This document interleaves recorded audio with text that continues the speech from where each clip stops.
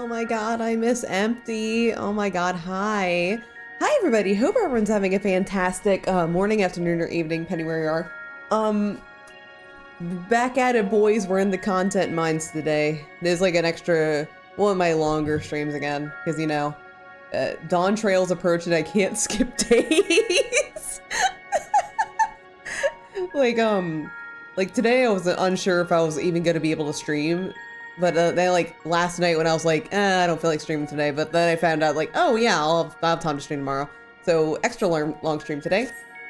Well, welcome in Empty. Thank you for being first. Welcome in Okanuth. Welcome in. Welcome in. The sad little life that I lead where or earlier, like I joined Empty's Discord and apparently there's like weekly anime things. And there's like an anime I want to watch with them. And they're like, oh, are you available today? And I'd sadly just be like, no, I'm not. I gotta do the content today. It's a miserable little life I live. Hi, Mr. Tea Kettle. How you doing? Hope I'm fantastic one. But yeah, if you did not watch my birthday stream, we made it to this area. He was in jail for like 30. I know. Yeah. So to explain the stream title, if you weren't watching Vel's stream yesterday, which obviously you should, like, why aren't you watching Vel's streams if you're watching mine? So as a bit, because Twitch made this like new thing called warnings, where like instead of putting someone on timeout or banning somebody, you could just give them a warning and like tell them like right out like, hey, you got warned. This is like the reason why you got warned. So like, be careful, my dude. Hi Necros, how you doing? Hope you're fantastic one. So I mod for Vel, and so as a bit, like Mimi and I believe Timochi were calling me Neuro, which is like something I'm like not happy about. So like I gave them like joke warnings or saying like, hey, you got warned for a Ner mention, but for some reason Mimi couldn't acknowledge the warning. Like her Twitch app was outdated, so like she couldn't do anything with it. And like, no matter what she was doing, she couldn't get the warning to pop up on her phone. And like, I felt so bad afterwards. I was just like, I accidentally put Mimi in jail for like 30 minutes of a Vel stream. And I actually, Vel's fucking stream is like halted for the entire 30 minutes because like I told Vel just like, Vel, I accidentally banned Mimi, but not really. She just can't chat right now. So like the entire stream grinded to a fucking halt.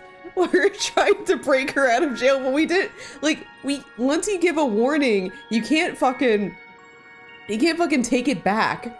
So like on the mod menu, it just said like, yeah, this user was given a warning and they haven't acknowledged it yet.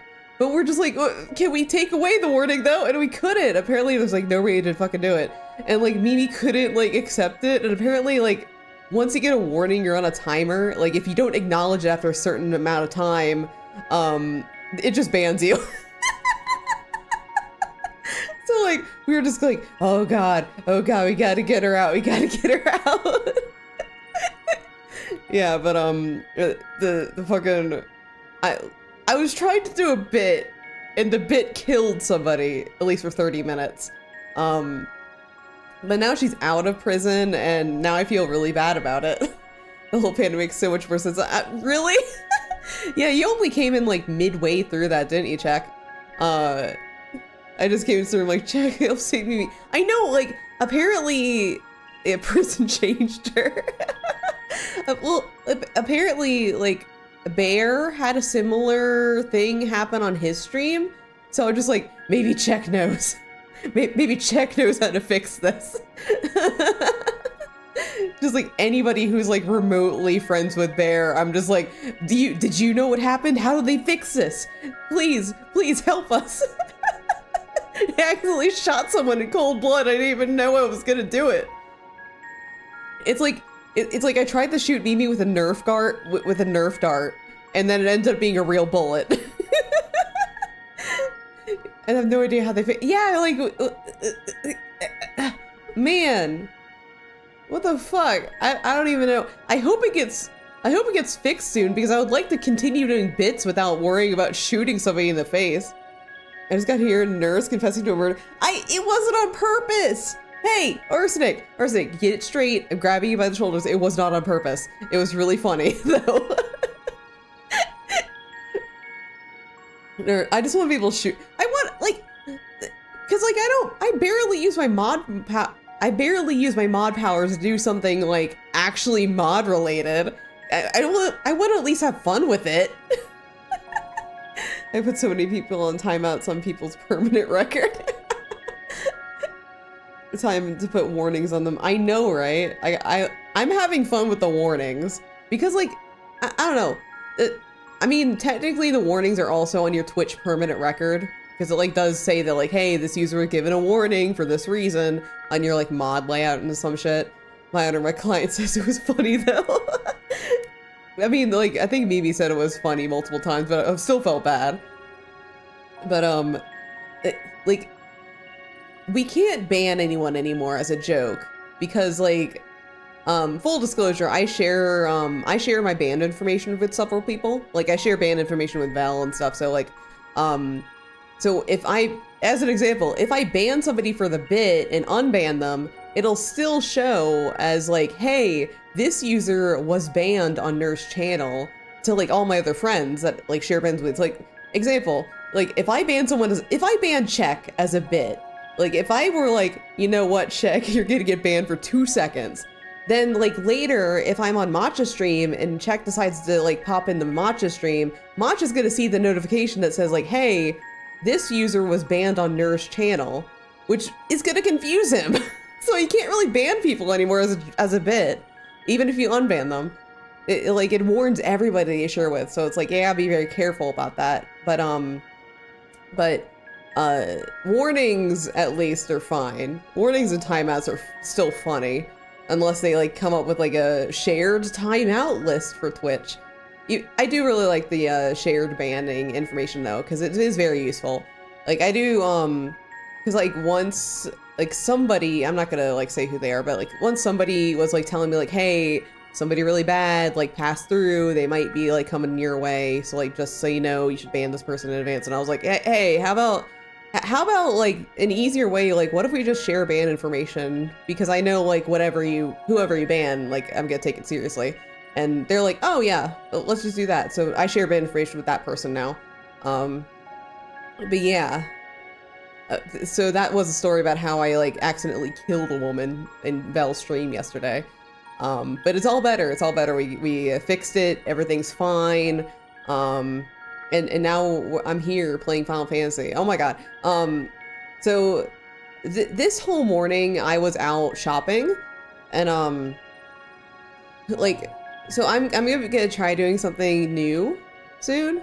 Not stream related, but like, so. When I was at Offkai, I got a lot of like little things and trinkets and stickers from my friends. So I was just kind of like sitting there like, what am I gonna do with all these little trinkets? I love them. I don't want to like put them somewhere where they might get lost or damaged. So I've decided to try scrapbooking. So I went out, I got a little scrapbook, I got some paper, and I got some supplies for it, and we're gonna see how it goes. Yeah, oh yeah. So like, I'm very new at this, so hopefully it ends up well, but I'm gonna try and do it. Like I have like some also like little tiny things too that I can put in there. And I also wanna like, some of my pictures from Offkai I plan on like printing out and including in there. Like obviously like if I can't do a fucking Offkai scrapbook without the fucking meat picture of us like doing like little meat stuff and Meat Master empty doing all the meat stuff. So I gotta at least like get that one, and I want to like print out the picture of like me and Science Man, because I got a picture with me and Science Man, and want to like print out a couple other pictures. Like I didn't take. Here's the sad part. Didn't actually get full body pictures of like either of my cosplays except for like me and Science Man. So all I have as me is like I want to print out a picture of like me dressed up as Check, but I only have a selfie, so I'm gonna have to I don't know. I'll just work with it. Do you need to hydrate? Thank you for the hydrate. Ah!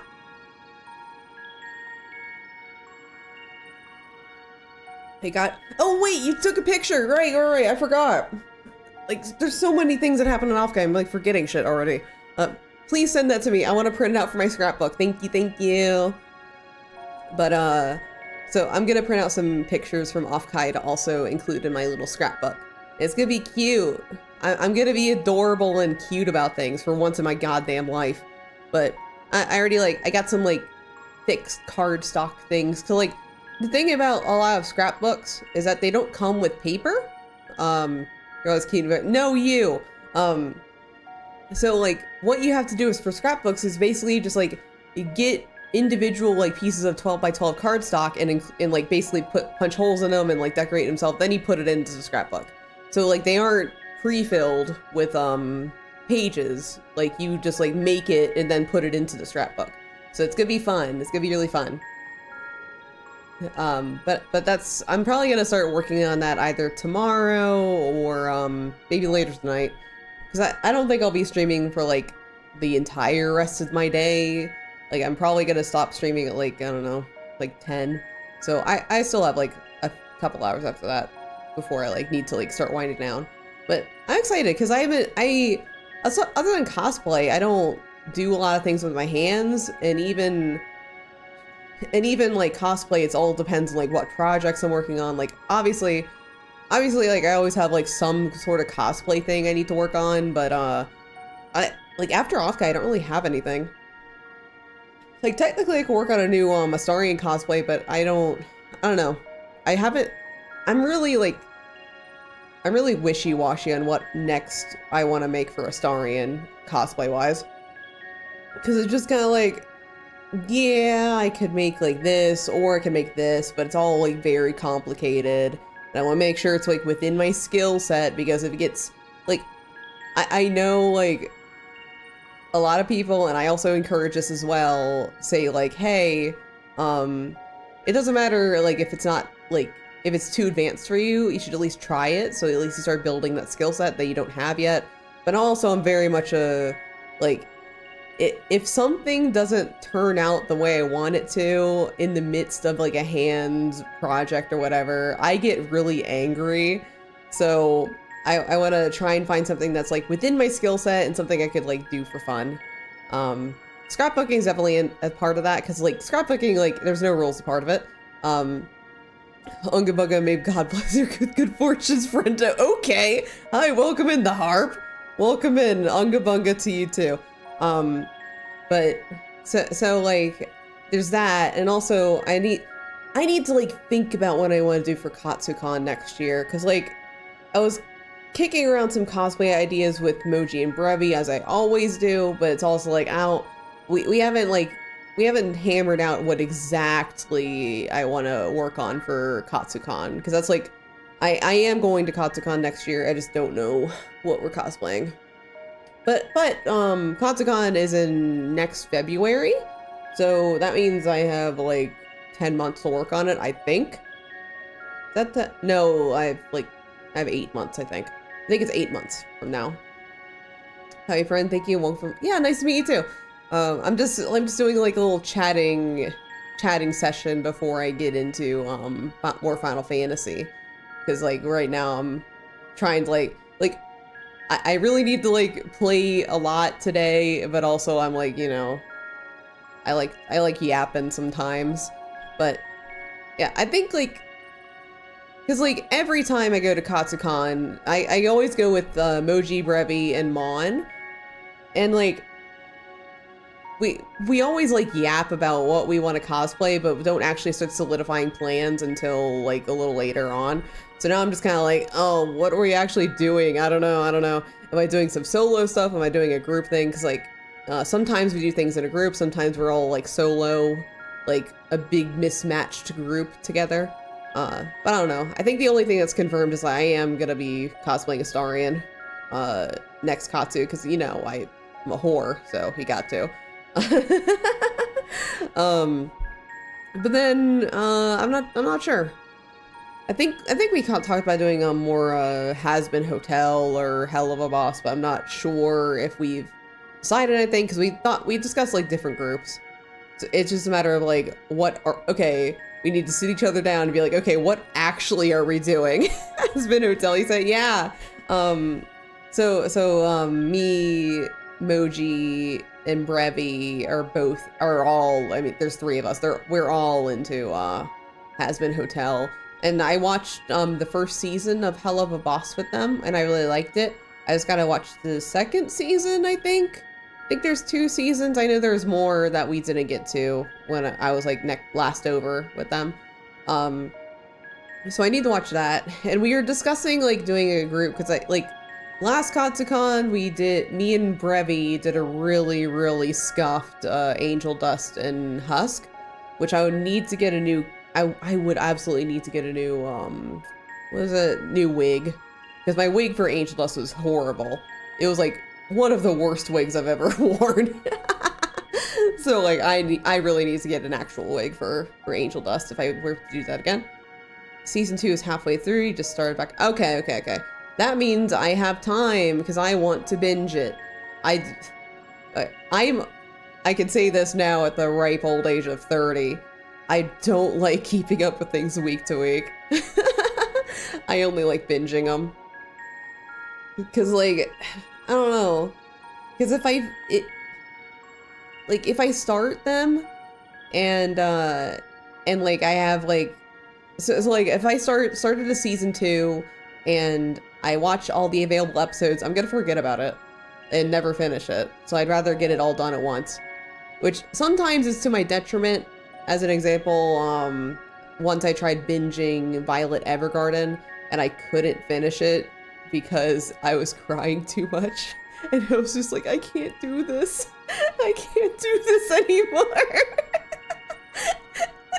but I gotta get back. I really want to rewatch more of it, but like I had to take a break from that one.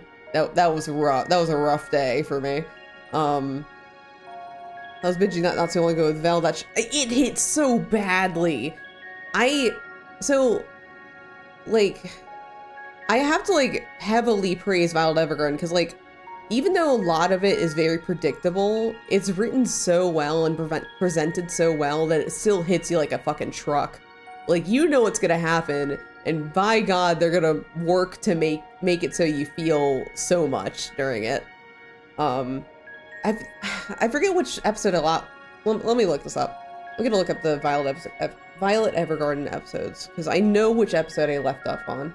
It was like the episode where I was like, I can't do this anymore. This is too rough.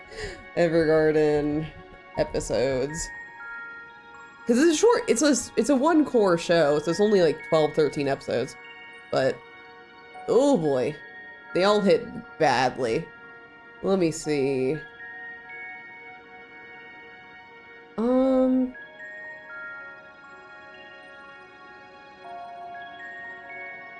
Oh no, I know where I left off. I left off like near the end of the show. Oh no. I had to end at episode 11 out of 13. So I was like right at the fucking end of the show. Oh no. It was the episode where like, okay, let me watch the synopsis. It was about the soldier. The soldier's final letters. That's what it was. Like like all of the other episodes leading up to it also broke me, but that was kind of the final straw where it's just like, I can't do anymore after this one. This one's too much for me. It was so bad. But I only have 2 more episodes till I'm done with it. But at this point, it's been so long since I watched that now I'm like, oh man, I should probably like watch the rest of the show. I can't just watch 12 and 13. I gotta rewatch the whole thing because it's been so long that I kind of want to refresh myself on everything before finishing the thing. But oh no, that's gonna be bad. That's gonna be, at least I know. Like I know everything now, so it's not gonna be the worst, but it's also gonna be like, it's not gonna be great. But anyway, enough talk about crying. Let's go play more Final Fantasy. So I left off my birthday stream. We had just traveled back in time to the ancient times, and now we're in Elpis. And basically all we need to know is that we need to find out little information about what the final days are and how they started. Onto another crying time, exactly. So we are trying to find out like more information about what the final days are directly from the source, and we kind of have been giving them, we've been given the mission of not changing things in the future, because basically if we change the future, then that means we'll be going back to, we'll basically be abandoning our current reality. Or like the timeline will change and they'll kind of get broken off. So something like that. Like Final Fantasy time travel shenanigans are kind of weird, but as in like if the timeline changes, then the current time doesn't stop. It continues going. Just like we won't be able to access it anymore. Like it'll be kind of sent off to its own doom. It's weird. Hi Techno, how you doing? Hope you're having like it's like Dragon Ball. Exactly, it's like Dragon Ball. Just like Dragon Ball. Hi. So let's investigate. We are see-through because like our aether is very not good because time travel is kind of incomplete. The device is reminiscent of an aetherite. Perhaps it's possible to attune to it.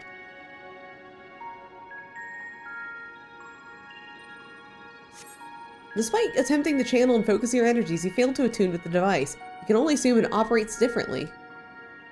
Okay. Giant man. The man stands dutifully by the aetherite-like device, a guide for this facility in all likelihood. You attempt to get the man's attention, but if he sees or hears you, he gives absolutely no indication. As Elidibus warned, it appears your form is intangible.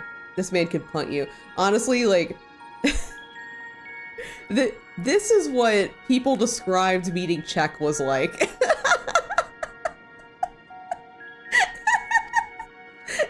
If anyone was ever like saying, they're like, he's so tall, he'll step on you. This is the right place yet? Yes, Propylaeon? Judging by the woman's words, this facility is called Propylaeon. I probably fucked up the pronunciation of that, but who cares? Your attempt to gently prod the woman to attract her attention, but feel nothing, and it seems neither does she. Yeah, how's the weather up there? Check these. Minotaur VTuber streams a variety of days in a variety of ways. If you like that inconsistent content, go follow Check. It's so warm. It is. It's really hot out. The remarkably large man wears a black robe and a half mask, much like the phantoms you encountered in Mare Lamentorum and the recreated Amarat. Hey! No stealing my bits! No. I steal the bits around here. I'm the virus. It would seem you have made it to your destination. Yeah, I'm in charge here. I do the stealing. You gesticulate wildly and shout in all manner of greetings of obscenities, but the man does not so much as glance in your general direction.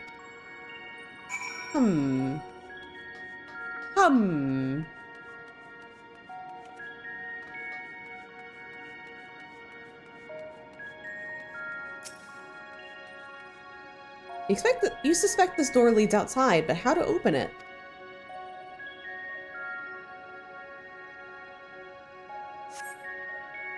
Oh man, we can't even go outside. Hi Ozza, how you doing? Hope I'm fantastic. Thank you for the care package. There's keeps passing on. Ozza keep passing on. You have an idea? No, Fandango's dead. Fandango died. And here we are, Elpis. Wait. Hold the phone. I'm drinking the water first. I'm gonna be very thirsty soon.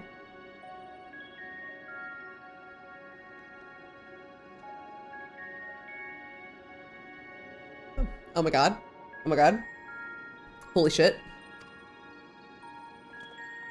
Well, well. How rare to receive you in person. To what do we owe the honor? Oh, just a few odd tasks. We'll be here a while.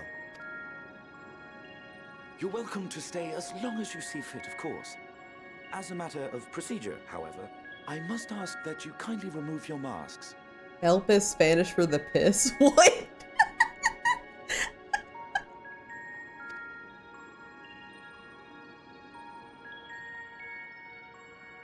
Come now. Is this truly necessary? Surely you can tell who we are. Who you are, perhaps, but I am far less infamous. Regardless, if we do not follow protocol, 'tis our hosts who would be held accountable. So, please, do favor us with your handsome face. Yeah, Ash, welcome in. Welcome in. You came at a perfect time. Hope you're having a fantastic one.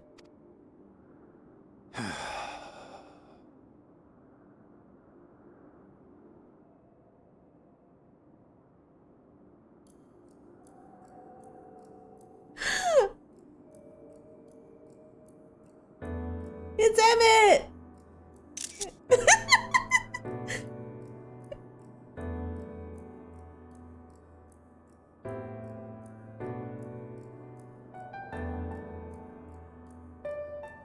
You shut the fuck up. He's not half Xehanort.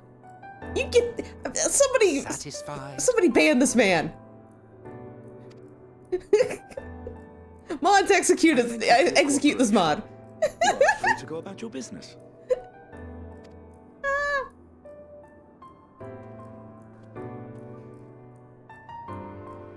Emmett!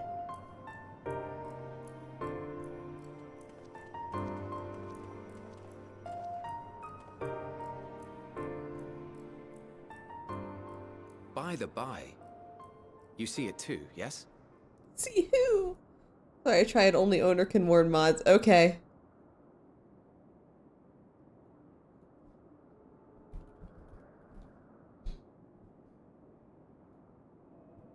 Yeah.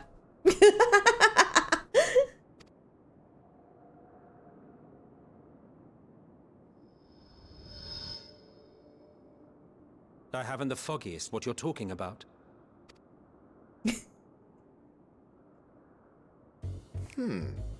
That's odd. Oh my god, I'm being perceived. It's right here. A bit thin in the ether, but there's no mistaking it. The color of its soul is almost identical to Azem's. Beware if it checks on mobile and can't give the confirmation. We know. That's how we accidentally banned Mimi yesterday on Vel's stream. Good. I suppose she created it. Rather unusual for a familiar to have a soul, though. Oh my god. Don't ask me. All I know is that it's trouble. Doubly so if it's her spitting image. I'm not trouble. I love you. So let's leave it be. Come now. Yes, sir. We'll do. We'll do. It's trying to say something, but it's literally too intangible to form words.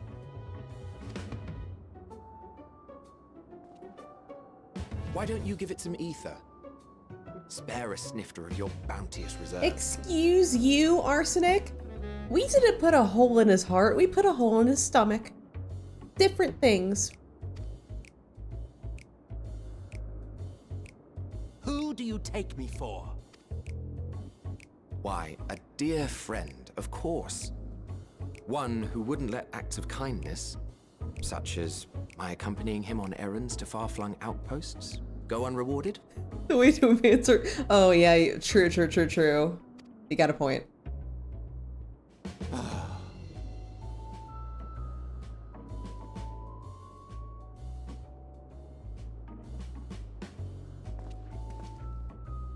I suggest you close your eyes, or this may be unpleasant.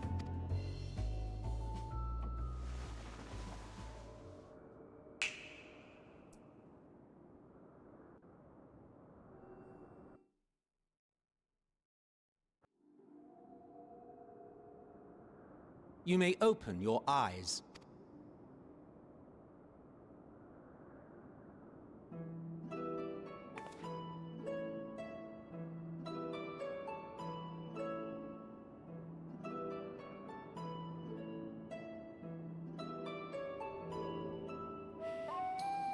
Oh, you even adjusted its size. The better to indulge your whim. This way, it will be easier to communicate. How very thoughtful of you. And may I applaud your artful reinforcement. Without further ado then. Greetings! I am Hythlodaeus, Chief of the Bureau of the Architect. Sulking beside me is the most honorable Emmett Selk of the Convocation of 14. And how might we address you, my new friend? I'm Ner. I love you. A fine name. And I'm pleased to see you understand our words. So, tell us, whence have you come? The thinness of your essence suggests you weren't created here.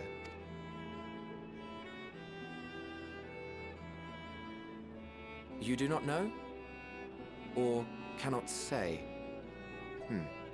Allow me to ask a different question then. What brings you here? I want to learn about Elpis.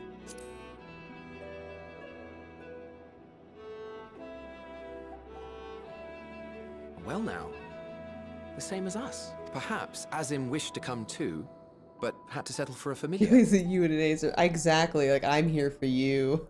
I mean, I came here for a different reason, but now I'm here for you, Mr. Emmett Selk. I mean...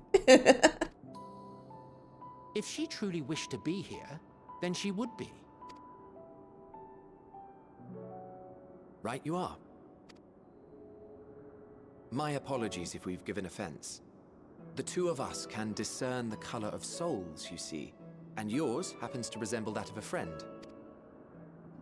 And with your purpose matching our own besides, we jumped to a hasty conclusion. We are here to speak with Hermes, the chief overseer of this facility, which we also intend to tour in order to gain greater insight into the man's work. We, I say, though this is Emmett Selk's charge. I am here only to serve as his guide. And I should be happy to serve as yours as well, by way of an apology for the misunderstanding. Oh, I will gladly and happily take that offer.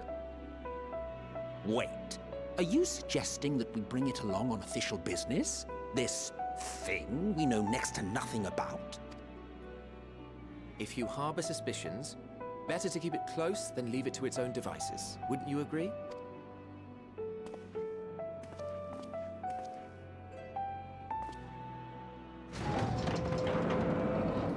Besides, having a mysterious life form in tow is the norm rather than the exception here.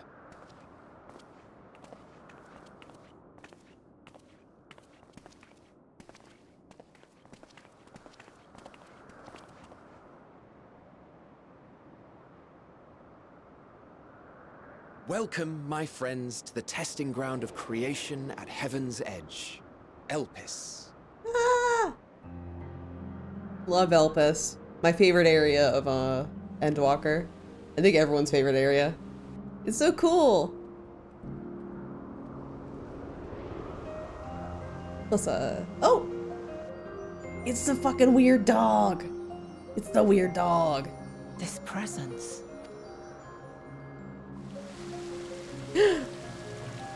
Yeah! Hermes!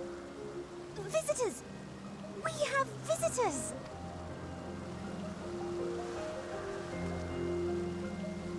Oh my god, I love everything about this. Not you, though. Get out of here.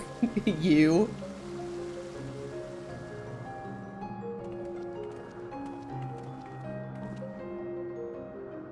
What secrets are you hiding, I wonder? My love for you. That's not really a secret, though, sorry.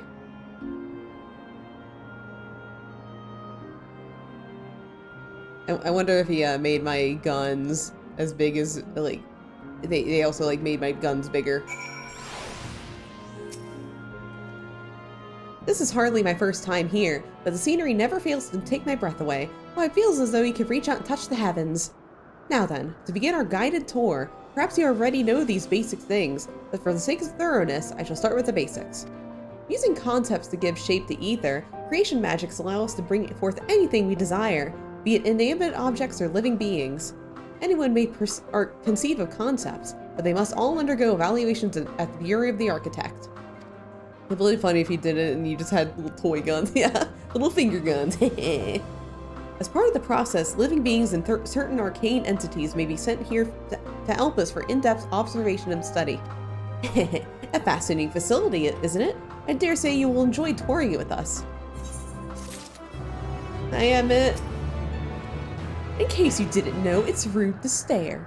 Stop.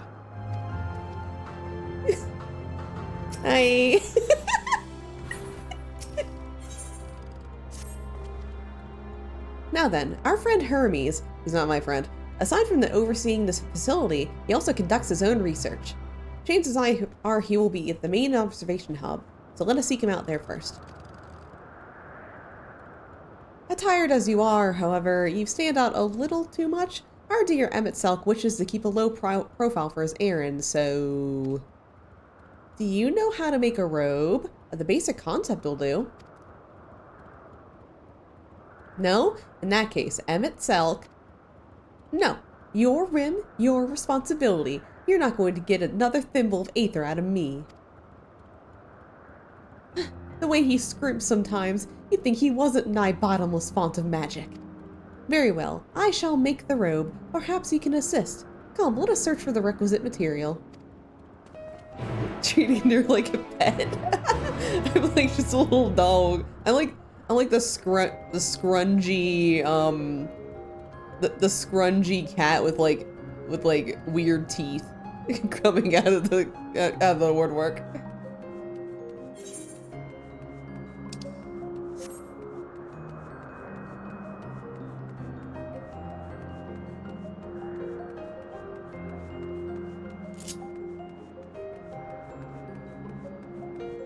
Yeah, that reminds me, so like, my partner's, parents, they adopted this little dog from, like, show breeders, and like, you might be like, why'd they adopt from a show breeder? Well, the thing is, like, show breeders, they, like, breed for, like, the perfect dog, or, like, the perfect breed, or whatever, and, never tries to kill Thandale, uses spray ball as punishment, and thank them for it.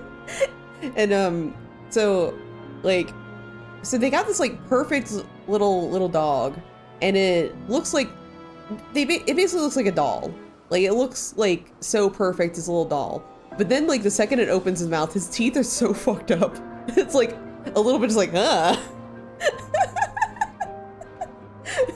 So that's why like they adopt this little pup, because his fucked up teeth.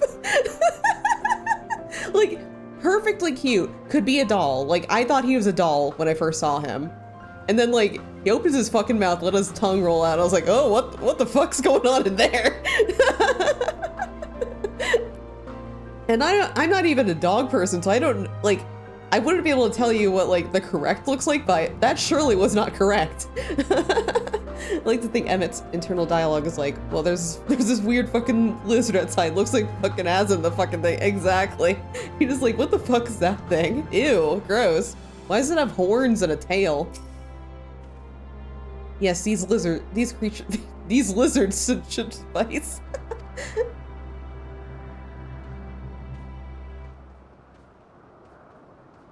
An etheric rope. I want you to use it to capture, shall we say, 2 petalodi. There are 3 species here, I believe. Any 2 different kinds should serve. Now, I should mention that the strength of the rope is tied, no pun intended, to the strength of its user. As your aether is still thin compared to ours, you'll need to weaken the petalodi first. Good luck! Okay, we need to get 2 different kinds. We'll get a blue one.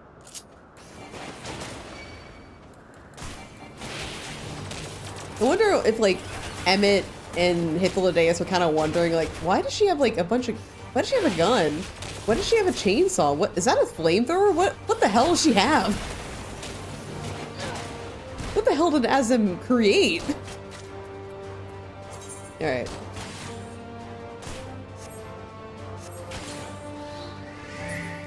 I'll get the pretty purple one too.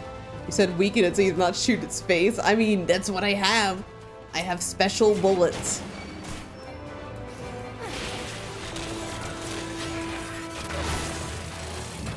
I like the idea that they have not created the concept of guns and chainsaws and flamethrowers yet. Like,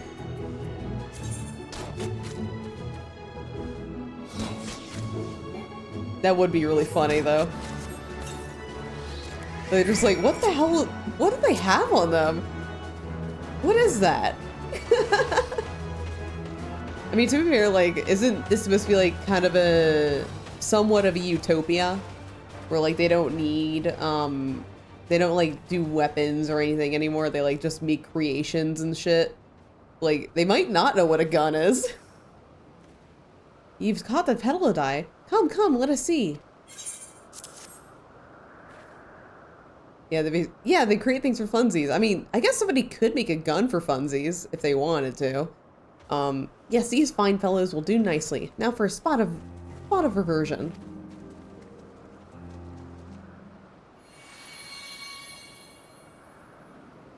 There, it's ready. Oh no. Oh no. I'm the reason why the Garleans exist. No, it was me all along. The American Old One unmentioned due to the general conflict. I did this. It was my fault the entire time. Like, it all started with the gun thing, and then he was like, what else can we make with these machinery? Let's make cars. Cars were my fault. It's nothing fancy, but we're trying not to stand out. Try it on for size. Won't somebody be angry with us for using those creatures? On America, yeah. I mean, technically, Platinum Queen is your fault. It was. Oh, it's fine. There's no one around to tell us off. And besides, we can always make more Pedalodie. They only need a small amount of ether.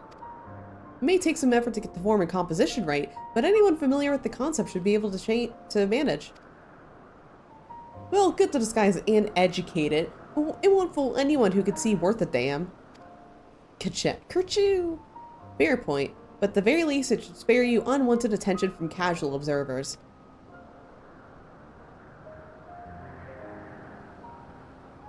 Emmett Selk speaks true. Even dressed like us, your unusual nature will be plain to see for those who think to look. Should someone question your presence, don't make up excuses, much less try to explain what you actually are. No, best simply say that you're a familiar. The question is, whose? Ah, of course, Azim's. If you say you belong to her, people will give you the benefit of the doubt for any and all outlandish behavior. Exploiting our associate's absence. For lack of her presence, absolutely. But were she here, she'd have been the first to propose the idea, and you know it.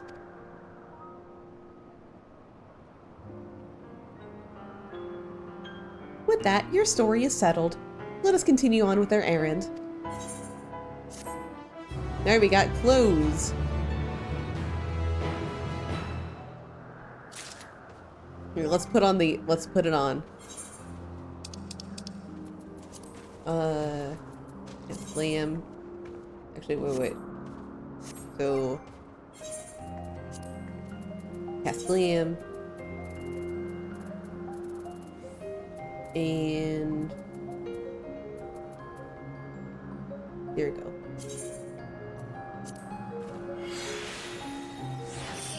Yeah! And Castellium.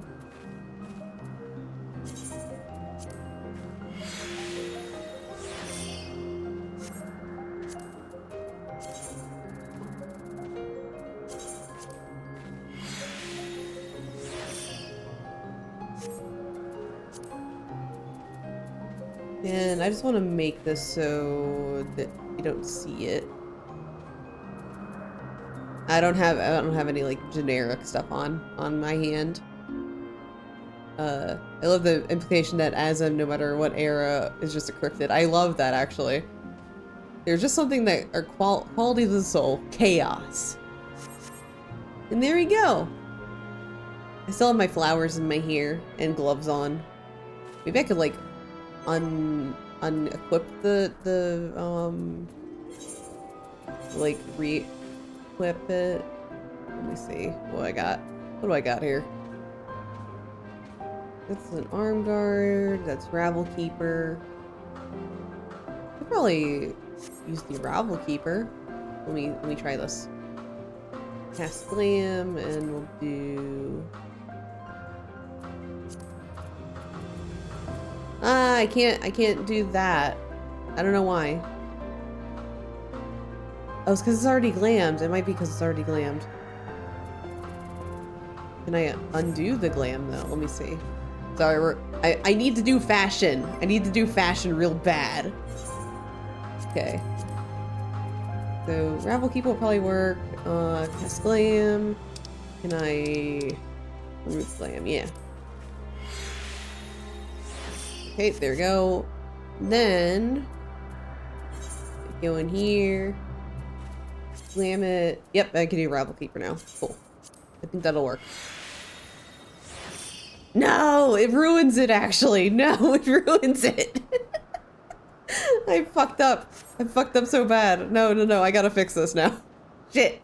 Okay. Actually, can I do something? Okay, cast Glam. Glamour Dresser? No, I can only use this in ins. No. Okay. Gotta fix this. I can fix this. I mean, I could do, the Ari glove. The Ari gloves might work, actually. Unravel them. Exactly! I have to look cute. If I don't look cute, there's no point to this. Okay. Okay. Ari glove, half gloves, let me, cast Glam, remove. No! I used my last dispeller! No! This is miserable. This is horrible. I only had one dispeller in my person? What the fuck? Oh no. Oh god. I fucked up. I mean, I guess I could just have gloves on. I'll make it so I'm wearing these other gloves. No. I gotta cast Glam.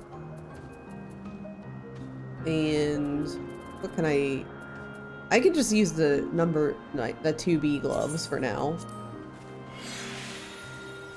There, it's better. I don't want to wear gloves, but I also don't want to, like, I don't have an inn nearby. I don't want to, like, go do that. Ugh. It's horrible. Somebody log on to Final Fantasy and deliver me, like, a single glamour dispeller. I need it desperately. But anyway. If you're ready, let's continue on to Norasis. Silly nerd, there's no coming back. There's no coming back. This place serves as an observation hub and residence both. Okay, right. Oh my god, Ozza, thank you. I need one. I either need a glamour dispeller or the Emperor's new gloves. That's all I need. Because I can also work with an Emperor's new gloves. You have to accept the fate they've forged yourself into. I certainly did forge myself into a corner. I didn't know I had one fucking glamour dispeller on me. Someone there should be able to point us in the direction of Hermes. Got you covered for— oh my god, thank you, Azza. Azza literally saving my life here. I'll just be an Elpis. I mean, you can literally look at my location anytime you look at stream. Actually, wait, I'm gonna change my minion. I'm already fucking up the timeline. I'm gonna really fuck up this timeline. Like, hey Emmett, do you like this guy? I really like him. So, here's the ideas for later.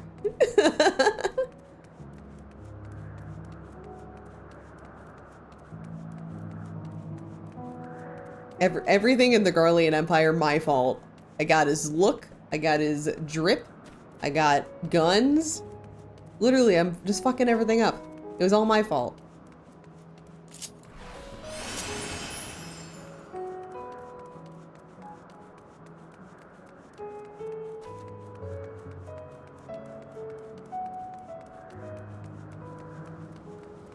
Hi, Emmett. I was wondering what she was examining, but it seems to be the bush itself.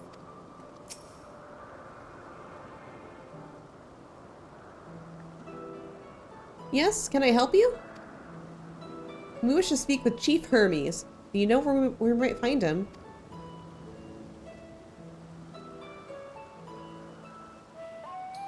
Well now, by your mask, I assume that you're one of the 14. I wasn't aware there's to be a visitation. Between you and us, it's something of a surprise. Your discretion in the matter would be appreciated.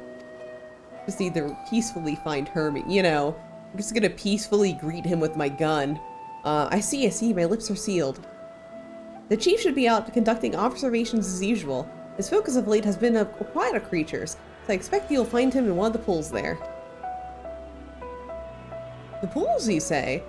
Many thanks, and apologies for disrupting your work. Say, Hitlodeus. Well, I never met Hermes. You know him well, do you not?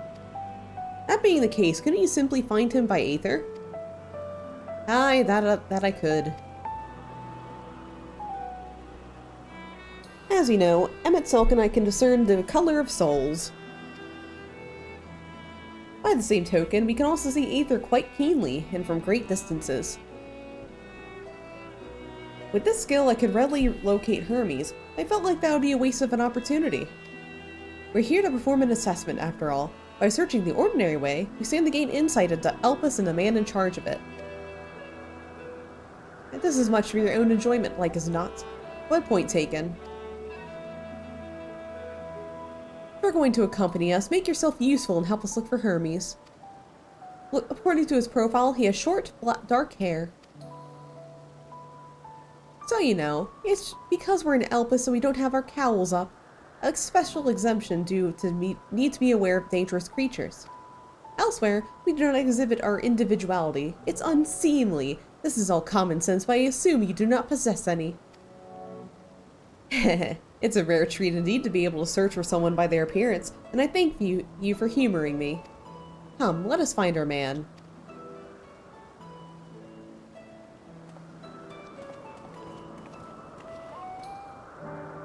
Oh my god, hi Azza! Hi Azza! Oh my god, thank you so much for saving my life. My fashion life.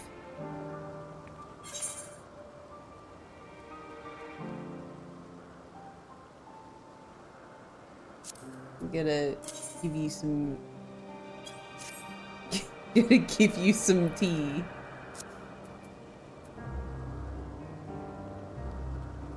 Thank you so much, Azza.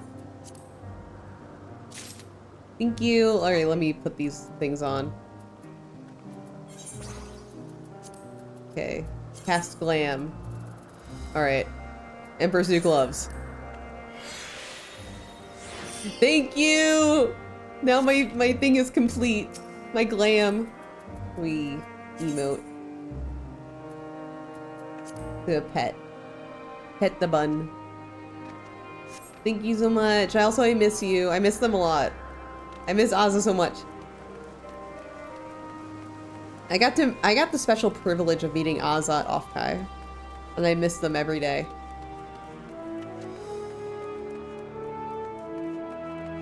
Now we gotta find Hermes. Miss y'all too. Offkai next year can't come. We have to go back. Like Vel, we gotta go back. As long as you're going again, I will be going again, Vel. It was such a good time. Gotta go back and get K barbecue. Even more. Next time we'll just rent out the whole restaurant.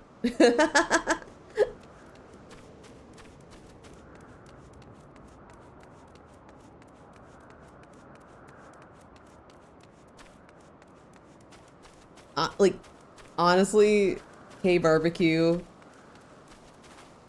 I'm so busy. But if we keep on making more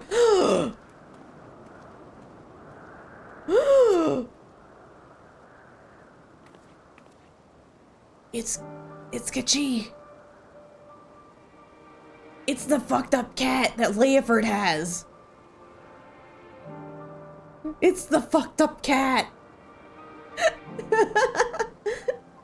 Can you get a screenshot of this?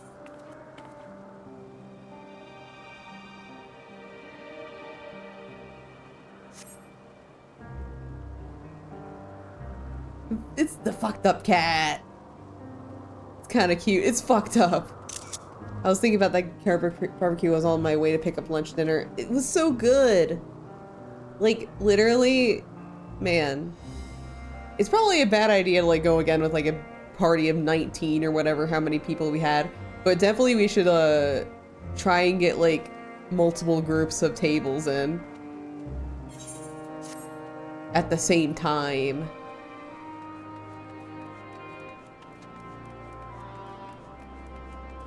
It was so good.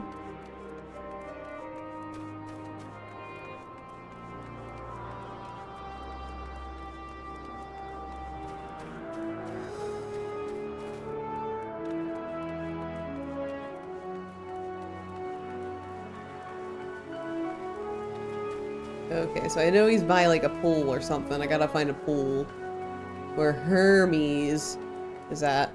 Just gotta get enough people to reserve the entire top room part. Yeah, we should. I think it'd be great to like just get the entire thing. Like, we would need to know in advance so that we could be like, hey, on this day at this time, you got a big storm coming. But we should, if we have enough people to like just do the entire top part for just us, that'd be amazing. And we're not leaving Tomochi. No, this is gonna be an us thing. Nah. He did his best. He did do his best. But definitely the K barbecue is gonna be us. As in, we're gonna just be like, hey, grabs you by the by the scruff of your neck. Hey, K barbecue. If we get numbers, I can make calls. Oh my god, Check will even do the phone calls for us. Oh my god. Oh my god, I'm so touched. Phone calls suck.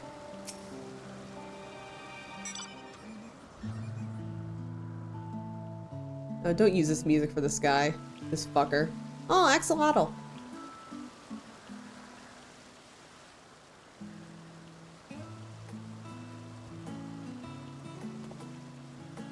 Huh. You are...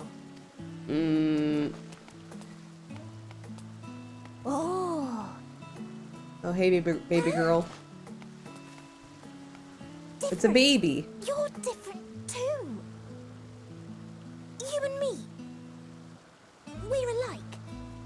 Friends. I want to be... It's the daughter. Wait. Please. Wait. I'm adopting her as we speak. Greetings and salutations. Can you hear me? When you meet VTubers IRL. Do not be alarmed. I mean you no harm. You're I like was only here me. to hear your words, share your feelings, and know your thoughts. I don't like her. May we please be friends? I think she's cute. May we please be friends? Like her sending like brainwaves that's like Discord communication. I see you found him. It's like, wait a minute. Let me send you a message. Salutations, friend. Can we be friends?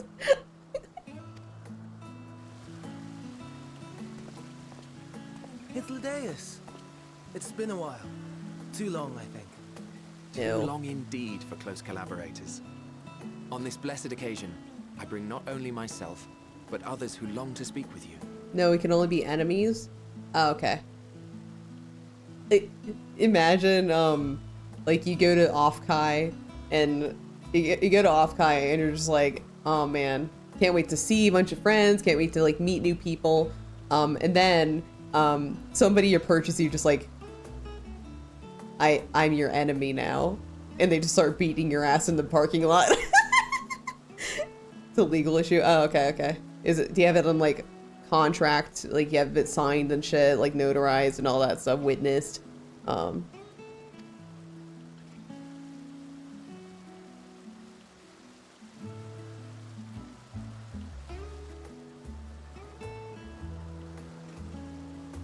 You are of the convocation? Emmett Selk at your service.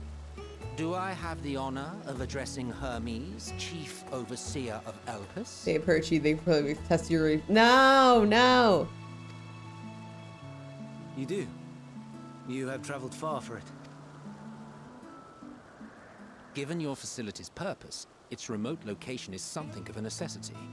Would that I didn't have to rely upon a guide. Oh, you wound me. Have I not ever been an attentive and helpful friend? But moving along to more agreeable company, this one we chance to...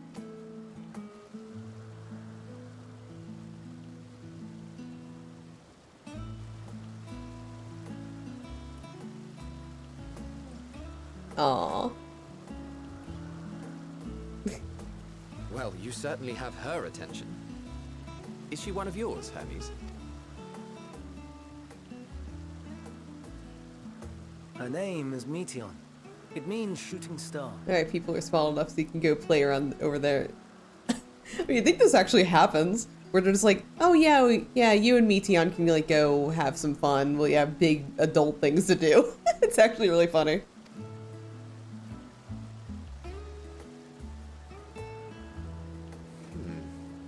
If I may make an observation, her ether is terribly thin. I fear she might dissipate at any moment. Nor do I believe you've made a submission to the Bureau. I would remember such a concept if you had. I haven't, as you say.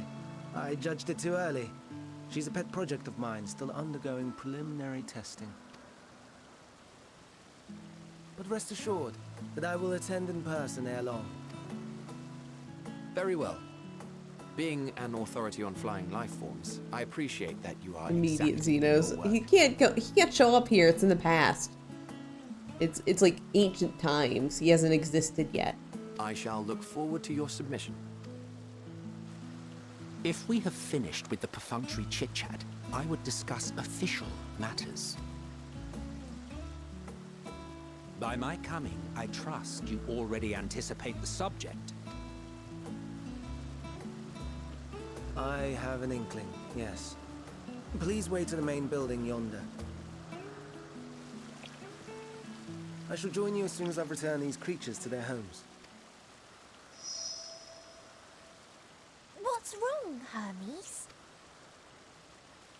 The Namastoma is missing. It's missing.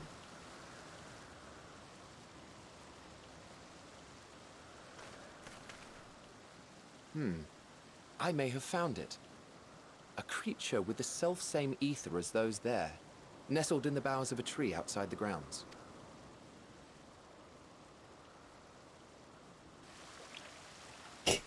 You're saying they can climb with their sorry excuses for limbs? The fashion has been to imbue aquatic creatures with the power of flight, ever since the words of Metron created a sky-swimming fish. The Ambistomas too can fly, if only slightly, and they could conceivably climb a tree. Whether they can come down safely, however... Excuse me.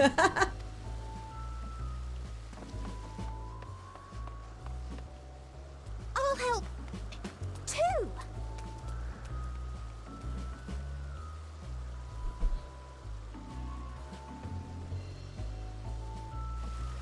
And what are we supposed to do with this lot?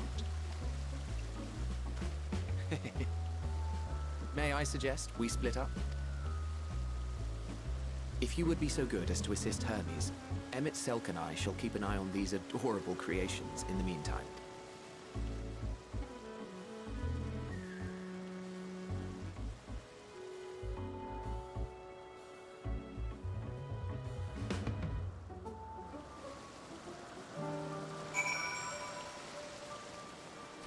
Alright, let's look for the axolotl. Like Hermes before the incident. He cares so much about things in a positive way. Like, I kind of like Hermes, but also I don't, because we know who he becomes. I mean, they already said this in the story, I can say this. He becomes Fandaniel. So he's like baby Fandango, but he's not Fandango yet. It seems Hermes and Medion have found their quarry, a creature known in this age as a ambystoma. Yet, though it has been safely extracted from the tree, Hermes appears to have found himself in quite the predicament. I think he's up there. The ambystoma. Hermes saw it high up the tree. He climbed up to get it, but it jumped on him, and he slipped. Do you need a hand? Oh, he's a... No, I'm fine. If a little embarrassed. Now, for your own safety, please stand back.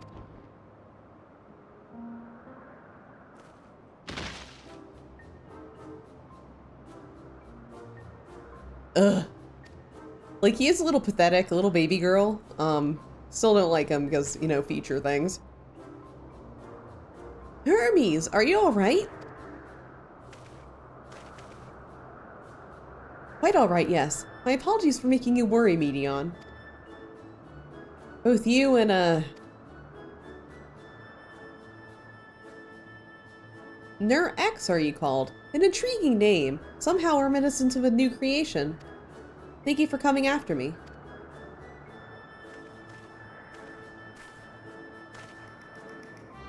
If he existed in a vacuum, exactly, like, if it was just Hermes and not the whole Fandango thing afterwards, I would really like Hermes. But in the context of the story and, like, knowing what he becomes afterwards, I'm like, ew, gross, dude. As for you, little one, you must be more careful. Though I like him in the context of, like, him and Medion. Because I do like Medion. I think she's a little adorable little baby. Plus, she has short blue hair, and that's kind of my thing. I just like any character with short blue hair. You may be able to fly, but doesn't mean you cannot fall and hurt yourself. Oh no, I've forgotten about all of its fellows!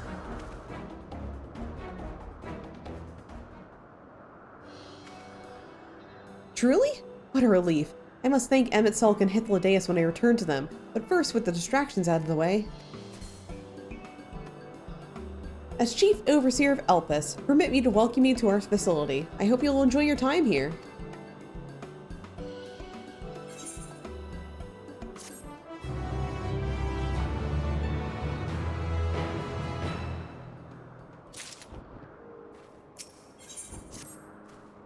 Well, we mustn't keep the others waiting. Let us return to Ananoris.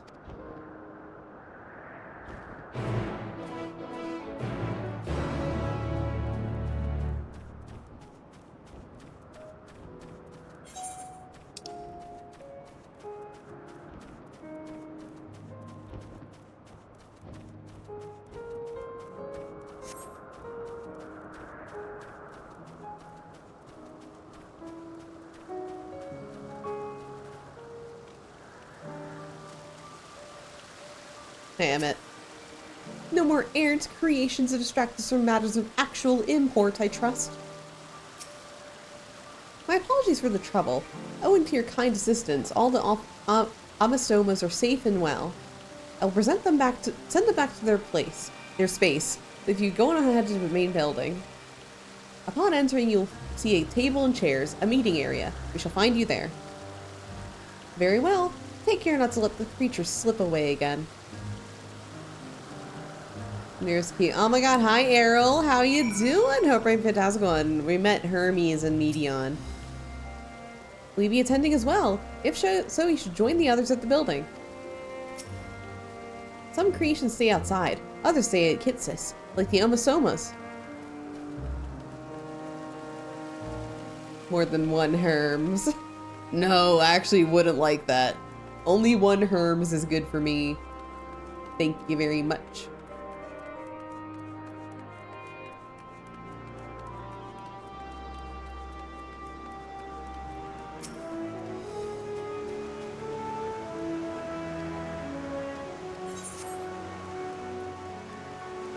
Let's go to the meeting room.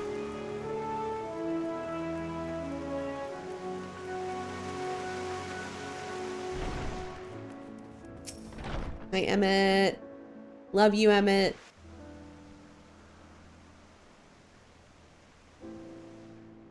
This appears to be the place. And here is where we part ways. What? But I love you. We will be discussing highly sensitive affairs. Only a select few may be privy to such knowledge, and that does not include someone who cannot or will not divulge their origins.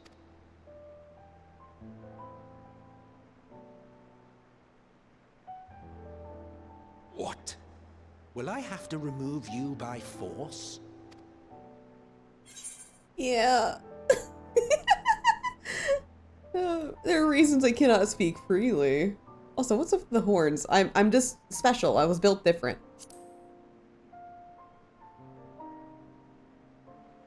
Let's hear them then, these reasons of yours. Who knows? If I deem your mysterious cause worthy, I may even be inclined to offer my assistance. I do not object to her attendance. Hermes, this is highly irregular. Perhaps, but I believe she can be trusted. Meteon would not have taken to her so quickly otherwise.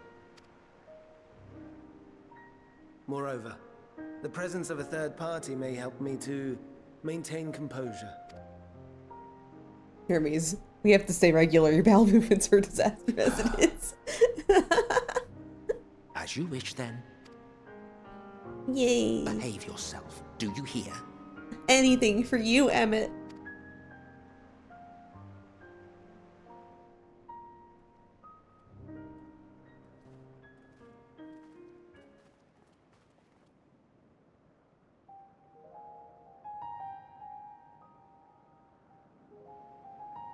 So, it's finally happened then. Aye. Van Daniel has declared his intention to step down and named you as his preferred successor. In recognition of your knowledge and your works, the Convocation is giving the recommendation due consideration. As one who does not know you personally, I am to use my impartial eye to take your measure. I'm about to nurse, she said, for nurring on everyone in the room. And above all else, to ascertain your disposition towards the invitation.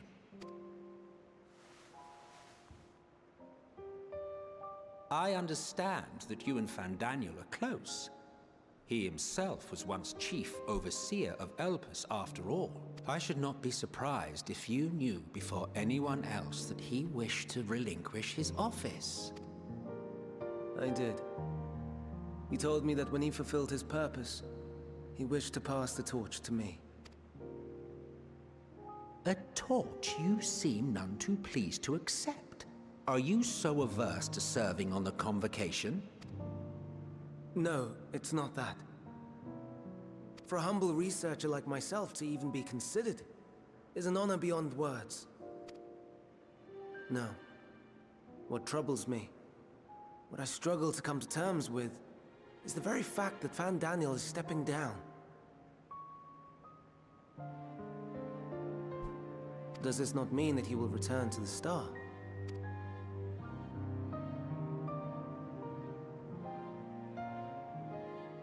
Of his own volition, yes, like so many others have before him. Return to the Star? Does that mean die? Well now, that's not a word I hear often. Is that what you say here in Elpis?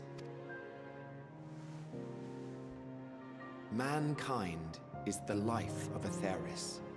Each of us, a drop of blood flowing through its veins, bearing sustenance. In our finite time upon it, 'tis our duty to make it a better place, that all who call it home, now and in future, may abide in happiness.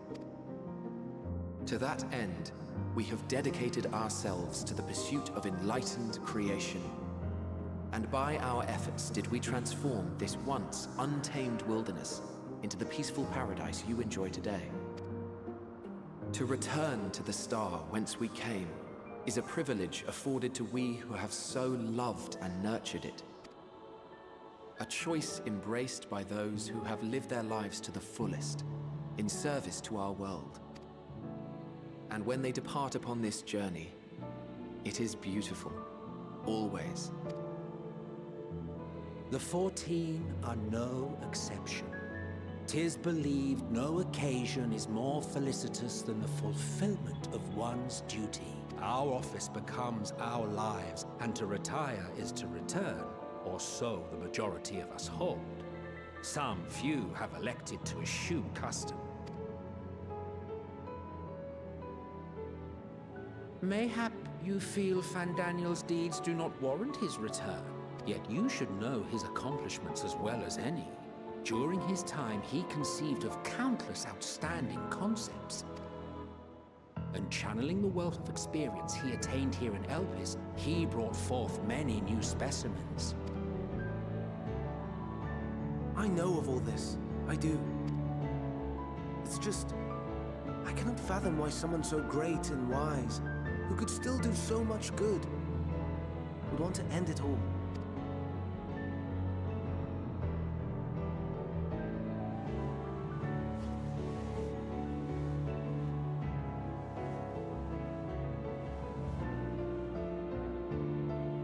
Oh no. I've made her upset. Forgive me. I know I requested your presence. Might I trouble you to take Meteon outside? A change of scenery would do her good.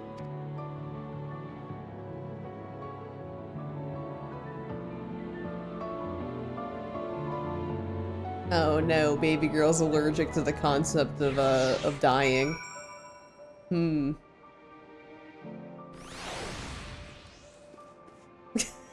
Somebody just standing on top of Emmett Silk. Most would jump at the chance to serve at the convocation, and yet. Sorry, Ner. I didn't mean, a walk. Perhaps we could go on a walk.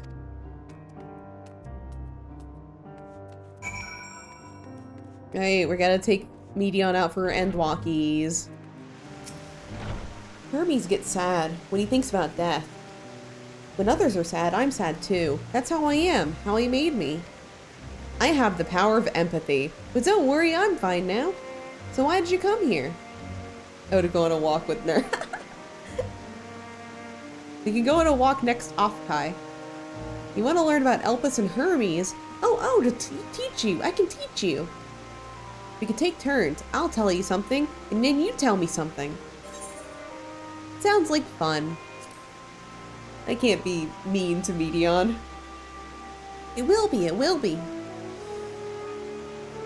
Where to start? Yes, let's talk to Memon. You should be near the Aetherite. I'm not good at explaining, but Memon is, so I'll have him explain instead.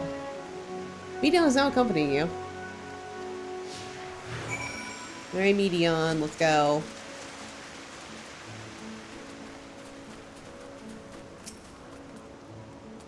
And what have we here? Though you look like a person, you have horns and scales of a beast. I assume you're familiar like Meteon. Is there something you need? This is Ner. Could you teach her about Elpis? Ah, newly arrived familiar, is she? Very well. I should be glad to introduce our fair facility to her. As you know, it is mankind's duty to make the star a better place. As part of this duty, we employ creation magics to bring forth new life. However, we cannot simply release our works into the world, for it would lead to chaos.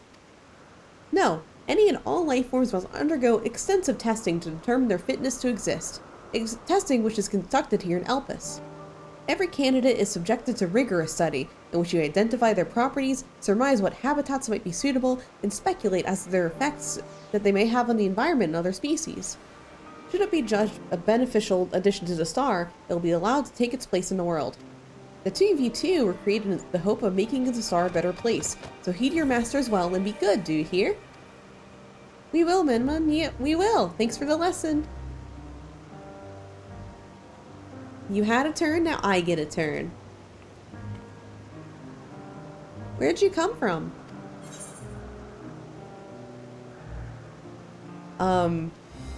From the Crystarium, I guess? Crystarium? I've never heard of it. But this place is important to you. I can feel it. Oh, my power. I haven't told you about it. A creation. Let's find a creation. One not being watched. And I'll explain my power.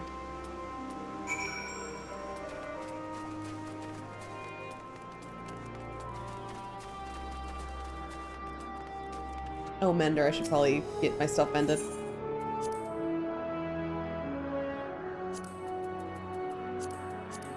Oh.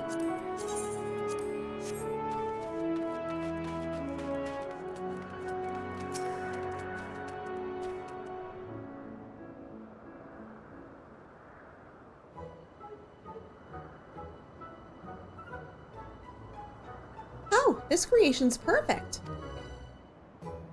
But I don't remember seeing it before. Perhaps it's new. Anyway, I'll try reading its mind. That's my power.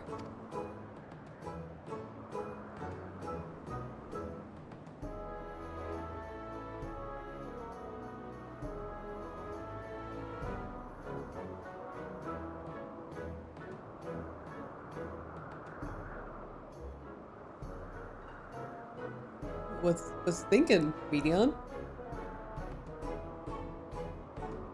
Huh, I can't read it. Or maybe there's nothing to read?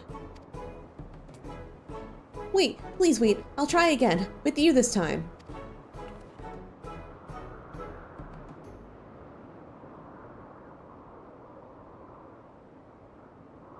Greetings. Can you hear me?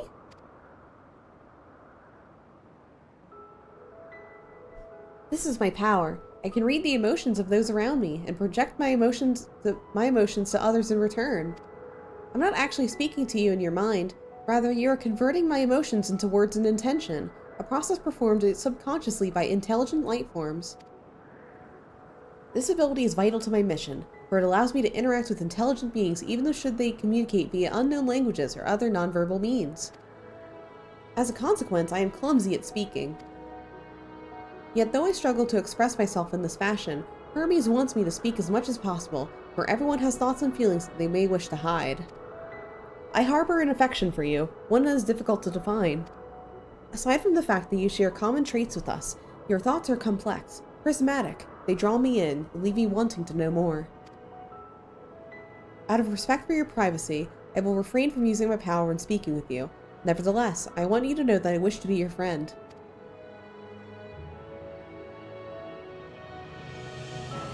Did you hear me?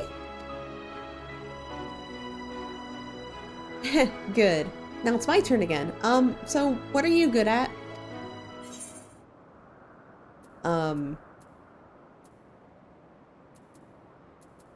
It's a secret.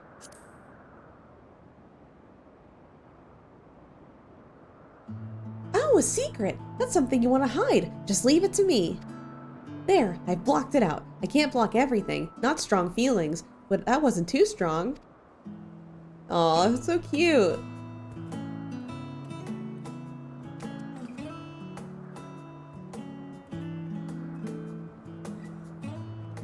I think we might be bothering it.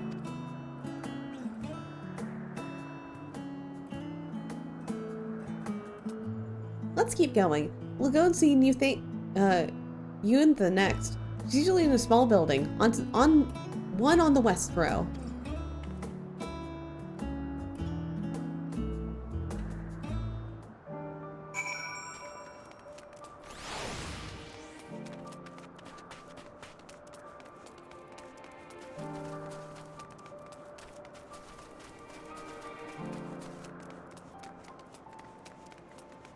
Medion is so cute. I love her. Well, well, if it isn't Medion. I see you brought a friend today. Greetings, Yontha.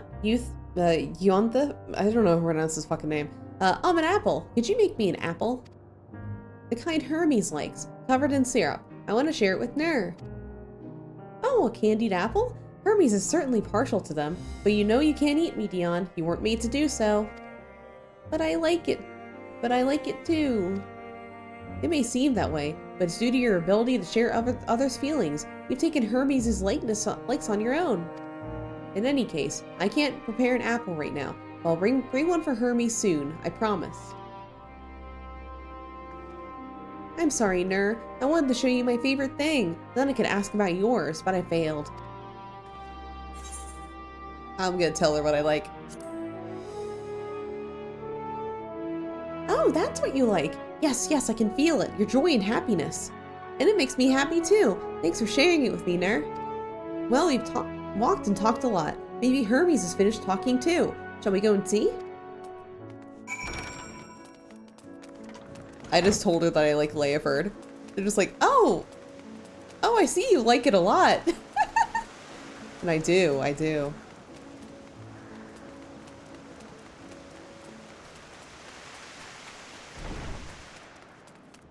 Emmett. What? Back already? Pity. A bit longer, we might have snuck away without you. Playing hard to get, I see, huh, Emmett? There you are. I can see the fresh air has done Medion good. Nura wanted to learn about you and Elpis, so I taught her. About this place, about my power, about your favorite food. I'm not sure if that last one will be of any use. But I do appreciate you keeping Medion company. While you're away, I finished speaking to our guests. Finished? Hardly. You requested time to consider the invitation, so as we have no choice but to occupy ourselves with inspection of your work. My apologies. It has been decided that Emmett Sulk and Hythlodaeus will accompany me as I attend to my duties. Oh, I've skipped the last... Okay, sorry. I compelled to remind you that she is in no way associated with the convocation. We simply chanced to meet at the Propylaeon. There is no guarantee that the matters we discuss will remain private. I do not mind. To see the joy her presence brings Meteon, I cannot imagine our mysterious friend harbors malicious intent. Nura is kind. Really, truly. She taught me as much as I taught her. You're coming, of course, to watch Hermes. You're bound to learn lots and lots.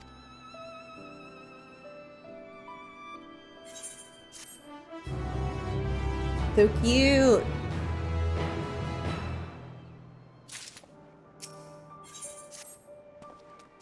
If everyone is ready, there are a few creations I need to check on. First, shall return to the spot where we found our wayward Absdoma.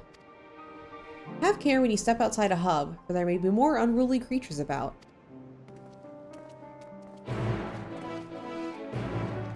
Alright, we're gonna accompany Hermes to various locations.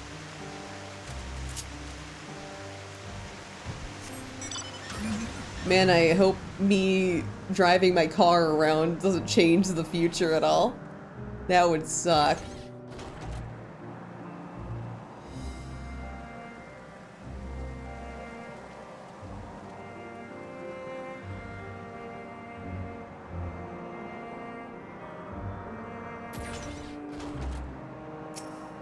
Hey Hermes, what do you think of my car? Here's a new species of Petaluda that we've recently set loose.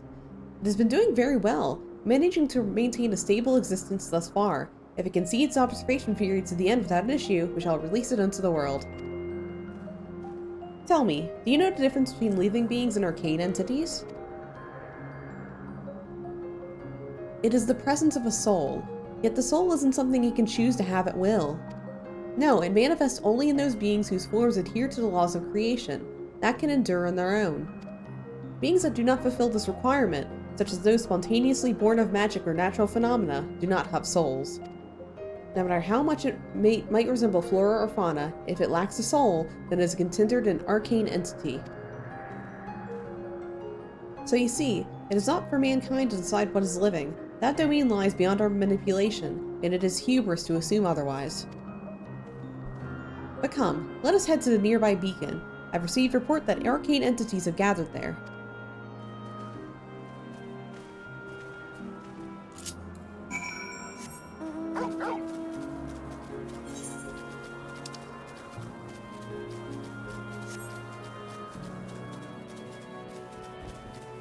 Elpis is such a pretty location. It's beautiful. Like, I'm already kind of biased because it's all like Sky Island stuff, and I do like that kind of aesthetic. But man, it's so pretty.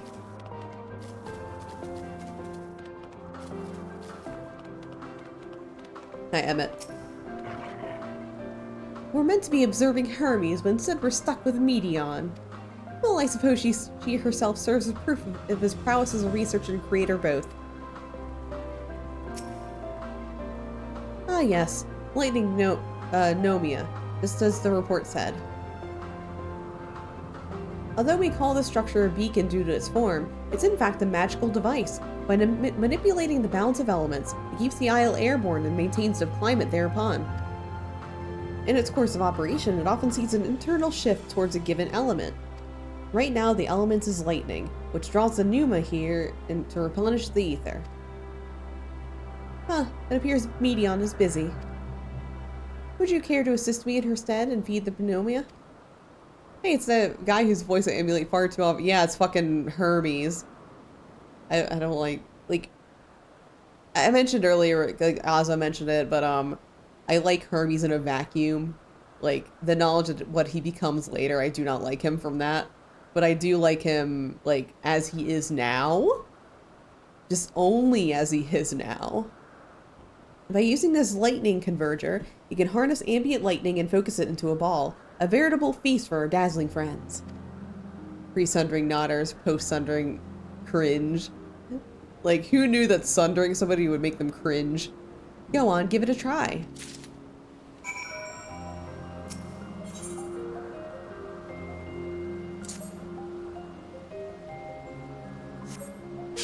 Into a Asahi. Ew, cringe. No, actually, like, I don't think Asahi is Fandango. They're separate people.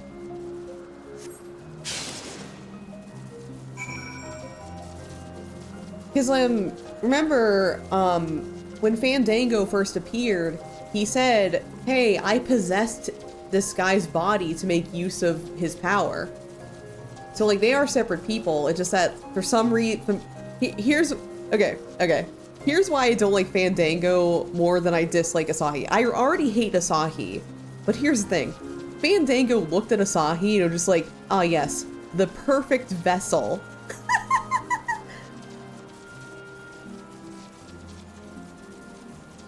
That's what makes him even more cringe than Asahi. Yeah, of all the vessels, you chose Asahi. Like, at least Asahi didn't have a choice in the matter. He had a choice over his haircut, but he had no choice in the matter. Meanwhile, Fandango just like, oh yeah, that's the one. That's the one. I'm gonna take that guy's body.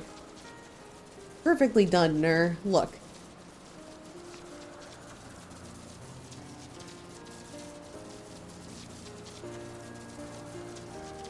It's believable that he's a syscon in the manga. I need to read the manga. They actually published it in English. Cause they, last time I went to a Barnes & Noble, I found the Final Fantasy XIV manga there. It's okay? I mean, that's what I was assuming. It's a fan service manga. It can't be groundbreaking, it's fan service. And clearly, it is not the best it could be because there's no Leifert in it. I know there's no Leifert in it. None of the simps have been talking about it, so he's not there. I like seeing Oshafont though. That is really cute that Oshafont's got included in there. See how they gather the feed, how they express themselves through their actions despite their lack of words. Speech is not the sole defining characteristic of a thinking, feeling creature, nor is the silence an indication that they do not possess these qualities. Be it a soulless arcane entity such as Numa, or the ephemeral lifeform such as the Petaluda, all seek to perpetuate their existence, to survive. Is Medion a living being?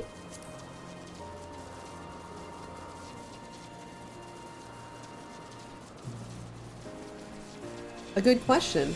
I can answer it from a theoretical standpoint, but it ultimately falls for the Bureau of the Architect to pass judgment. Those with exceptional visions, such as Hythlodaeus, may be able to ascertain her true nature. But to me, it doesn't matter. She is herself, and that is all I need to know.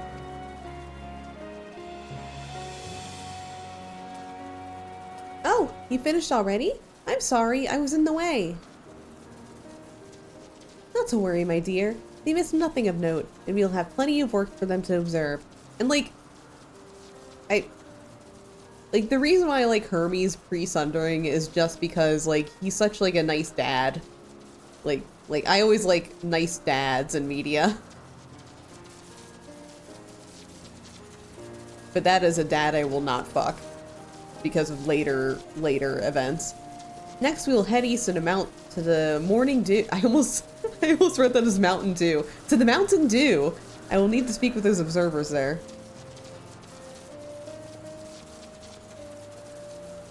Big Sippin'.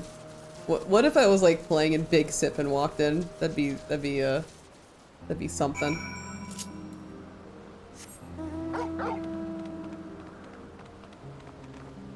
I did get so my convenience store near me hasn't like had the gamer special Mountain Dews, but I think it's Livewire. That's like one of the special ones with the 2 hundo points. So I actually got one.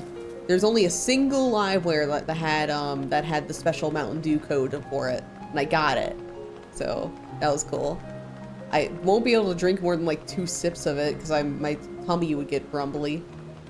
But at least I got the 200 points. So that means I only need like 1 more special. Because I think I got 200 points already, and I'm gonna get 200 from this one, and that means I only need another 200. It's like 600 points, right? In total that we need. How many do we need? 600 to 700.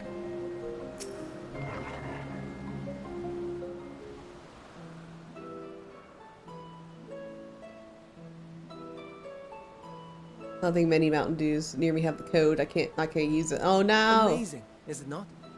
The Ampelos, one of our newest subjects. I mean, I can't even drink Mountain Dew, and I have to like suffer through this. So, how are we coming along?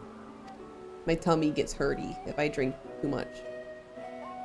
Which means I can't even drink a fucking full bottle of it. Can't even have a Baja Blast. Oh, the flowers.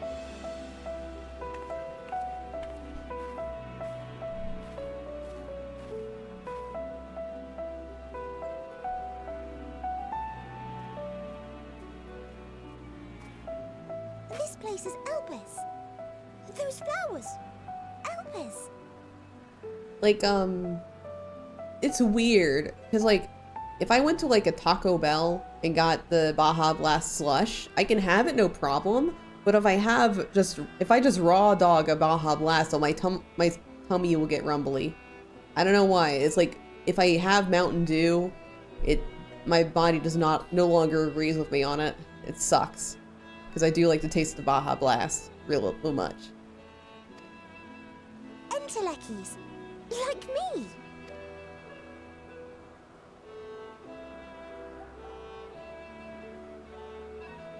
They are a product of Elpis, and so named for their birthplace. A happy accident, born of the hands of a former researcher who loved beautiful blossoms.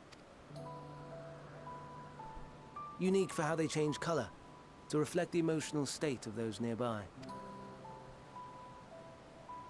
Though be it here or elsewhere, they are seldom seen in any hue save purest white. I'm desperately trying to get into the Final Fantasy XIV store to pre-order Dawn Trail finally. Yeah, I finally did that. It was just as convoluted as I remember getting Endwalker was. It was so bad. Like, because right now, like, if you pre-order Dawn Trail, you don't actually get the code. You get the pre-order code that has your early access. And then after Dawn Trail gets out, I think they actually give you the actual Dawn Trail code to apply to your account where it says that you own Dawn Trail. It's really stupid, actually. It's really, really stupid. Because I think, like, this happened last time for Endwalker, where you had to put in the pre-order code first so you can get early access, and then you had to go back in when Endwalker came out to get the fucking thing. By the Eve, yeah, because you have the European thing. Reflect the emotional state, you say? By what means do they achieve this? In creation, there exists an energy wholly apart from ether, one driven by emotions. In like manner to how we manipulate ether, this flower is subject to the influence of said energy.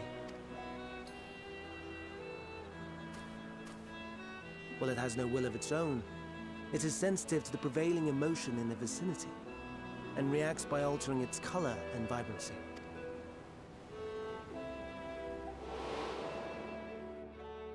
Akasha?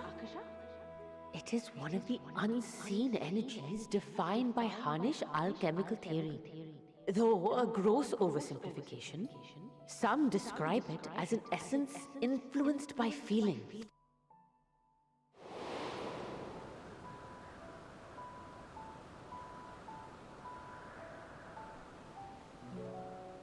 Akasha.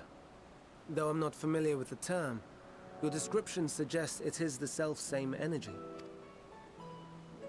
Dynamis, we call it. Dynamis. And those entities like the Elpis flower that have the ability to interact with this energy, converting emotions into tangible phenomena, are Antelekis. That's me! That's me! An Enteleki! That you are, my dear. And no ordinary one at that, but the first possessed of free will. Dynamis. Wait. A form of energy other than ether? Dynamis? I've never heard of such a thing. Hardly surprising. Dynamis cannot be seen, much less felt. You call me your dear oh my god. 1010. Are you a Herbie simp? And though its existence has long been theorized, we had no proof until the flower's serendipitous creation. What's more, Dynamis is far weaker than ether. Under normal circumstances, its effects are drowned out by the latter. Why do you think I use his voice so often? I thought it was for a joke. Because you know how I don't like Fandango. On account of which, beings comprised of and reliant upon the ether, like you and I, are unable to make practical use of Dynamis. 'Tis a truly esoteric thing, known to but a select few scholars. Intriguing. Then, given the limitations you described, why create Meteon?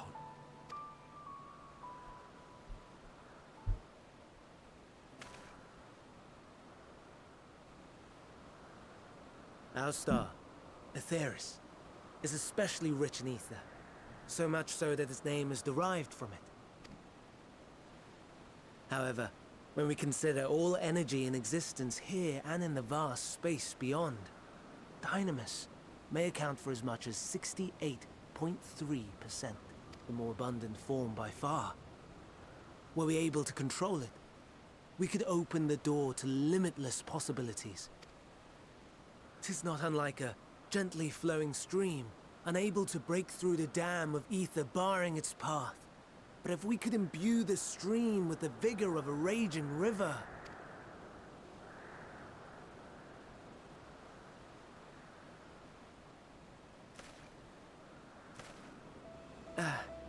Not that I have such grand ambitions. Nay. I merely wish to create a being that could traverse the great expanse.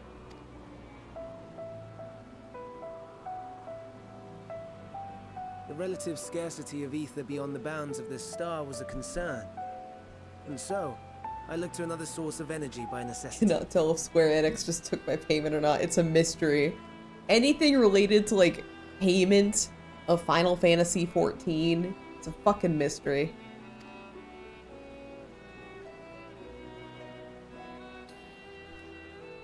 That being Dynamis. No wonder her ether is so thin. Precisely. Yours is thin too. Like an Enteleki. like me. So, are we the same? Intellecties.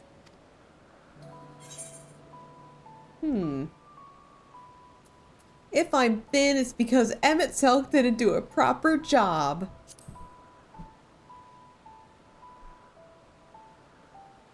Heh. Well, aren't we ungrateful? Mayhap I should revert you to the pathetic, faded thing you were. I'm sorry. A deficit of ether alone does not an Enteleki make. It would, however, make it easier for you to interact with Dynamis. And limited though its influence may be, this quality could prove the difference between victory and defeat. You do well not to underestimate it.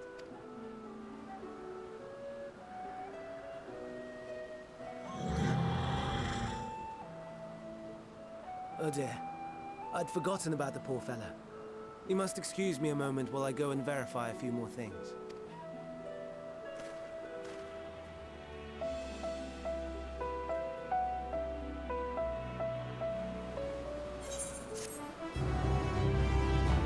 Guess it took a payment.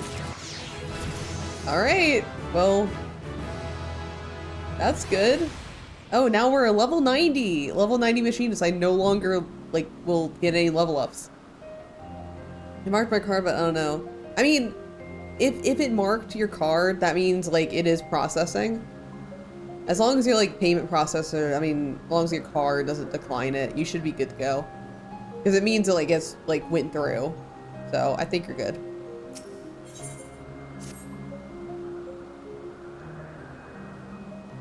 Not that I or anyone else would be able to make use of it even if we knew. But it irks me to discover that there's an entirely different form of energy, and no one told me! Yeah, it's aired out on the store page, so, The personal annoyance aside, Hermes' knowledge is undeniably impressive. Given that there are none among the 14 who specialize in the Celestial, he would be a welcome addition. Assuming he could be persuaded to join, that is. I still can't understand his hesitation. What do you specialize in? Oh, you wish to know why Emmett Selk was chosen for the convocation? I should be glad to share the tale. Ahem, it began with... Not another word. Lest you've forgotten, we're here to learn about Hermes, not me. My misspent youth is none of your concern.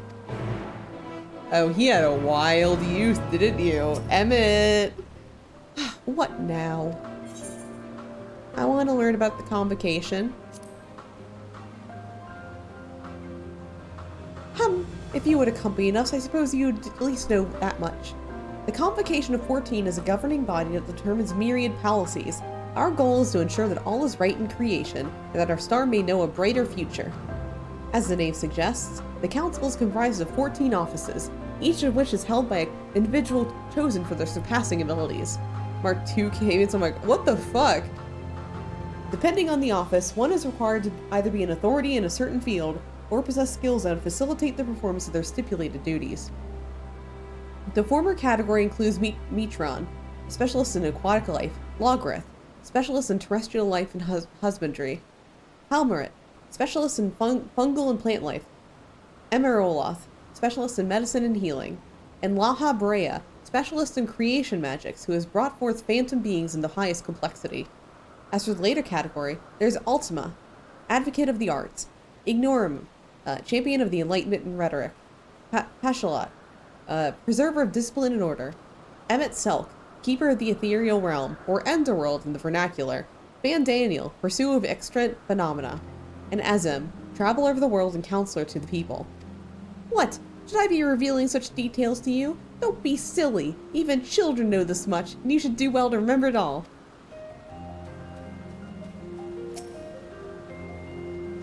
My apologies for the wait. I have inspected the envelopes to my satisfaction. All is well with the creature, and I dare say it won't be long ere it's released into the world. Another creation, however, reporting isn't faring too well. The Charbidus. Now, this is what I shall tend to next. If you would follow me, my friends, we shall return to the main aisle and head north.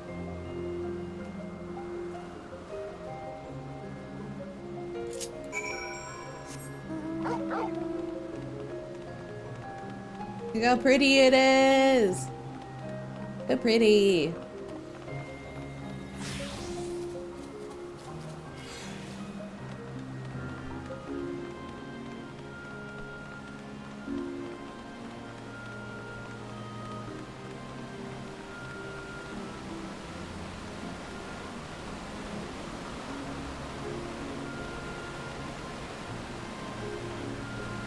Hi, Emmett. I'm just gonna talk to Emmett this entire time. A serpentine bird or winged snake?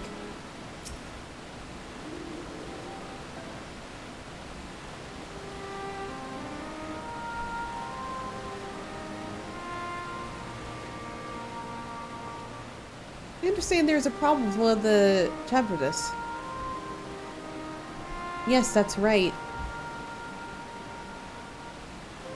As you know, the Chavitus is based on a sea creature, owing to adjustments to enhance its affinity to wind, and it's capable of flight.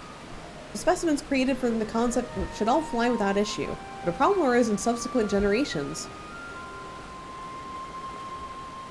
This third-generation creature is born with an etheric balance leaning strongly towards water, its aquatic origin reasserting itself, it would seem.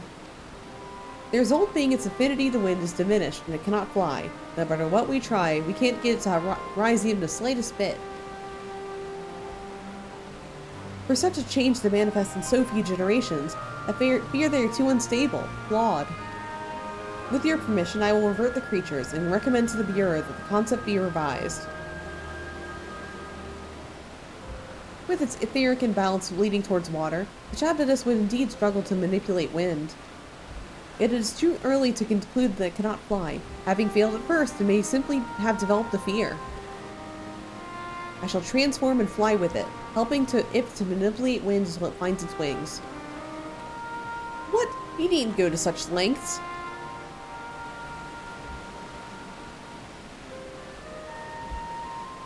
You don't know? Of course not. Transformation is an art which one manipulates a vast quantity of ether to construct another body around oneself. In practice, this allows one to assume any conceivable form, and thereby transcend the limits of one's flesh. Yet convenient though it may be, transforming in the presence of others is considered vainglorious in the extreme, as uncouth and unseemly as running around robeless. Shameful. Wait. Emmett, you don't know this, but you transformed in front of us before? And it says, unseemly as running around. You were naked? Oh my god, Emmett was naked in front of me, I didn't even know. Oh? Am I to understand that you make a habit of this? Nothing of the sort, it's just that when transformed, I can wield the wind and fly. It may seem excessive, but what is our shame next to the lives of these creatures? They deserve a chance, and we owe it to them to do all in our power, so Hermie's gonna like streak in front of us to help this guy. Be that as it may.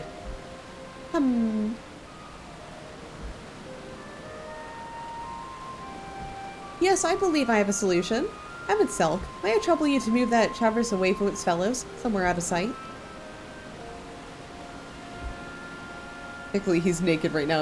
It's true. It's true. Meanwhile, I'd like the rest of you to help me prepare here. What mischief are you scheming now? No mischief, I assure you. I would but spare you the need to report to your colleagues that Hermes committed an indiscretion. So have a little faith and run along.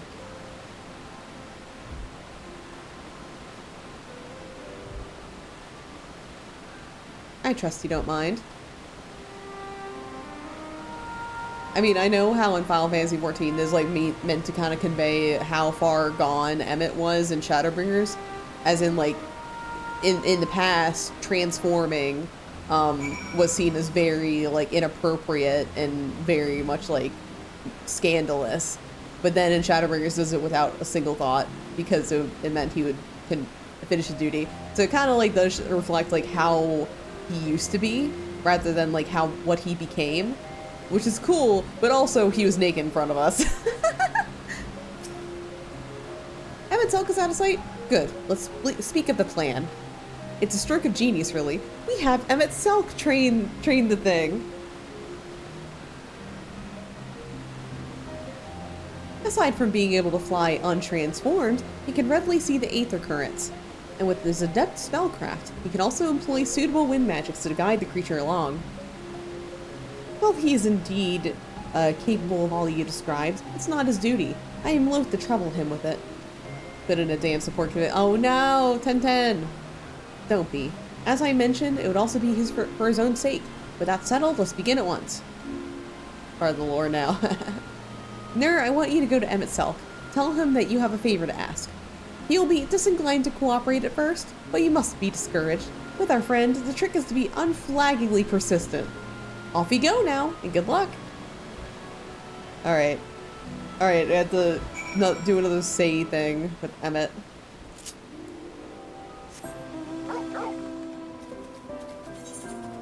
He's like all the way on the other side of the fucking map.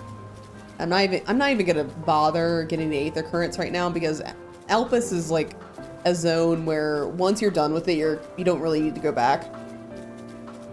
Except to G pose because I love it. But so I'm not even gonna bother just because like once we're done and have access to flying, we will be leaving. So not that important. But still I'm gonna complain about the entire time about my lack of flight abilities. Well, are your preparations for the scheme that is clearly not a scheme complete? Okay, so I gotta be in sane mode, I am. So I have a favor to ask. Oh no you don't, I'm not lifting a finger.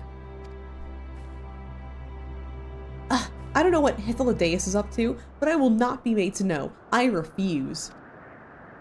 If Hythlodaeus is to be believed, relentless insistence may serve to wear down the ever-weary Emmett Selk. Alright, so, please, Emmett Selk! Oh. I've spelled it wrong. Please, Emmett Selk!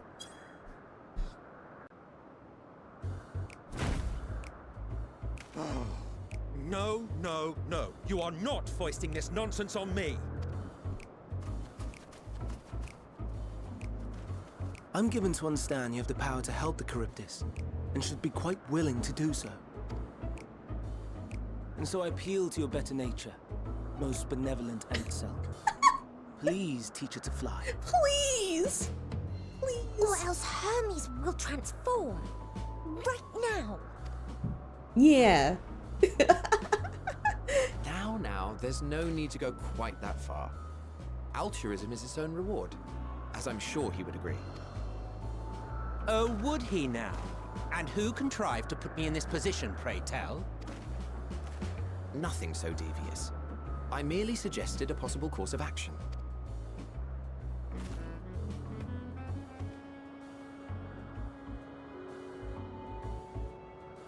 Please, Emmett Selk. Please. No, critical hit, critical hit. I did not come all this way to play nursemaid to your creations. I'd thank you to remember this favor and let it be the last.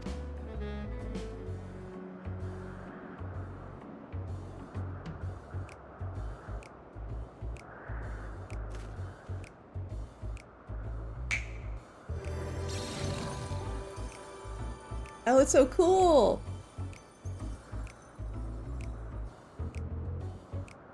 I will aid it once it has taken to the air. It falls to you to shepherd it skyward.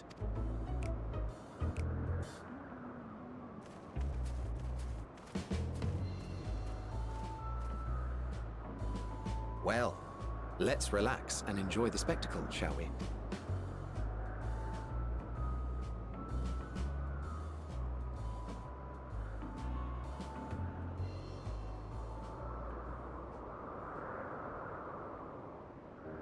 See, Emmett's just a big softy.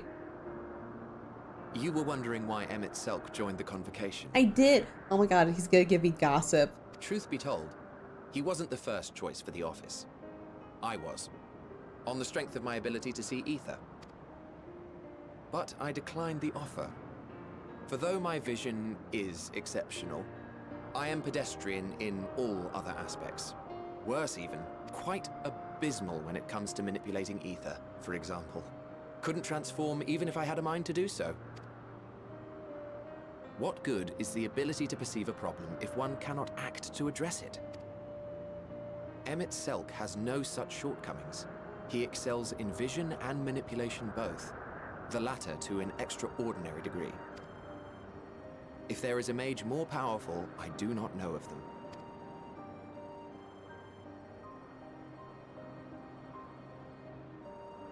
Thus did I recommend him for the office in my stead. And I wasn't the only one. Far from it. Countless others vouched for his skill and character. People the world over, to whom he had previously lent a helping hand. Oh, how surprised he was. Claimed he hadn't done anything remarkable for anyone. Modest to a fault. He deserved every bit of acclaim he received. Yet he may well have gone unappreciated were it not for a mutual friend. A singular soul who can't help but involve herself in the business of others. Where she walks, excitement is certain to follow. Her antics irritate Emmett Selk to no end. But much of his grumbling stems from genuine concern. When our friend calls, he never fails to answer and lend his talents. And in the course of doing so, he himself came to be recognized and respected by those around him. They are truly remarkable individuals, and I'm proud to call them friends. To help them realize their dreams. This will be my greatest contribution to our world, and when they have fulfilled their respective purposes, so too shall I have fulfilled mine, and together we may return to the star. Look at me, spilling my innermost secrets. I can't seem to help it with you. I can only assume it is due to the color of your soul. I just don't understand how you can be so alike and yet so different. Well done, my pet. Well done!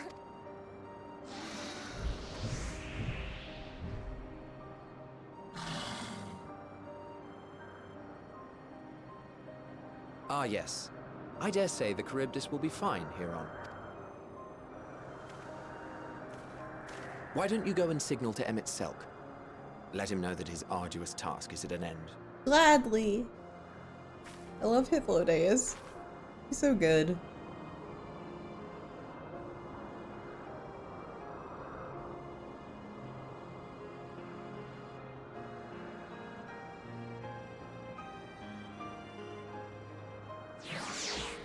He's our new old friend. We love him.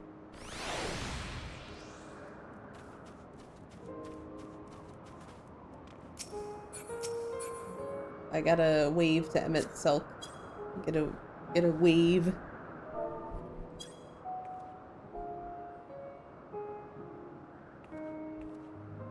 Emerging from his reverie, Emmett Selk notices you and begins to descend from the Charybdis.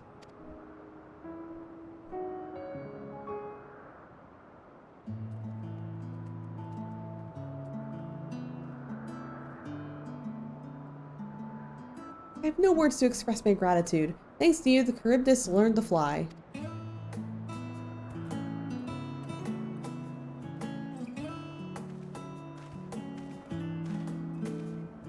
And Nur and I could relax and have a pleasant chat. I'm sure you did.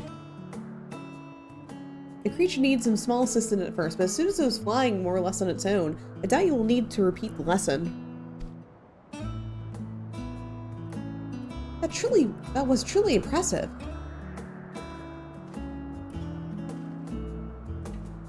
I witnessed that all from afar. The Charybdis flies! Indeed. With this, we've proven even the creature with skewed etheric balance is capable of flight. Though we helped it to achieve this, the Charybdis is a herd animal. They may well aid their struggling kin in the fashion if and when the need arises. Keeping this in mind, I bid you continue observing them. If that is what you want. But if I may say so, rather than hoping an idealistic possibility comes to pass, would it not be simpler to have the concept adjusted? That way we could guarantee the abnormalities such as this specimen were never born in the first place. These creatures are already here. We will spare no effort in giving them a chance to survive. As you wish, Chief. As you wish.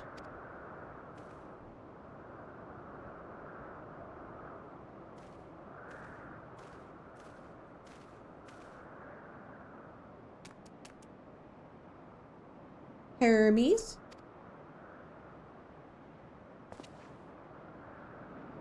I'm fine. Don't worry. Well, that concludes all my present tasks. Let us return to the Agnoris for now.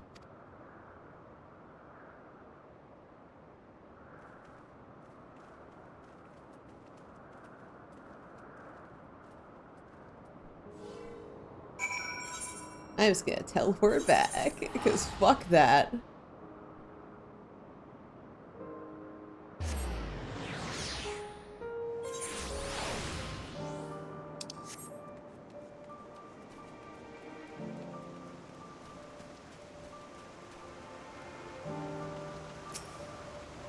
What? You want to apologize for forcing me to help, do you? Save your breath. You didn't force me to do anything. I merely chose the most expeditious way to have done with an impediment to our business.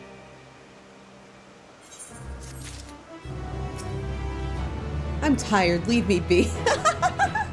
Love Emmett.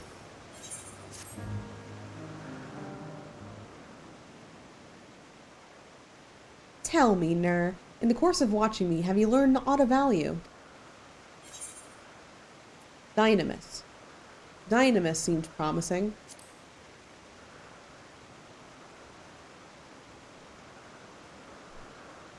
Dynamis, you say? Curious that such an obscure phenomenon would be of interest to you. Chief Hermes, what good fortune to find you here. Is something the matter? Lycion? I'm afraid it's done it again. No sooner did we release one for observation that set upon the nearby occupants, slaughtering them. Was the creature hungry or somehow provoked? I just fed them myself, and the occupants were keeping a wide berth. It is just nature for the Lycon to what is to blame. The innate viciousness. Temperament aside, it is an outstanding creation, perfect in form and function. Though it may not be suited for release, I have no doubt that the Bureau will accept its concept for preservation. In any case, there's no point in postponing the inevitable. Doris will revert them all at once the paperwork is in order. Where's the scene of the incident?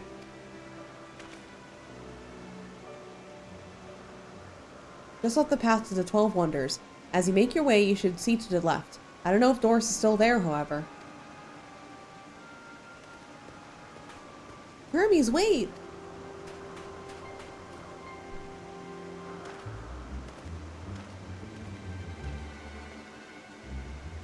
If this is part of his work, I should observe. We follow.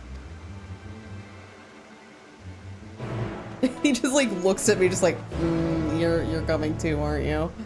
Like begrudgingly just like,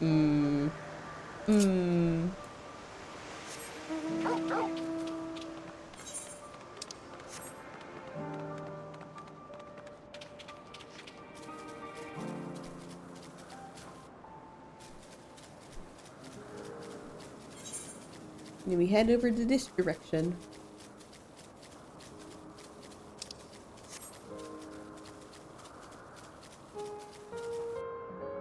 Elpis is another really big area, as in the zone's very big, but it doesn't feel like that bad in comparison to like Garlemald and stuff. Because Garlemald feels like a little little too big sometimes. But for Elpis, it doesn't really feel that way. It's probably because, like, I don't know. It's just very pretty. The lacerations and burns are unmistakable. A Lycaon is indeed responsible. The Elpis method in Lethal Company is also fun. It is! It is! And he can go way too far in the lethal... Exactly, like, a lot of the modded Lethal Company versions, like, you can go very, very, very far in them. And it's, like, for no reason to. Because there's not really anything to find. Like, in Elpis, like, you can go for miles and miles and miles, but, like, you don't find anything there. And, the moon has an invisible wall, couldn't visit the operas. Yeah, I tried that too. Because, like, I went... Because I had to test out the maps before I did my charity stream. Just because I wanted to make sure that everything was working properly. And like, I did, one of Elpis and one of Mare Lamentorum. Because those are the ones you can go to for free. And, like, I went to Elpis first, I was like, damn, we can go, like, anywhere. Like, anything that we don't have to teleport to, like, we can go. And then I went to Mare Lamentorum, and then I was like, oh man, can't even go to the bunny place, damn it. But the creature is nowhere to be seen. Norris must have taken it away. The man makes his baits at the 12 Wonders. I shall go and seek him out there. You can go to the damn tarp area in Elpis. It's like off to the side. Oh, damn. Emmett Selk and I will search the area for good measure. Just make sure the Lycaon did not escape. My thanks. Let us meet at the 12 Wonders when we are finished.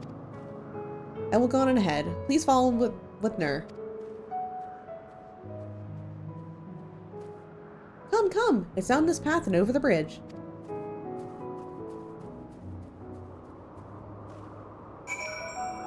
I'm pretty sure, like, if we went to Ishgard, we'd probably explore a good chunk of the city as well. I didn't try because, like, that, I think you have to pay to get to Ishgard, and, you know, when we were playing, so we couldn't exactly just, like, wander off. Limsa is so fun. Yeah, I wanted to see it too. Limsa just, I mean, actually we did go to Limsa. Never mind. We did go to Limsa, and, like, Limsa was so dangerous when we went there that, like, we couldn't explore it. We were just, like, heading directly to places because we were gonna die otherwise. A fearsome beast is Lycaon. Where is it now?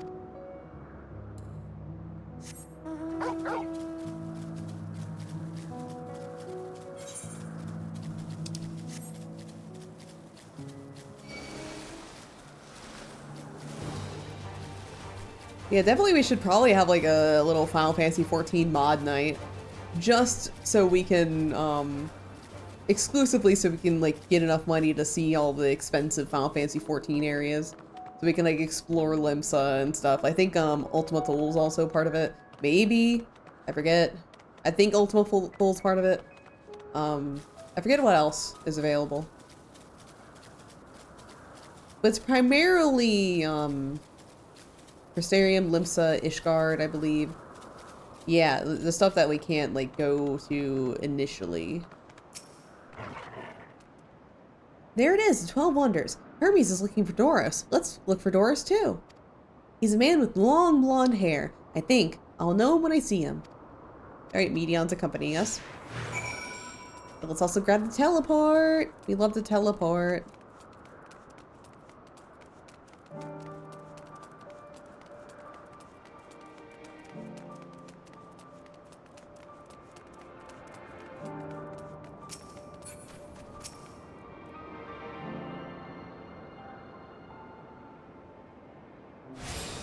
Alright, let's look for the guy. It's blonde hair.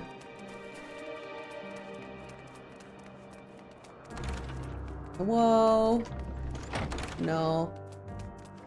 Like, there's a guy with the quest marker, but he has dark hair. I think he's blonde. Maybe we have to, like, talk to him first. Oh, blonde-haired woman, but it's a blonde-haired man.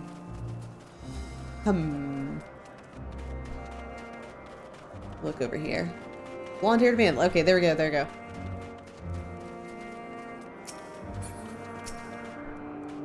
Doros, that's Doros. Well now, if it isn't Meteon, what brings you here? My VTuber head wings are based off Meteon ones. Wow.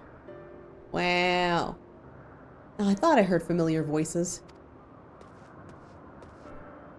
I didn't realize you two had decided to help me search for Doros. Thank you. Get the camera out of my face. Oh, you think it's too dirty? TV's too dirty? For the children? Those your thoughts? Thank you for the, is it good for the children? 10-10. You're in charge of the Lycones, I believe. Where are they now? Out on the fields and restraints. Frenzied as they were, I couldn't overturn them to Kitsis. We got Timochi. Hi Timochi, how you doing? Hope I'm fantastic one.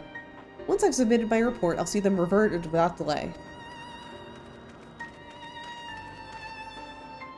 It's as he says, the beats are indeed quite ferocious. You're one of the 14. What brings you here? I'm full of udon and popsicles by one another. Can I have some udon? Can you just send it, just like stuff it into your disk drive on your computer, I'll get it. Nothing you need to concern yourself with, as you were. We've heard the news that a Lycon slaughtered the, whatever the fuck, how do you pronounce that? As the observer in charge, you are of the opinion they are not fit to be released. I am. Their abnormal aggression and exceptional strength makes for a highly problematic combination. Sitting near my nudes. Oh my god, your nudes? Woo! It matters not where they are released. Lycoons would threaten other species and upset the natural order. Could it be that specimen observed are an outlier? Highly unlikely. We created a good many of them. All exhibited the same tendencies. Even when we used Kairos to begin with a fresh slate, their behavior was unchanged. Kairos? A memory reconfiguration system. The chief himself created it. It allows us to erase and alter memories, that we might observe creations in different environmental conditions without needing to remake them from scratch. Quite impressive, and potentially dangerous. Depending on the intensity of etheric emissions, Hasharat may wish to have words with you. Rest assured I've kept all values within prescribed limits, and to prevent misuse, its applications are limited to those authorized by the Chief Overseer. Do not misunderstand. To manipulate a subject's memories is an intrusive act I deeply abhor, but it is still preferable to execution. Come now, Chief, let's not be melodramatic. What was born of ether is simply being reduced to its original state. I know the distinctions concern you, but we mustn't lose sight of the bigger picture, making rational choices for the sake of a more prosperous star. If a creation cannot be properly studied even with the aid of Kairos, we remake it. If a creation is deemed a detrimental existence, we unmake it. 'Tis all for the greater good, and none question the necessity of such routine processes. I understand these things, I do. I would never think to unleash a clear and undeniable threat into the world. Yet insignificant though their individual lives may be next to all creation, it is all the Lycotes have. Before we seal their fates, we owe it to these beings to exhaust all options, to ensure nothing has been overlooked. If you insist, let me provide you with the full report, and then we may take it from there.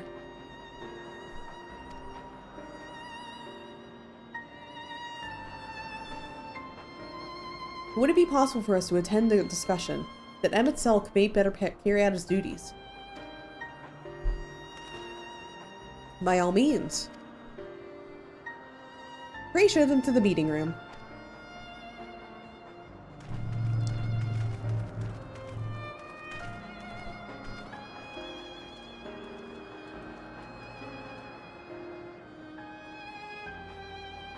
Aw, Medion.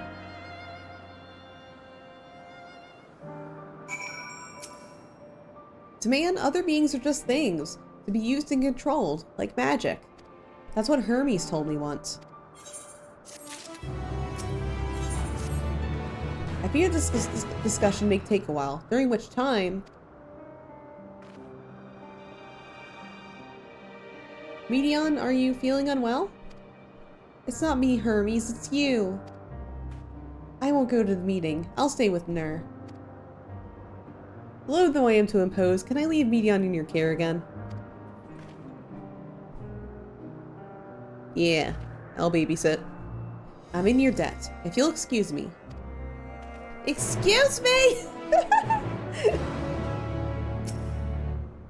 Can you help me with something, Ner? The meeting with Herm will make Hermes sad. I want to cheer him up with a flower.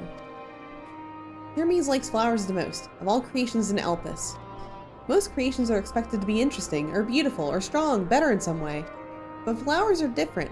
They're designed to suit our emotions. If we feel and want to convey, Hermes likes that. I can't make flowers, so I'll search for one, and I want you to search with me. Let's start here, at the 12 Wonders. Alright, let's look for flowers.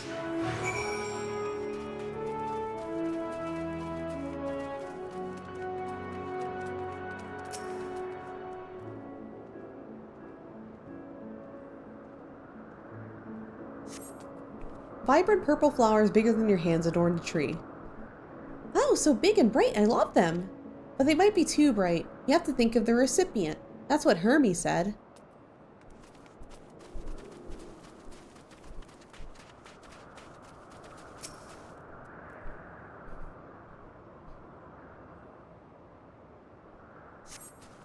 A tall, slender tree rises before you. You crane your neck to look for flowers. No flowers. If there were apples, we could have covered them in syrup.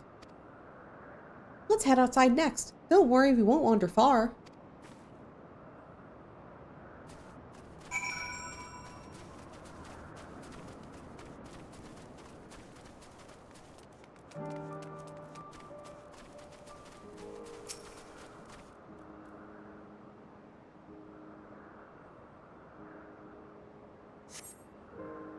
An array of beautiful flowers grow in the bed, their mix of colors forming a pattern. These will be better for Hermes, but they're hedged in. That means we shouldn't touch them. They're either under observation or poisonous. Any other places will be fine though. Keep looking.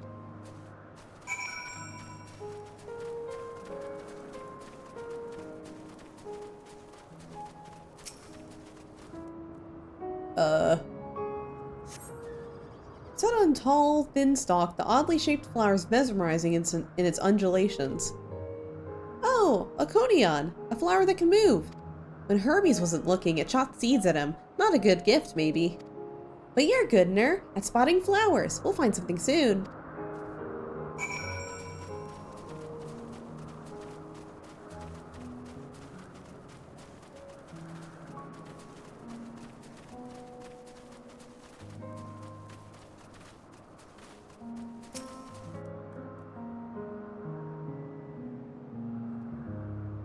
This flower picking. You find nothing promising nearby. At best, calming-looking grasses with some few tiny flowers. Huh, nothing around here. Ah! Over there, Ner, something big, huge.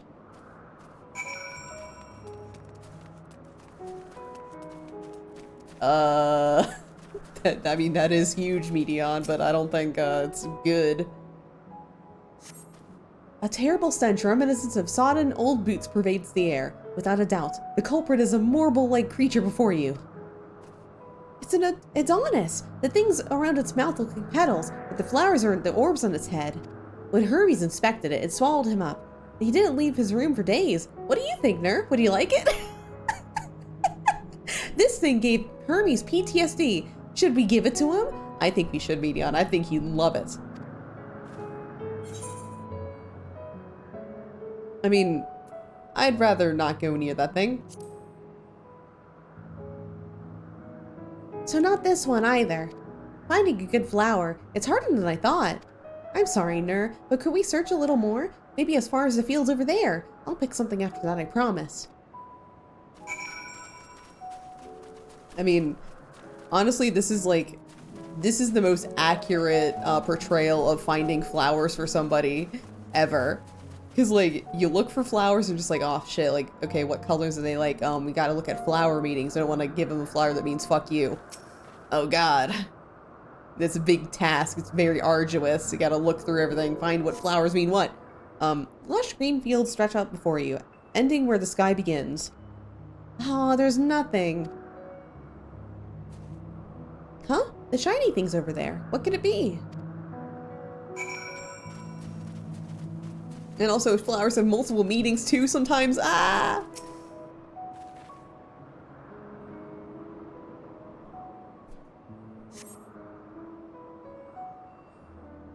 Yay, Elpis flowers. Love them.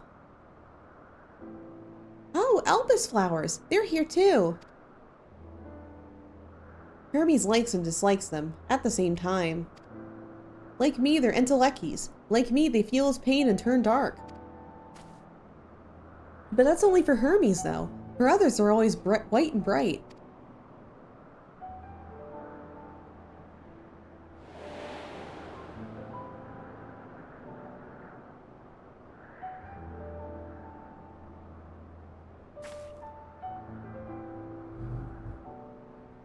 Truly, the flower is dark in your home? Then, do you have it too? A dark emotion?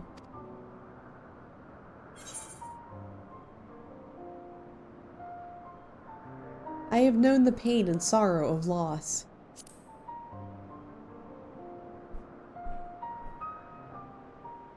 I see. Hermes has known the same, a feeling that part of you is gone, again and again, but no one notices. Please, Nur, won't you lend it to me, your pain and sorrow? I want to make the flower dark, in front of Hermes. He has been in a dark place, since before he created me. He needs to know that he isn't there alone, that others are sad too.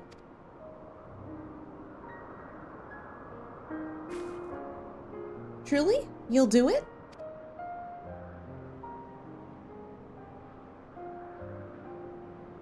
Thank you, Nur. It means more to me than I can say.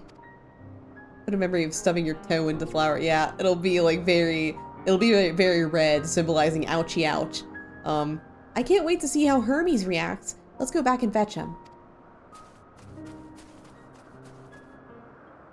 I'm just gonna teleport back. I don't like walking. You can't make me walk.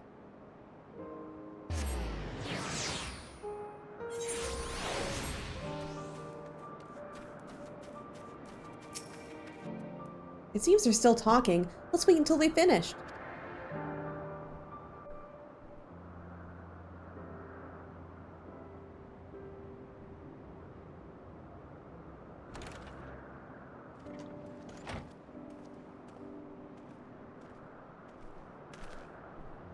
Hermes!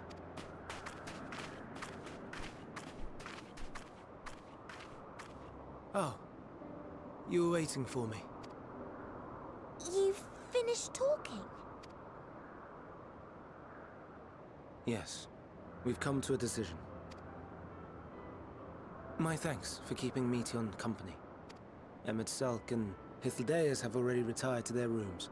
There is room for you too, if you would follow me. Wait!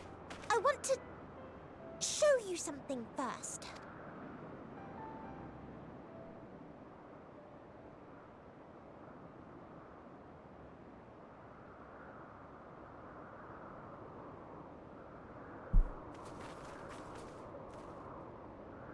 Elpis flowers?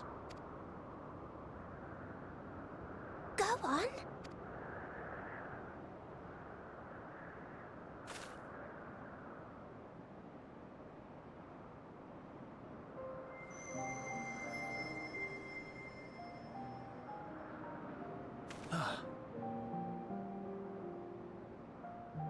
You're not the only one, Hermes.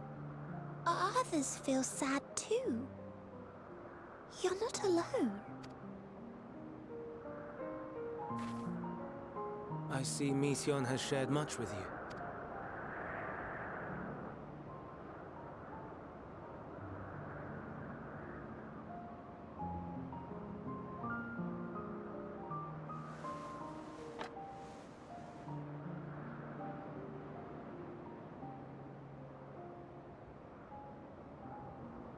Oh no, he's hot.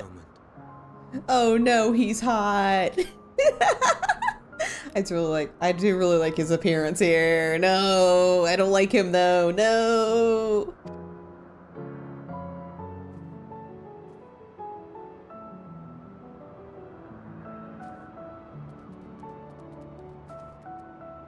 Hedgehog, Sonic. It's him. I cry every time I hear this goddamn song. I do not think it wrong that we live for the star, that we strive to make it a better place. And yet, In carrying out my duties here, there are times when I am plagued by doubt. I'm gonna be honest though, like the reason why I'm kind of like looking at him when he's mask off is because like he looks very similar to like he has a striking resemblance to Leiford. Like he's not Leiford, but like he looks kind of like similar, like Walmart Leiford. So I'm like, my boy. Like the eyebrow shape is wrong and stuff, but like it's very strikingly similar. Do you recall what Hythlodaeus said when we first spoke of my nomination? I only like him because he looks like somebody else. Death is the privilege of those who have fulfilled their purpose, a choice they embrace of their own free will, and when they depart, it is always beautiful. Perhaps it is, but only for man. Creations that he deems useless are discarded with nary a second thought, some scarcely born into the world, afforded a handful of breaths before life and potential are abruptly extinguished. We make an effort to spare them the pain.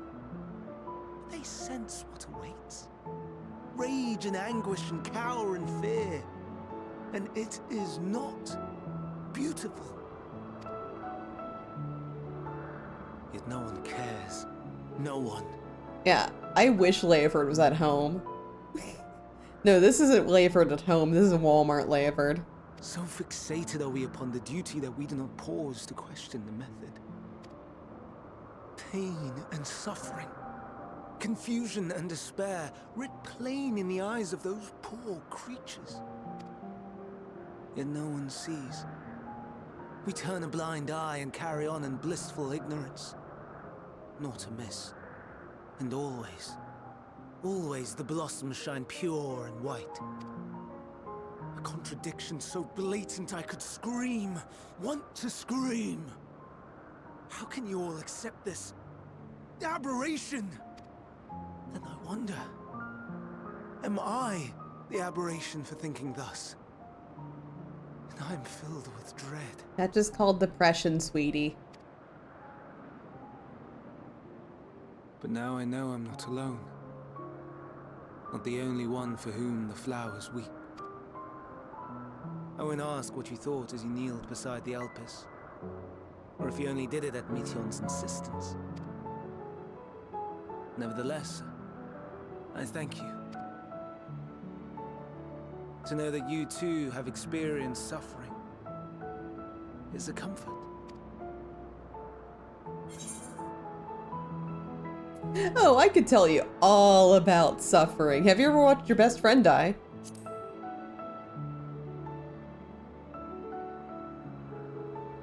Lest you misunderstand, I derive no pleasure from your pain. It's just the fact that you are still here in spite of your suffering gives me heart.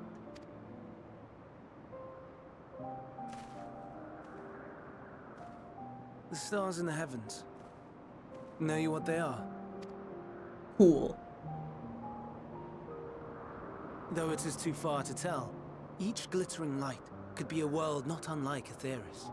A world filled with life. So many stars, so many lives.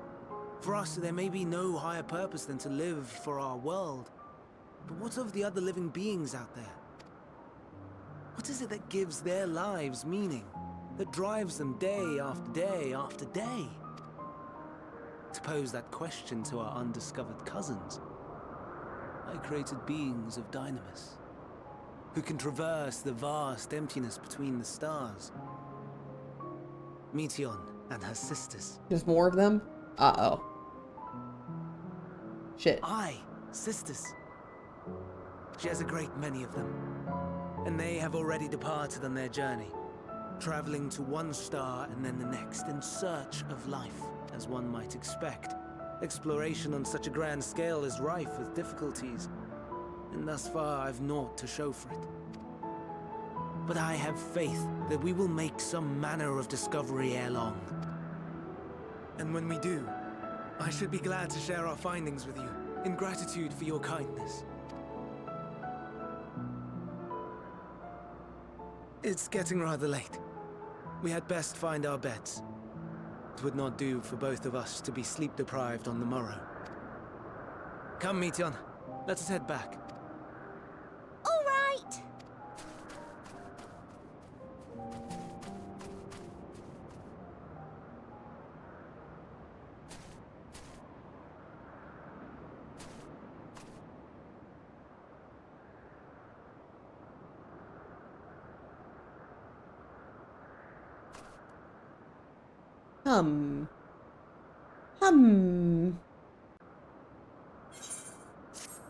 So, like, at this point in the game, like, with this, like, the revelation of, like, oh yeah, Meteion and his sisters are out exploring space, my immediate thought at this point when I was first playing the game was, oh my god, they're going to find something that didn't want to be disturbed, and that's what's causing the final days. That was what I was thinking at this point. Hi, Emmett. The prodigal familiar returns, and after causing all manner of trouble while we were in their meeting, I'm sure. Same, yeah, I was like thinking like, oh no, they found, like Hermes sent them out and they found something really bad and it's coming towards us now. That was my initial thought coming into this like section of the game. An all too brief interlude perhaps, but it is time I attend to my next task. As Emmett Selk and Hythlodaeus are aware, we received a verdict regarding the fate of the Lycaones.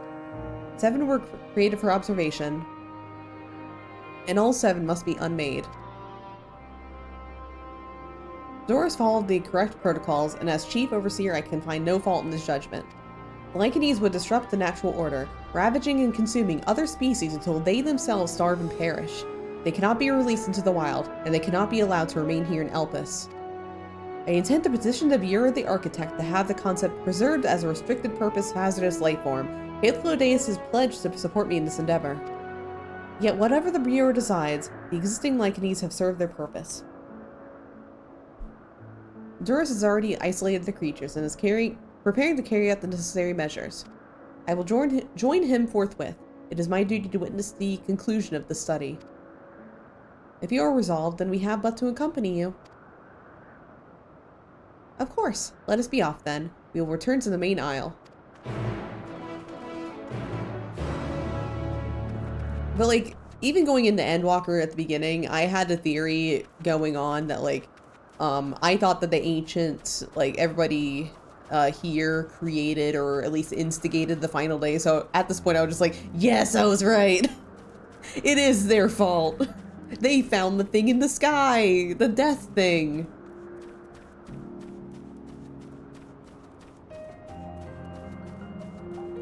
And I also knew it would be like something that we have not seen, the Death Star.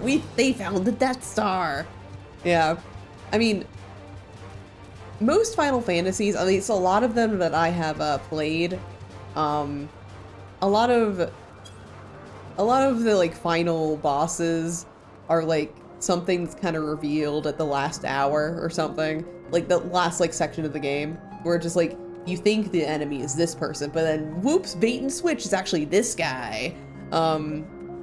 Like Final Fantasy VIII is one of them, where like you think it's the witch this whole time, but actually it's this witch from the future.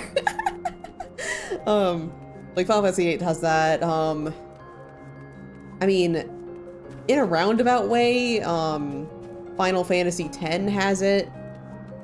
Let me think. I am going the wrong way. I just walked right past the next quest thing. And 7, not really, because like 7 is kind of weird, where it's just kind of like the enemy remains the same, but the knowledge around it changes. I forget. What other Final Fantasy have I fucking played? I played a lot. 13 is a little weird. It does have like similar thing. Like it's just 13 is just weird. It's weird. 13-2 was actually very straightforward, where like you start off with Caius as the boss and you kind of end off with Caius as the boss. Like nothing changes really as far as like who your enemy is.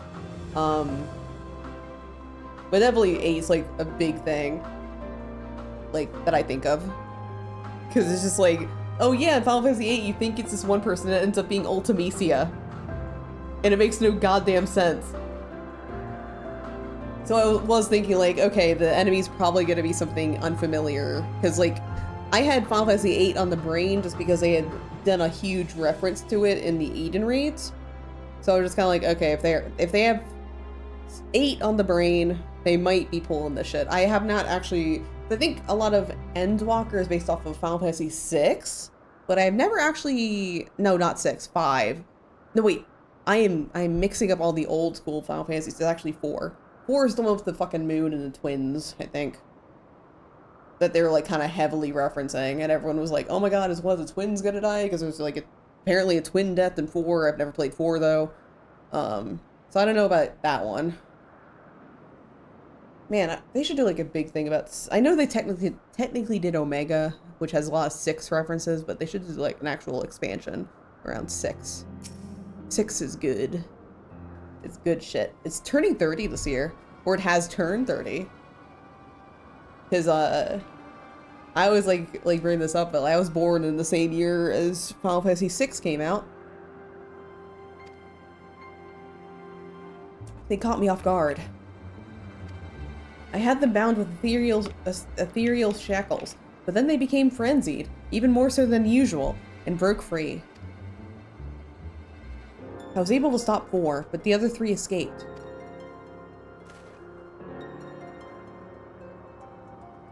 I see them. 2 have taken to the air above the 12 Wonders.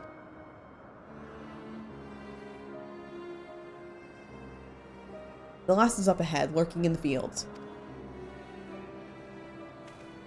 You and Nur handle that one. The pair in the sky you leave to me. If this is how it must end, then so be it. I will render assistance to itself. Oh! Jipcase, thank you so much for the follow. Really appreciate it. Thank you. I will render assistance to Emmett Selk, unneeded though it is.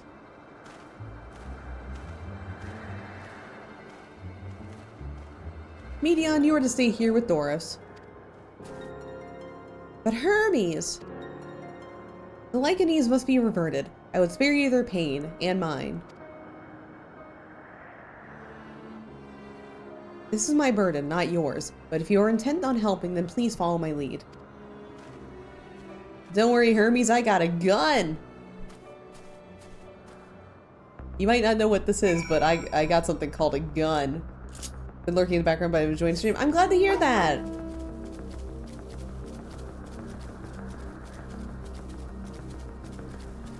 Always happy to hear that lurkers are enjoying.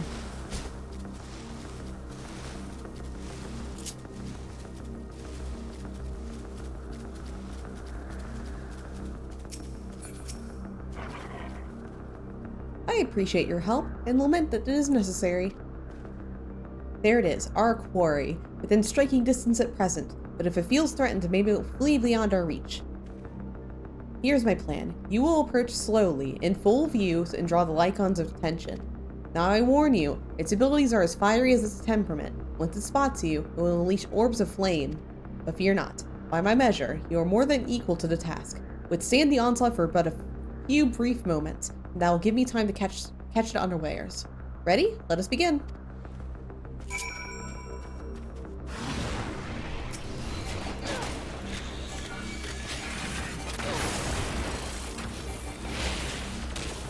Oh my god, it's been like 3 hours and I'm only just doing some combat. Oh wait, I did like a little bit of combat earlier, but it's been probably like an hour and a half since I've done actual combat. Which I don't mind. Actually, I prefer this. I really like the story of Final Fantasy XIV. This is not me complaining, it's just me noticing. I'm a VN freak, so I don't care.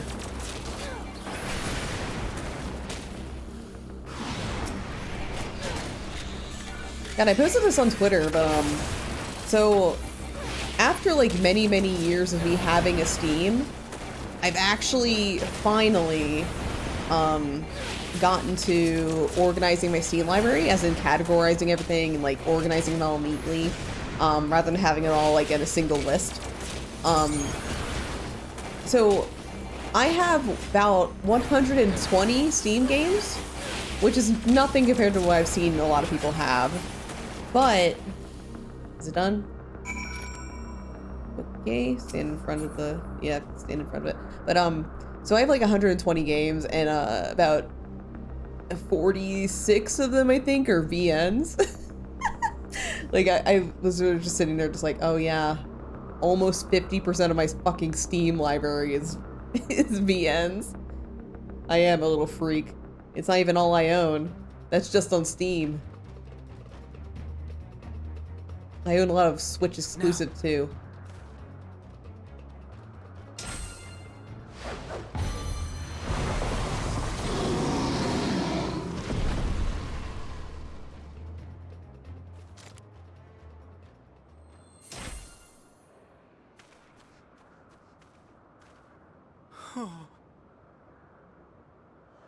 Forgive me. Please, forgive me. May you and your kin find peace. Wherever your souls may drift in the underworld, may you find tranquil seas.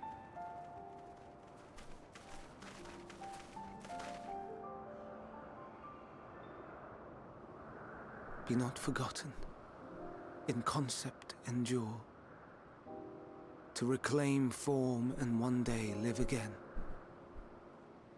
Serve not the star, or any purpose save your own. Live again. Yeah, it is a symbol of Caduceus. Yeah. He's really cute.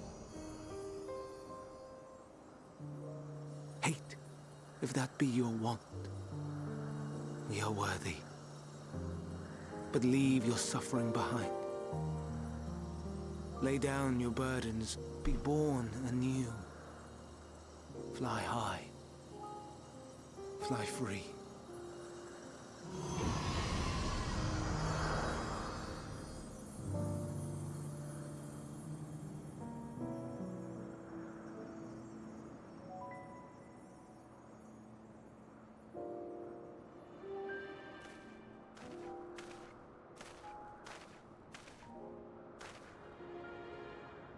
Join the convocation, Hermes.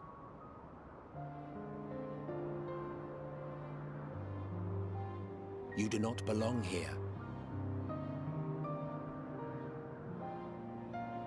Leave to replace another. To be replaced. It changes nothing. Tell me, do you think it right that we sacrifice all these lives for the sake of the star? And when the star has reached perfection, what then? If all who are satisfied choose to die, shall we all die in satisfaction?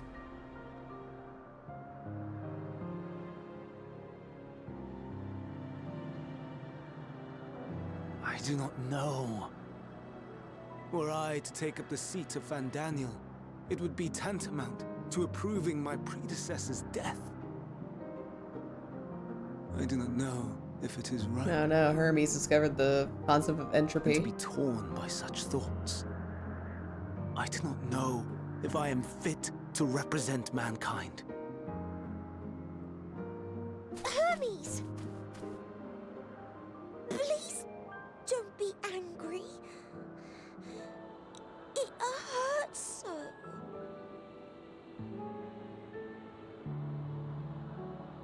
Forgive me. If you would still consider me in spite of everything, I beg some time to gather my thoughts. Meanwhile, Hythlodaeus, I fear I must trouble you to attend to the others. 'Tis no trouble at all. Take as long as you require.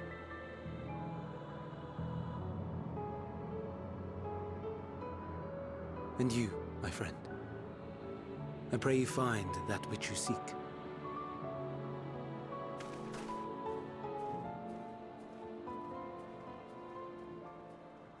I expect we have some few matters to discuss. Shall we return to the 12 Wonders for a time? Aye.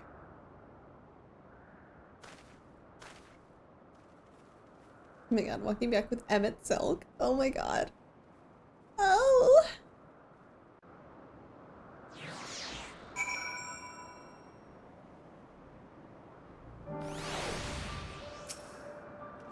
The other Lycanese have been taken care of. The incident is resolved, and life in Alpus continues as normal, or ends as the case may be. Rationally speaking, I understand Hermes' argument. No matter how well deserved the rest, there's a pang of sadness when a colleague leaves us. Yet never has a departure caused me such grief as Hermes appears to feel. What must it feel like to experience such torment? I don't know what answer he's been searching for, or if it's within our power to give it. But I believe he would make a fine fandango. If he rejects us out of hand, we will all be lesser for it. Where to now? If there's anywhere you'd like to visit before we leave, I would be glad to show you the way. Hermes has not yet outright refused a position at the convocation. He merely postponed a decision. As such, I may well resume my assessment. If we cannot accompany him, then I will content myself for questioning his colleagues. Even ever the pragmatist, but allow me to remain your humble guide. And what of you, Nur? Will you continue along with us? Wonderful! Our fellowship travels on unbroken. I say we explore another part of Elpis and see what new encounters there are to be had. If you would follow me, we will first head back towards Agnoris.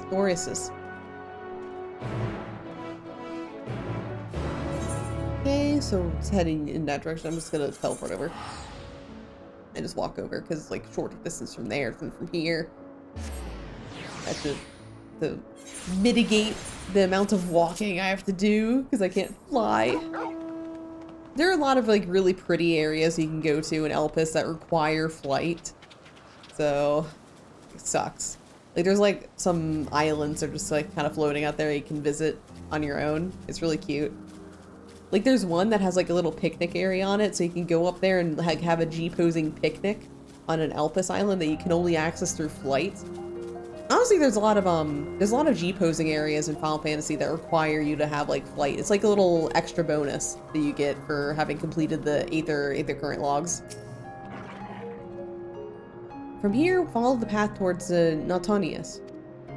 There we'll find one of the noose which facilitate travel between the islands of Elpis. First-time travelers must be accompanied by someone with requisite permission, which I have previously been granted. We only need to use the device together once, and thenceforth you'll be able to travel through it freely. Cadiz nuts! Ah! Shall we?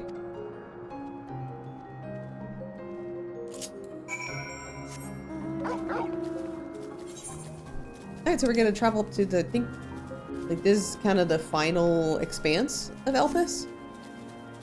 So we're really like making really good progress on our Elpis adventure. Ooh, got me. Yeah, fucking got him.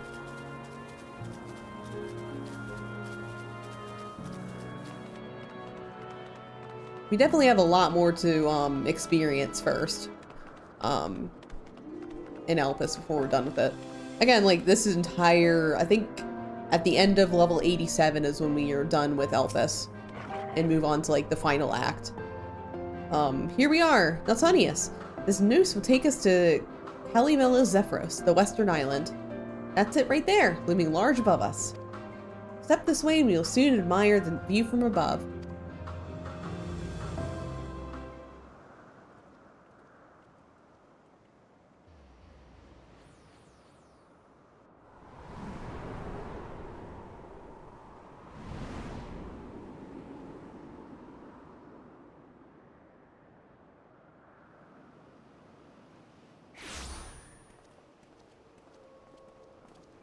I present to you Calimelios Zephyros. Sephiroth. Here you will find a number of testing facilities, as well as the observation hub of Poiton Oikos. Right then. Let's begin by... Oh, little dude! Well, well. An Arrhaeus. How delightful.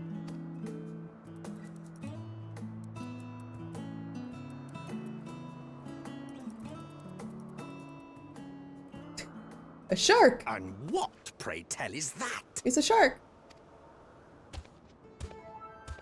Ah, that's a new species of shark. We approved the concept but a few days ago. Sharks are among the most popular sea creatures. Rare is the day when someone does not submit a new concept. Hythlodaeus? Wait, Hythlodaeus? At first, they were largely orthodox, consideration given to such things as size and environmental impact. And then a whimsical someone thought to bestow it with flight, another superior intelligence. And then the floodgates burst. Concepts with multiple heads, or arms and legs, and so on and so forth.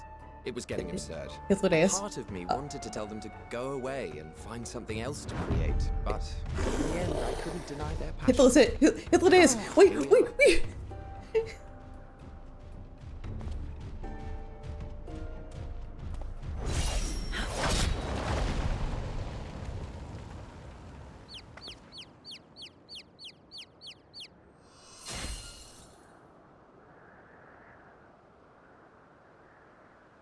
That was too close. Are you unharmed? Well now, if it isn't a pair of familiar faces. Aveline? Benar, that we should meet you here. Benar, not Aveline. Yeah, hi Aveline. If people don't know, like, I'm gonna be referencing this a lot, but she shares a voice actress with Aveline from Dragon Age 2, and it's like the only other thing she's voiced. This voice actress is so picky, I think. Where like, she's like, nah, I'm only gonna voice something if I feel it's really necessary. And then like, her choices are Aveline and Heidelin. And they're both fantastic choices. She's amazing as a voice actress. I kinda wish she did more things, but like, her current picks are phenomenal.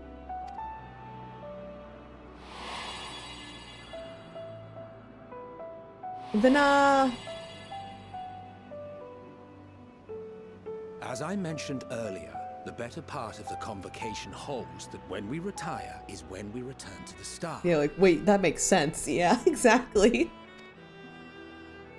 Well, she is not among said majority. Even after stepping down, she carries on with her work. Benar is her name, and she is the previous Azan. He was listening to Heidel and Benar. Yeah, that's Aveline. It has been a while, Hythlodaeus. You look well. I like her voice too. I just really like her voice as well. Less so, Emmet Selk. I dare say the lines upon your brow have both deepened and doubled in number. A shame for one so young. You must make an effort to frown less often.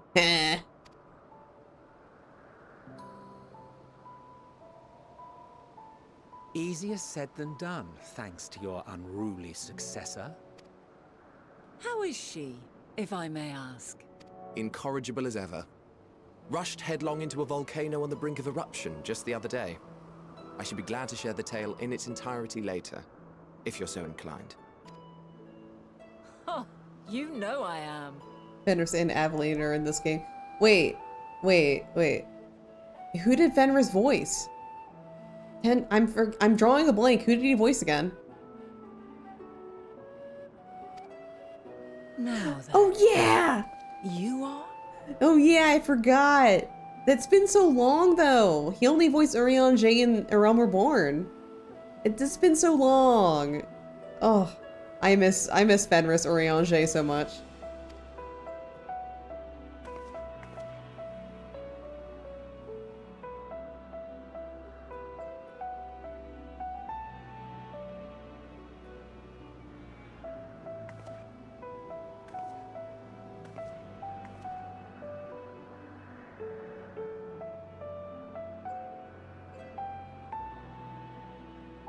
I say, have you perchance come from the future? She fucking know. Mom. Hi Javelin, how you doing? Hope I'm fantastic one. Yeah, it's mom. Mother. MILF.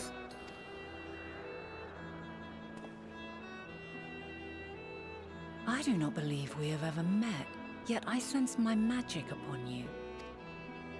Therefore, if I wove the enchantment, I could only have done so at a later point in time. Mom. What manner of magic is this, if I may ask? A traveler's ward, of course. It prevents the corruption of one's ether.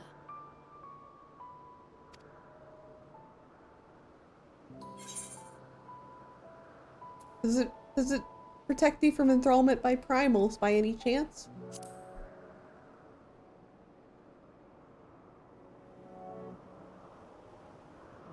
Primals, you say? But I'm not familiar with such beings. But if they enthrall by warping the balance of ether, then yes, the magic would afford you a measure of protection. I gather from your question that you are not ignorant to its presence. Hold on. From the future? That's absurd.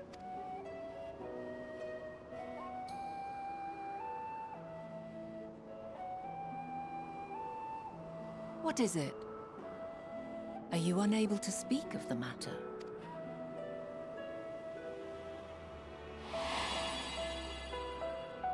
The reality to which you must return exists as a result of the final days. You cannot reshape the past to undo the tragedies of the present.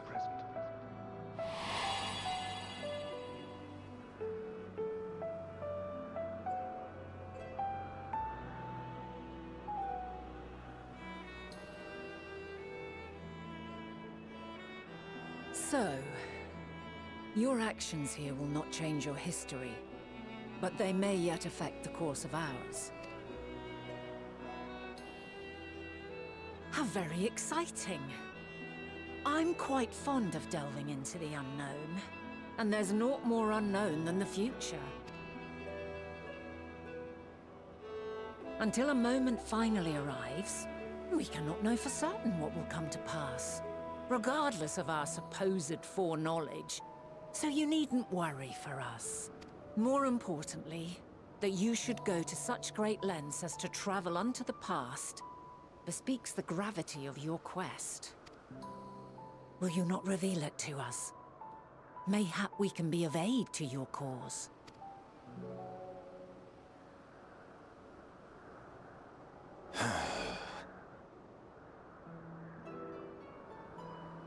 If this is true, then you've been keeping quite the secret to yourself. He's angry. As a representative of the Convocation, I will hear it all. Your identity, purpose, everything.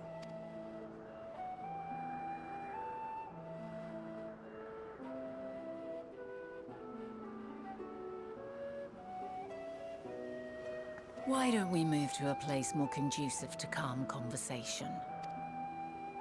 I've been working here for some days now at an old friend's behest. If it is agreeable, we may make use of my accommodation at Poiton Oikos.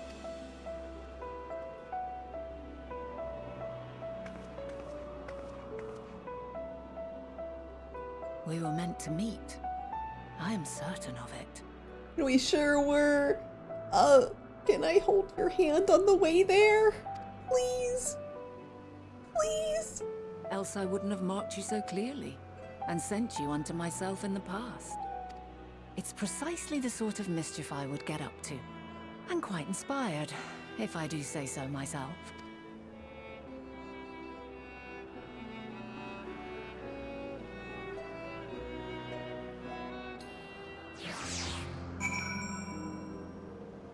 What about just a hug? I will take a hug as well. Hi, Emmett. In here I thought you were a harmless stray familiar. As far as I'm concerned, this nebulous talk of future this and shaping history that can wait. First, I need to find out exactly who you are and what you hope to achieve here. My apologies, but before we move along, a colleague has tasked me with a matter which I'd rather not leave unresolved. It involves finding a certain concept engraved crystal, and the quick-fingered Aureus made off with it. An Aureus, you say? I think we might have seen the culprit before being distracted by that business with the shark. Would you like to Would you like us to follow its ethereal trail?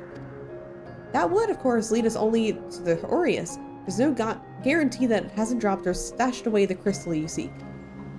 Please, even that would be enormously helpful.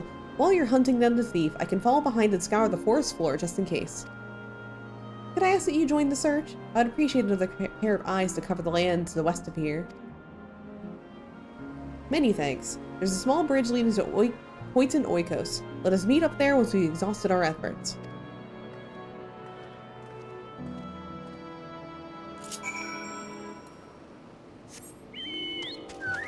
Okay, let's look around.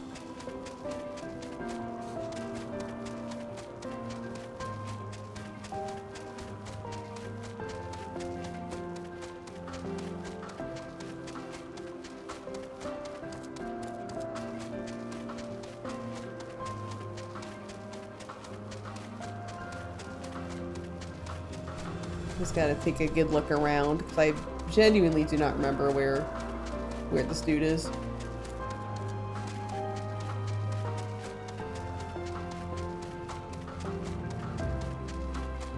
Oh, there it is. Crystal!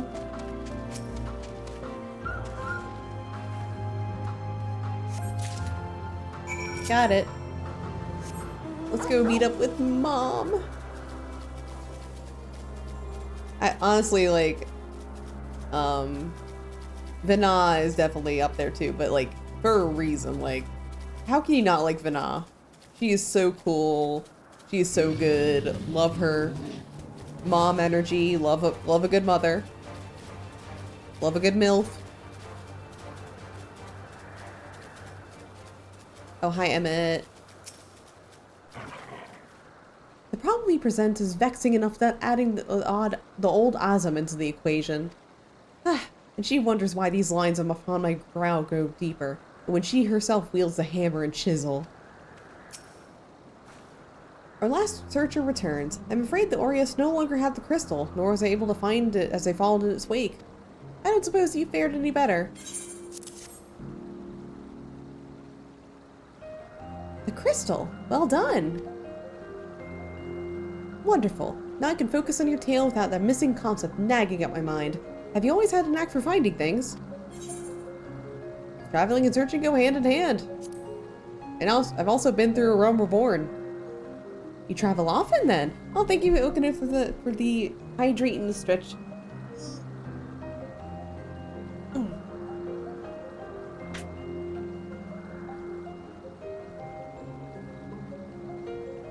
I forgot the care packages exist.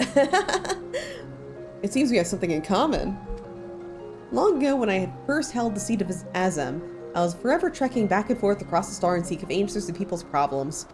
Naturally, the need of such journeys has lessened considerably since I entrusted a position to my whimsical successor. Yet I am still eager to come running around should an old acquaintance or new interest require my personal attention. This is what brings me to Elpis, in fact. Many times has my presence been requested, my opinion sought concerning the habitat of this or that creation.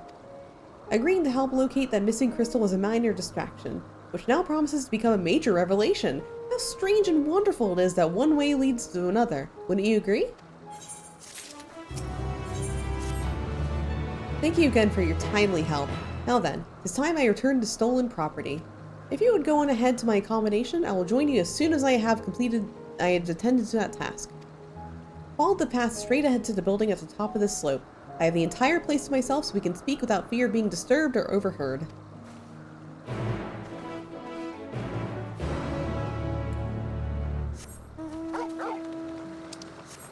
Oh my god, we get invited to Vana's place? Oh! Alright, let's skip the teleport first. This is the last teleport of the area, I believe.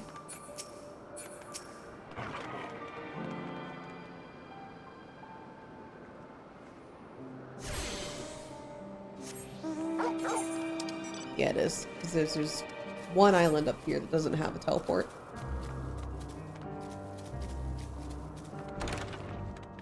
Hi, Emmett. Yes, this will be far more comfortable than interrogating you on the side of the road. Welcome to my temporary abode. Please, make yourself at home while I put on some tea. Alright, let's get interrogated.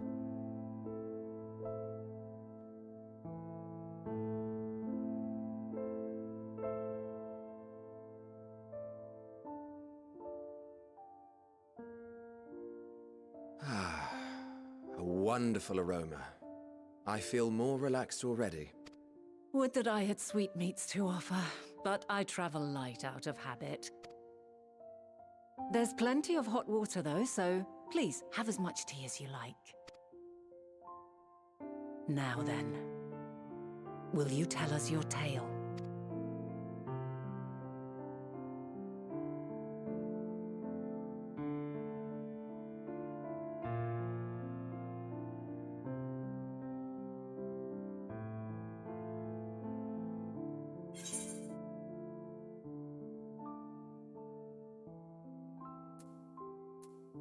Well, I'll start with the thing that brought me here.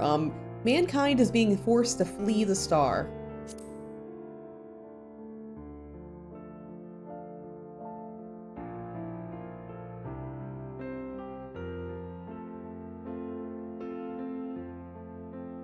Why don't you start from the beginning? Oh, okay, well, I guess that's easy too.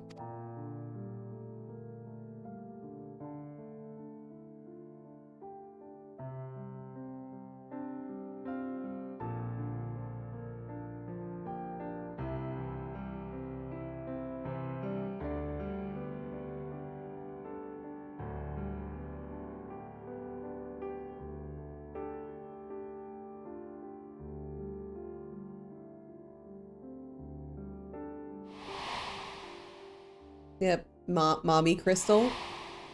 Yeah. Yeah, that's you now. That's you now. Your Mother Crystal, literally. Emmett, very hot, very hot. Look at this minion, this is what you will look like.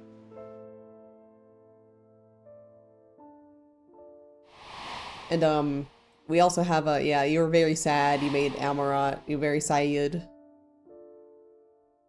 Oh yeah, you were there too. You were a little phantom. Yeah, oh, we killed Zodiark, by the way. Zodiark exists, and, evil laughter was heard. That's not good. And anyway, we gotta flee the star. Yeah.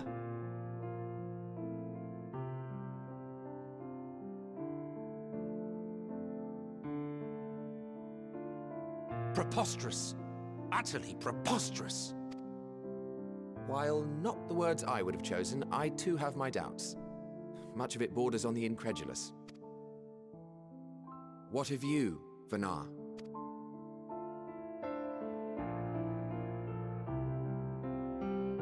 Not knowing the precise details of the first final days, it is difficult to determine the veracity of the tale. Supposing it is all true, I must ask myself why I would do what I did.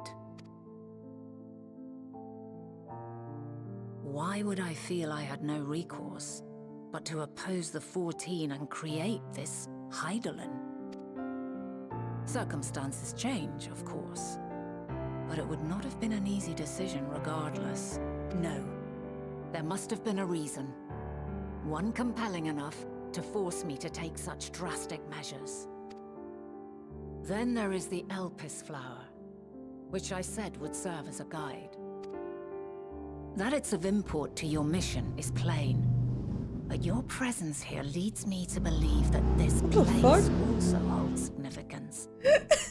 Literally, like, somebody just revved up the car, like, it was so fucking loud. I bet you, like, heard it loud and clear. What the fuck? But nah, like, somebody's revving it. Did somebody make a motorcycle concept? They're, like, revving it outside your house, like, a lot. Vanna, can you go check on that real quick? We heard it, yeah. It was Vanna. Somebody outside of Vanna's house did it. But what could it be? What are we meant to accomplish? Might it not be simply thus? In the future, whence she came, the final days could not be averted. Mankind has no choice but to flee the star. By alerting us to that eventuality, perhaps you wish to pave the way for other futures. Not even ancient Elpis is safe from motorcycles. I know, right? You can't fucking escape it. Theoretically speaking, it is a possibility. Yet if that were my primary objective, I see no reason to guide our friend to Elpis specifically. The capital and Amarot, or even my own home would be more logical destinations.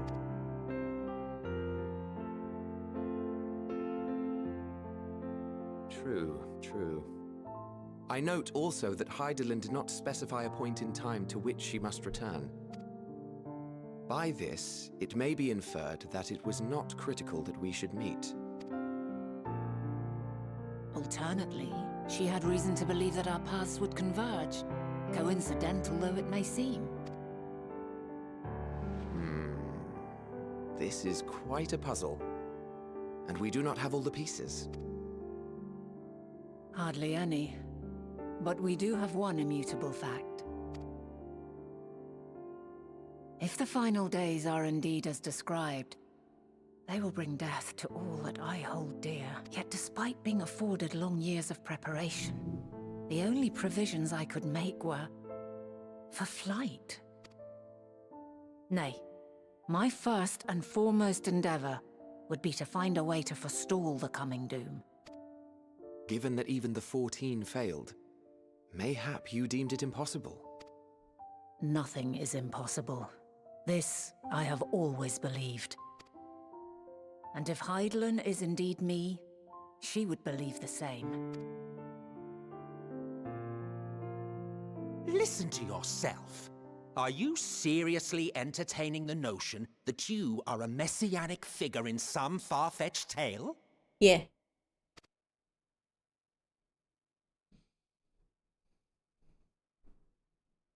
Well, I will not.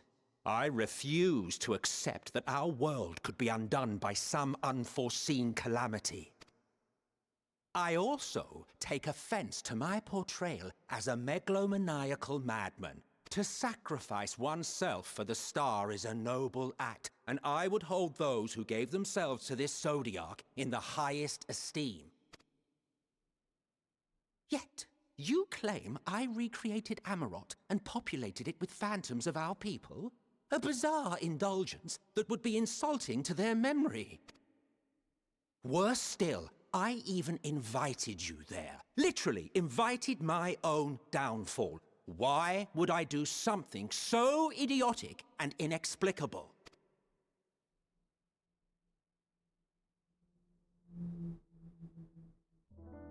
Now, I will allow that the hypothetical task of restoring our world would be daunting in the extreme. The thought of having to bear such a burden for 1,000 lives horrifies me. But I would never forsake my duty. I would never forsake my brethren.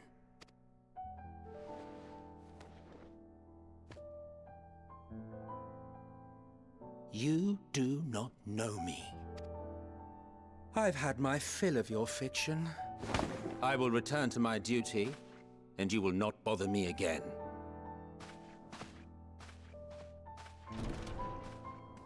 Selk, wait!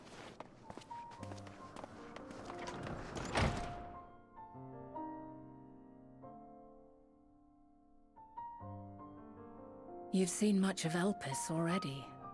If you have any observations to share, I should like to hear them.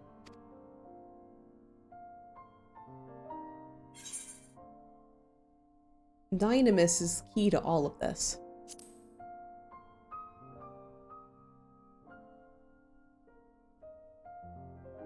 Ah yes, the energy distinct from ether. Though not my field, I have a basic understanding of Dynamis. And you say Hermes researched the phenomenon in the course of creating Meteon? Yes, I believe this warrants further investigation. With that settled, tis time for action. The missing pieces of the puzzle are here, I'm certain of it. And when you find them, the picture my future self has painted will be complete, and you will have your answer. Now suffice it to say, I will aid you in your quest.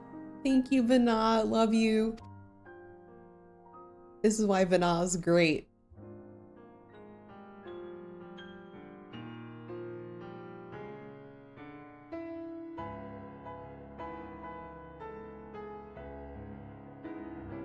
Have faith. If MSQ is the man Azum described to me, we've not seen the last of him. I hope not. I love him.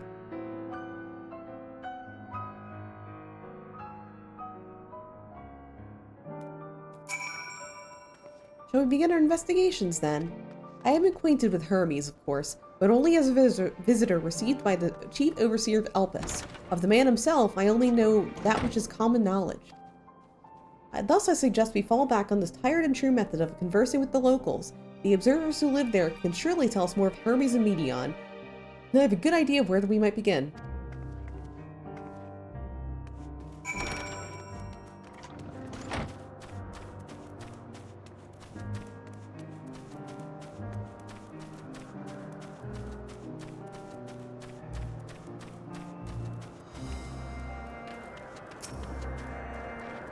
See you, the woman standing in front of the yonder building?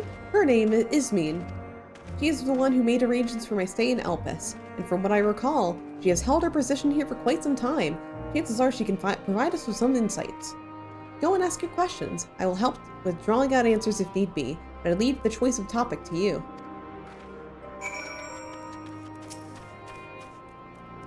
Questions? For me?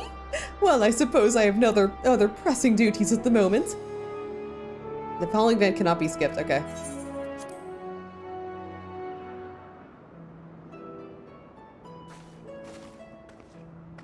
While I'm here, I'm gonna refresh karaoke chat for a bit. I've noticed that, like, if I stream for, like, long bouts, it starts, like, it stops working unless I refresh it. So I'm just doing that just in case. Greetings, Ismene. My friend here is desperately curious about Chief Hermes, and I'm wondering if you might indulge her. Certainly, Mistress Vana. Anything to be of service.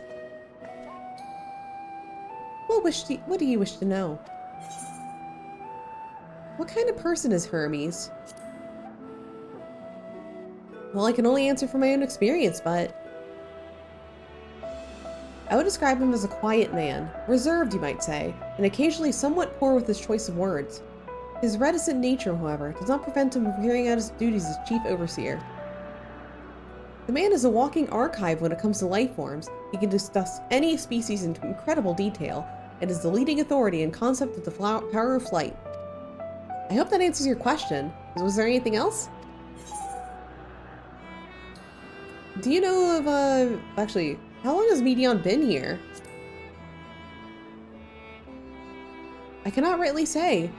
As the Chief's personal creation, Medion has not been subjected to observation and study like other concepts. So one day she was simply there, and what do you make of her abilities?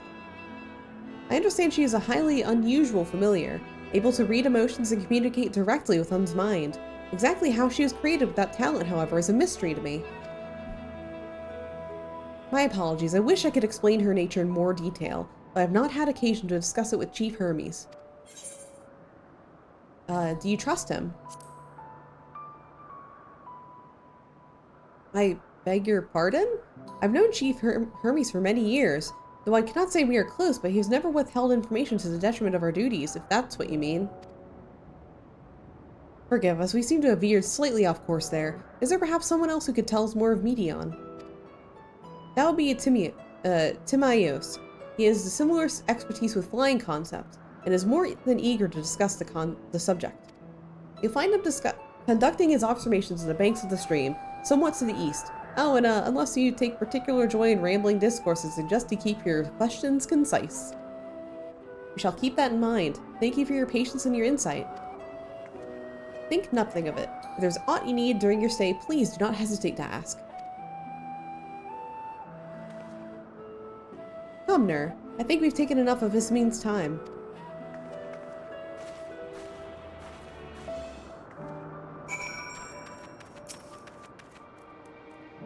Our investigation is off to a fine start, wouldn't you agree? From here, I propose that we split up. I shall continue making inquiries with the resident observers, if you could track down the colleague Ismene mentioned. While I did feel compelled to interject once or twice during that previous conversation, you seem more than capable of drawing forth the answers you seek. All I ask is that you watch your footing around the stream. We can meet back here once you've finished speaking with this Timaeus.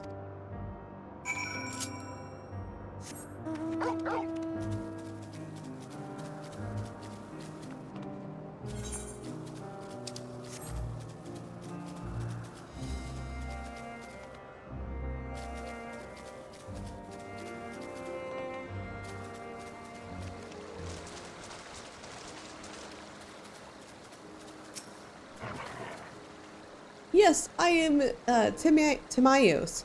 But please keep your voice down, you'll startle the birds. Okay, let's start questioning this guy.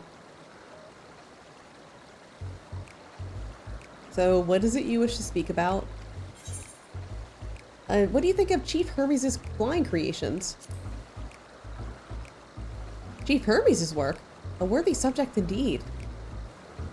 Those beings that soar through the clouds, majestic and graceful, were ever a favorite of creators. Even now, with so many varieties in existence, the flood of newly imagined concepts continues unabated.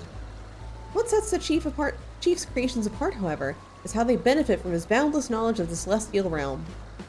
Birds that climb so high that they disappear from view, others which traverse the boundless sky in moments, all without riding the currents. I know of none save he who can conceive of such marvels. Even he who prizes elegance of form above all else are dumbfounded by his genius.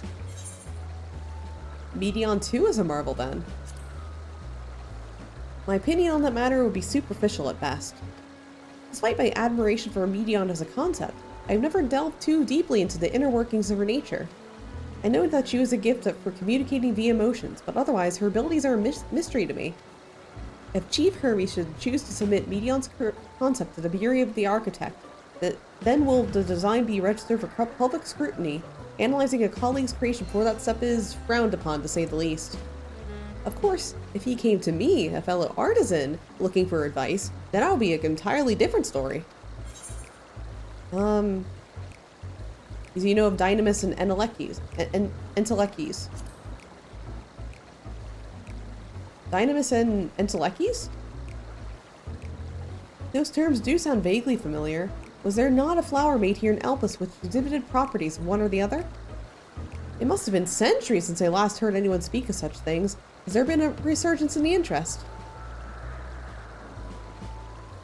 Then why bring up the subject? I'm flattered that you sought my insight, but I cannot afford to neglect my duties for the sake of idle chatter. I really must return to my observations. Surely you have your own tasks to attend to. So he's diddly squat. He's an idiot. He knows nothing. Can I just teleport there? Can I just... it's not worth it.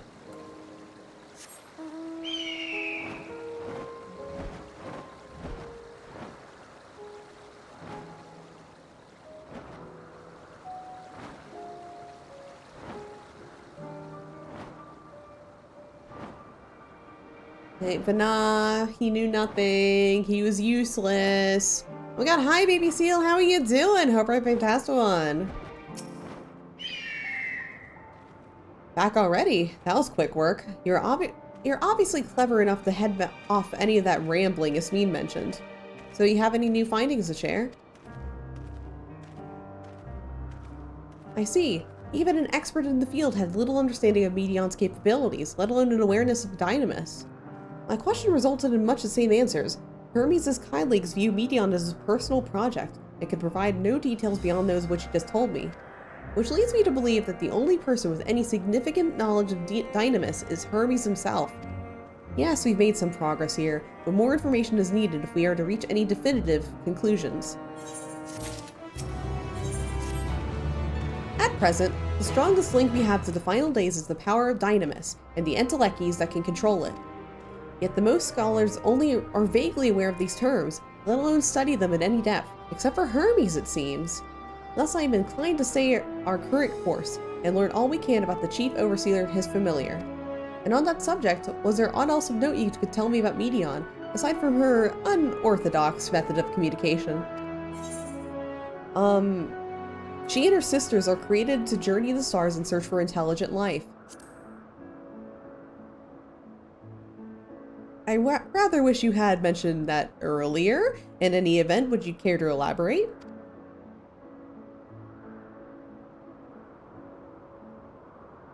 So these siblings of hers now travel the great expanse in search of deeper meaning. Thank you. Though the mystery at hand remains unresolved, I feel you've touched upon a vital clue, one that we should keep in mind as we continue. Next, I propose we take ourselves to Peripeteria Crystalline, not far from here. Just follow the path to the west.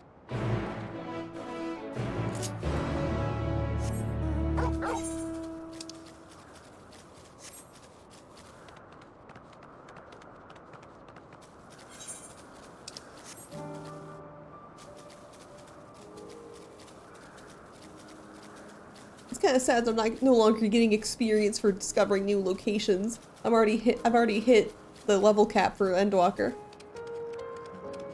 No more experience until Dawn Trail.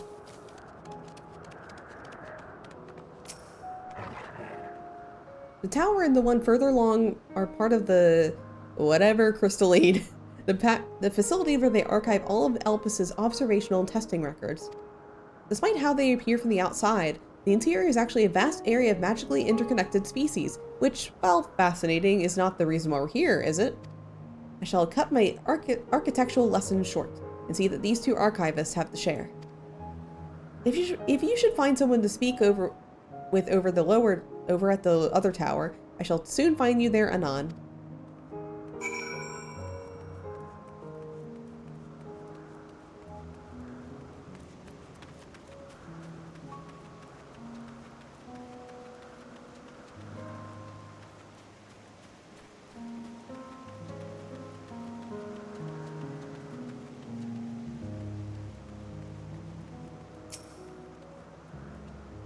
You have questions for me?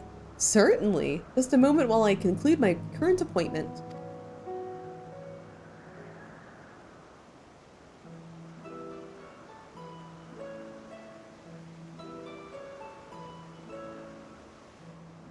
Indeed.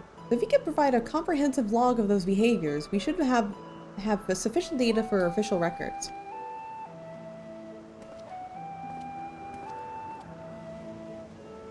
Now, what was it you wished to speak with me about?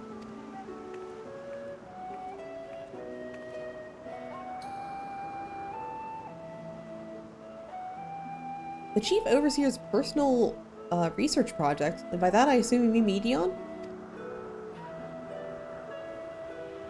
Such undocumented studies are difficult to track.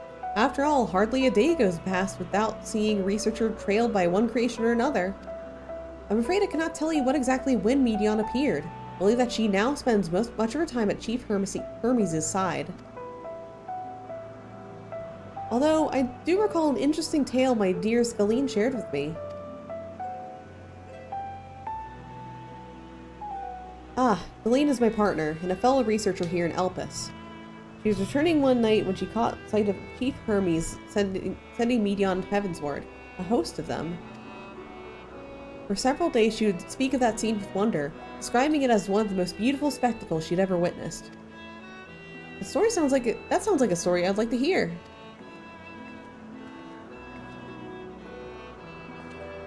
Mistress Vana! I thought you had already returned to the surface!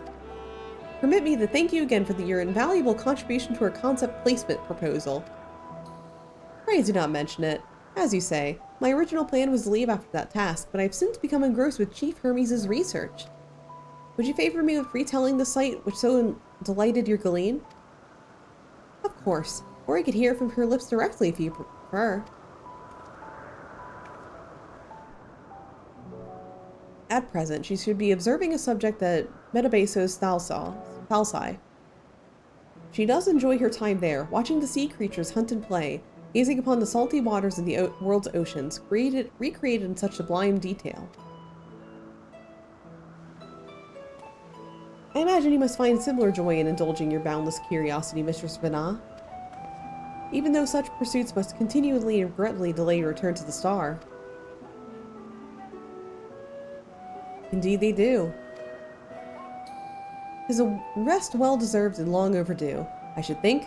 How greatly have we proposed for the wisdom you accumulated during your travels as Azem? And what would Elpis be without your earlier academic work? The theories you developed served as a basis for many techniques still in use today. Man is a creature of contemplation, but none embodied that nature with as much enduring passion as you. I dare say there is not a soul alive much more worthy of return. I shall rejoice the day you depart on your final journey. I will be honored. Well, shall we take this opportunity to meet with Galene in person? Then allow me to reconfigure the door to the archives here. It will take you up to the Skyway, and spare you the need to avoid hostile concepts of the ground. That'll be most helpful, thank you.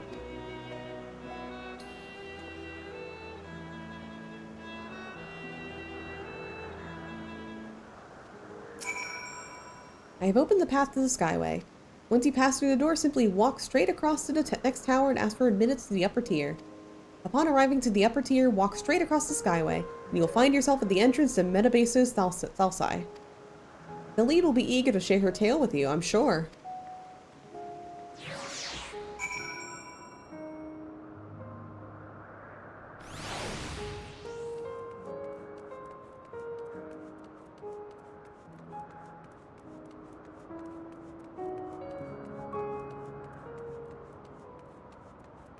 Very pretty up here. Mistress Vana, just passing through? Then allow me to prepare the path. If you need further assistance, there's always an observer or two out there in the upper Skyway.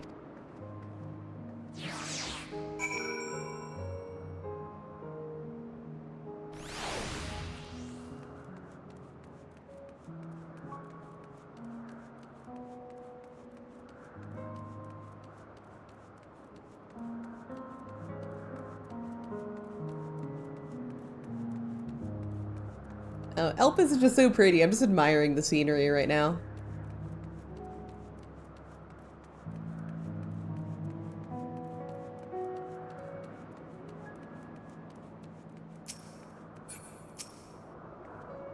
Mistress Vana, I was not told to expect we'd have prepared an official welcome. Please, there's no need for fanfare. I only wish to speak with Galeen, if that may be arranged. Yes, Galeen, of course. I will inform her immediately. But she may be engaged in a testing phase. You could be in for some of a wait. Should I let you know your business is urgent? That won't be necessary. This lovely view will keep us occupied until she is ready to receive us.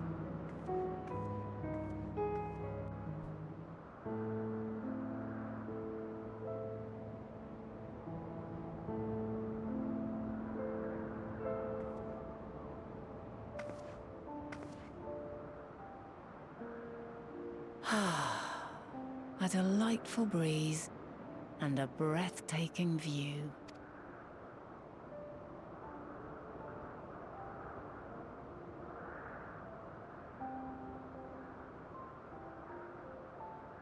What is it like in the future? Is the world still a beautiful place? As beautiful as ever.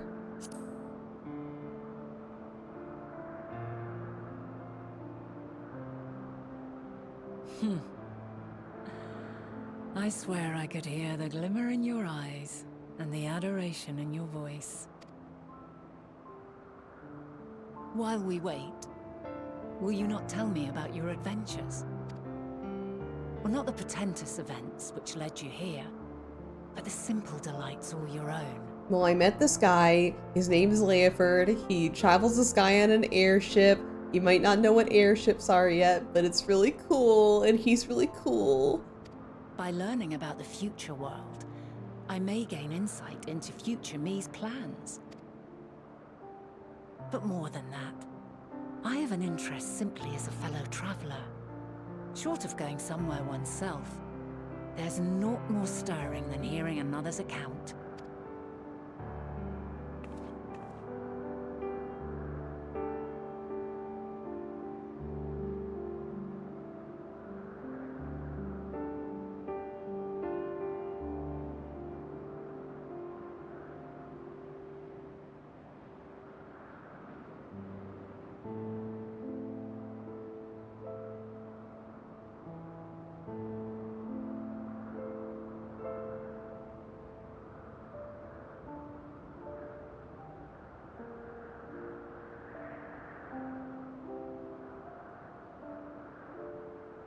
Incredible.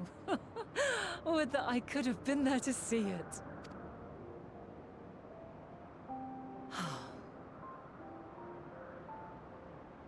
Yours is a harsh and unforgiving world. Yet in spite of this, your brethren hold fast to their virtue. To know that the light of mankind's potential still shines, even in that faraway place, it gives me heart.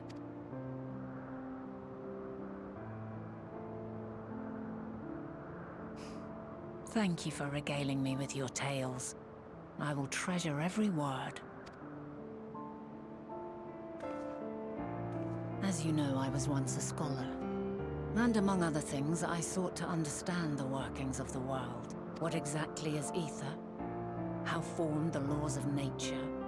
Whence sprung mankind? Riddles and mysteries beyond counting.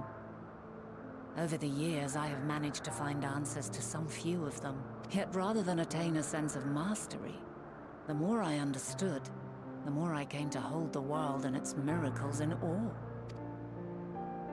We too are miracles, each and every one of us, born of the warm breath of life that traverses the heavens, swirling through eternity.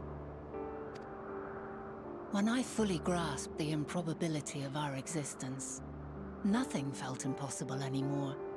If it could be imagined, it could be done.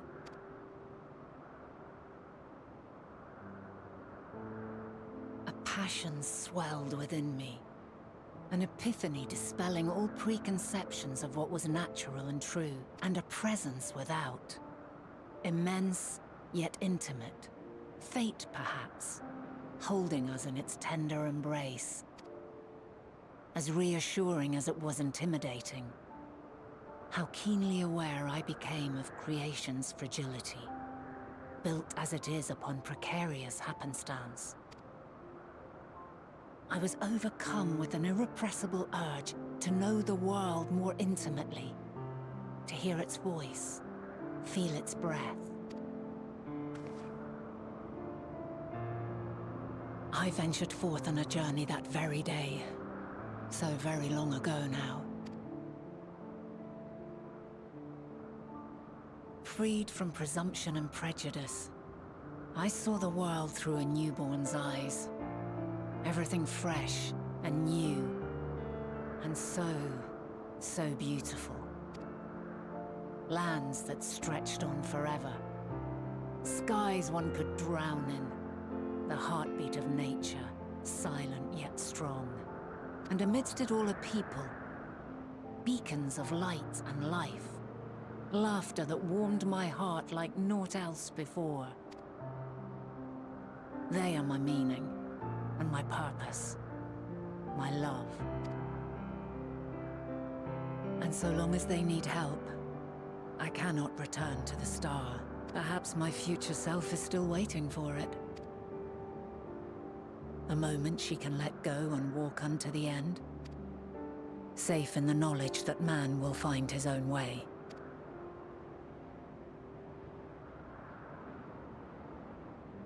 You, who are our future. Tell me this, and tell me true. Has your journey been good? Has it been worthwhile?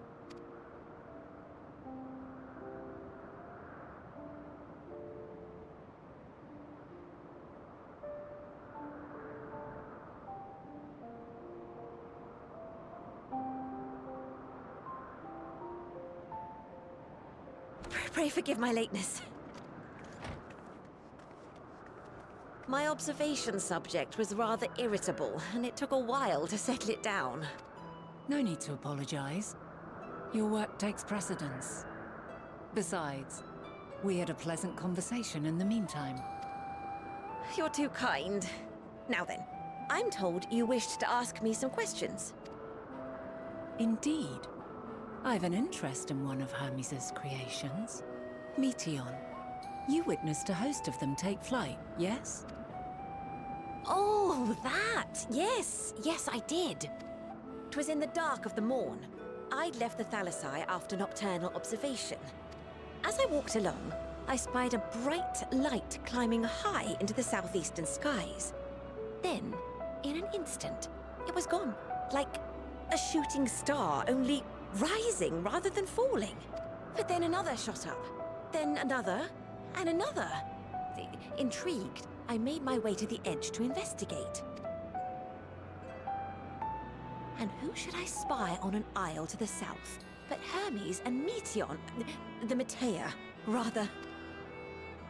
There were lots of them, and I realized they must be the shooting stars that I'd seen.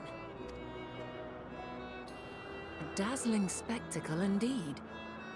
Have you spoken with Hermes about this? Oh, yes. The site left such an impression on me that I approached him about his mystery project the very next day. Alas, he said that he couldn't reveal anything just yet, that he needed to conduct further tests. It shouldn't be long now, though. He often returns to that isle, and I have a feeling he's nearing a breakthrough.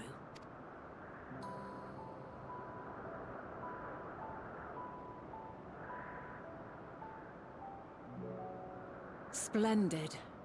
We are likewise eager for the details. Well, that is all we wish to ask. Thank you for taking the time to indulge our curiosity. You're very welcome. It's always a pleasure to speak with other inquisitive souls.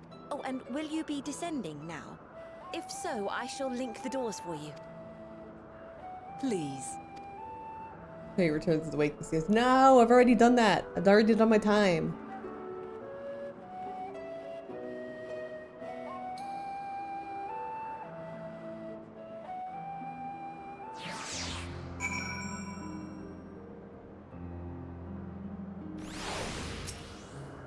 So, another piece of the puzzle falls into place. From what we've learned thus far, I think we can safely conclude that Hermes hasn't been revealing the details of his research to others, which suggests that either someone will appropriate his discoveries and make use of them, or that Hermes himself will have a hand in causing the final days. Since we have no reason to suspect the former, we should consider the latter to be the most likely possibility. Proceeding under that assumption, our next step should be to divine why, or even if, he might desire such a terrible fate for our star. I should like to visit the site from which Hermes set forth the media. If we are fortunate, we might find some hint of what drives this research of his. Colleen said she spotted him in the southeast, rising from an isle she could see from the edge. If we stand at the same vantage point, it should prove not prove too difficult to locate the isle in question. Let's take a look, shall we?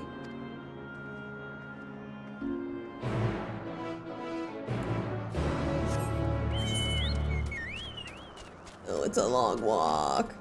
No, it's a long walk. Oh. Actually, now that we're in a sanctuary, I am going to take like a 5-minute break. I just gotta stand up and stretch my legs for a little bit. So I'll be back in like 5 minutes. So, BRB.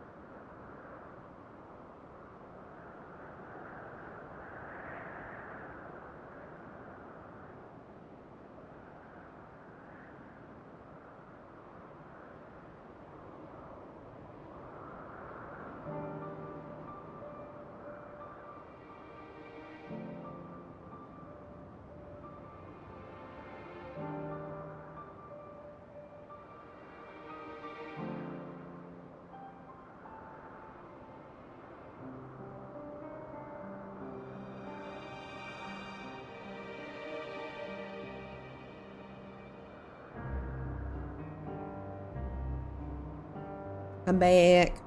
I'm back. Ooh, actually.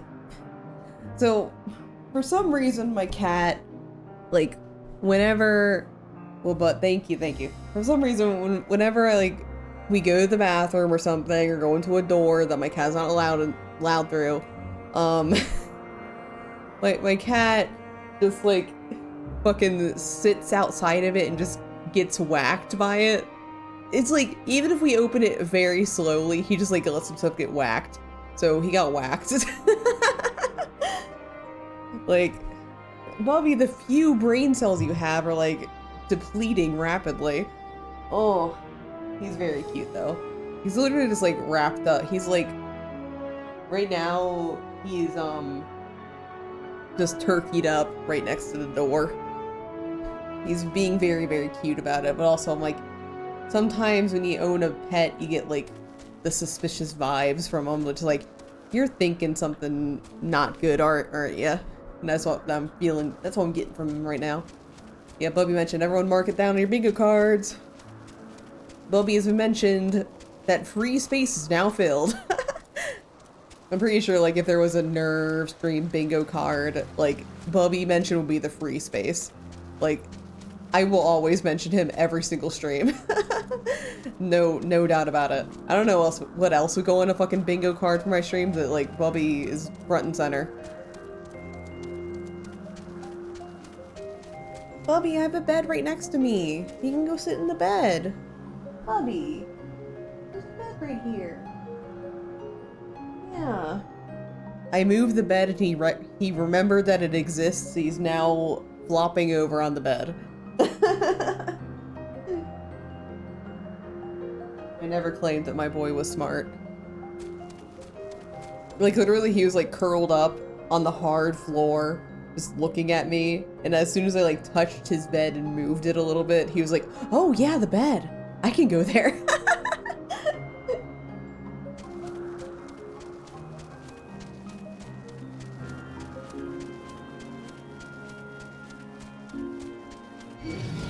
No, don't target me! I'm just a little guy, little dude, little boy. Don't look at me. Bubby, you gonna lay down and just gonna stand there? I feel bad because, like, right before I got up to, like, to stretch my legs, right before I got up to stretch my legs, he was, like, laying down in the bed. And, like, as soon as I got up, he was like, oh, it's time to go. I gotta follow mom. And now he's like, oh, there you go. He's laid down again. Oh my god, hi, Errol. Welcome back. Wooba.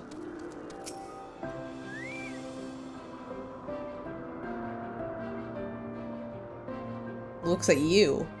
Ha.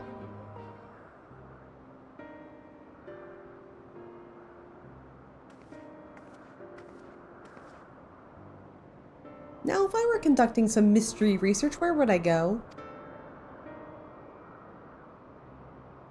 Ah, what about that one? Have you means to fly? It's quite a distance away. No, I don't have the Aether Currents. Huh. Inconvenient, but hardly unsurmountable problem. To me, Argos. Oh god, it's a weird dog. Weird dog alert. My friend, would you mind creating a double to carry Nur over to that island?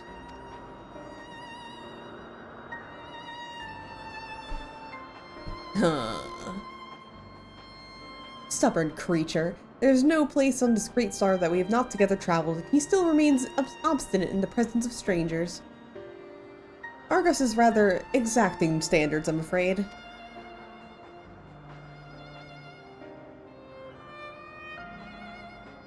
What? You've written him before? Ah, your before meaning I after. Not at all confusing at all.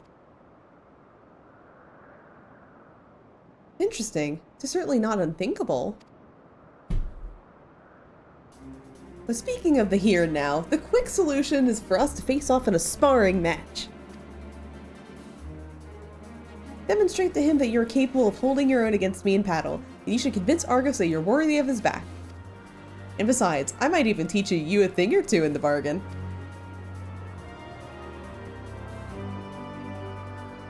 You seem doubtful. But a useful lesson or not, it will be certainly a moment to remember, a memory of the distant past to cherish. What say you, traveler out of time? Choose your battlefield.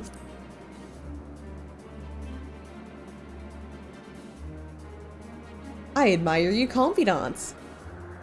Clear your mind and prepare your weapons. I will await you at the clearing over yonder. Alright, for this next battle, I am going to be very silent, just so you know. I will let the things play out as I'm focusing on the battle. Because I love this scene so much. I don't want to interrupt it with my yammering. Have confidence. No confidence. Yo. The one thing I kind of regret out of Offkai was that there was this... I got stickers from this booth, but there's like a booth with like really silly drawings of some VTubers. One of them included the dog VTuber saying like, have confidence. And they were selling fucking, they're selling, what was it? Pillowcases. They're selling pillowcases of the Hab Confidence. I kind of regret not getting it. I would have totally had that as my pillowcase. Man, I gotta find them. I gotta look up what their name is and then find them online so I can maybe get it for myself. Because, like, that's one of my regrets of Offkai. It's just like, god damn it, I could have gotten the fucking pillowcase with Hab Confidence on it. And I could have gotten... I think they also had an Iron Mouse version, so I could have gotten an Iron Mouse for Etched and a Hab Confidence for me. Like, honestly, big regret, big regret. If anyone knows the artist name offhand, I will totally, like, I will thank you for it. Because I will probably, like, get it for later. Shall we begin? Be warned, I'll not go easy on you.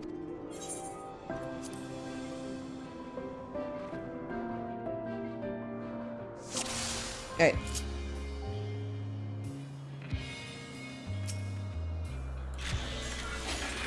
Let neither side hold back.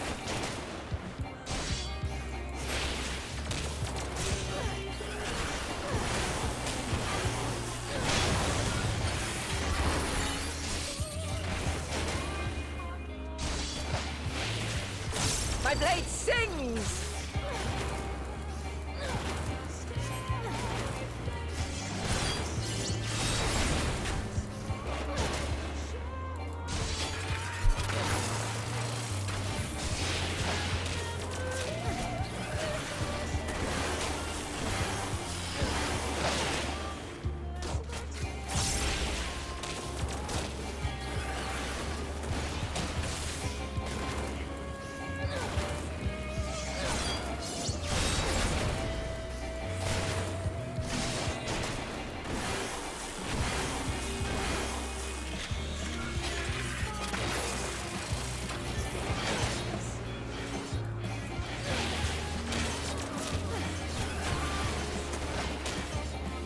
My blade sings!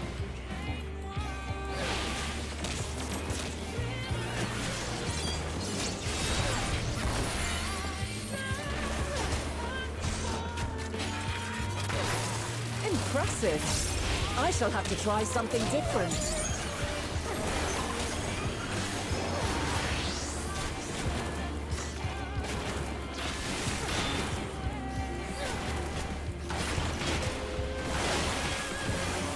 No quarter!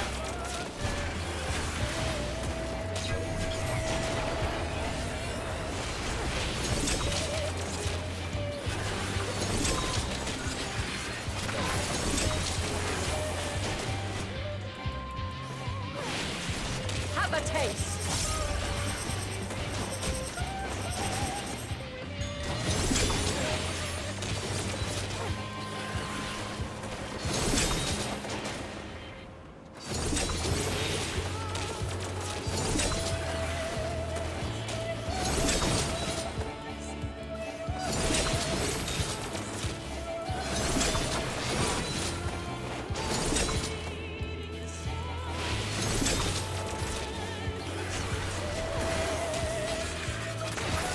I see you won't be easily overcome, but neither will I.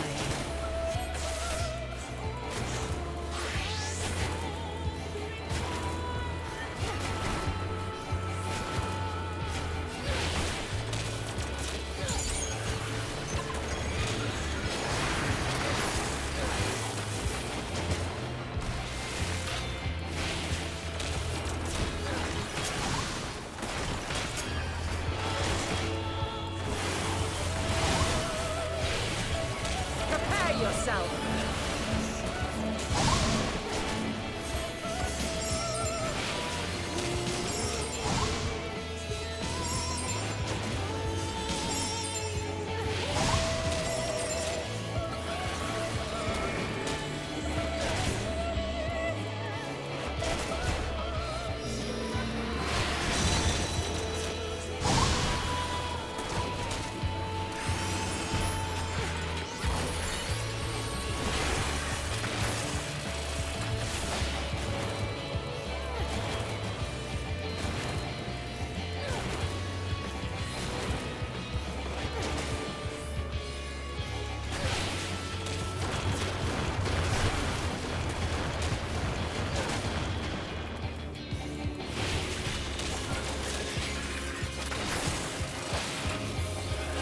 Very well. Let us move to the final trial.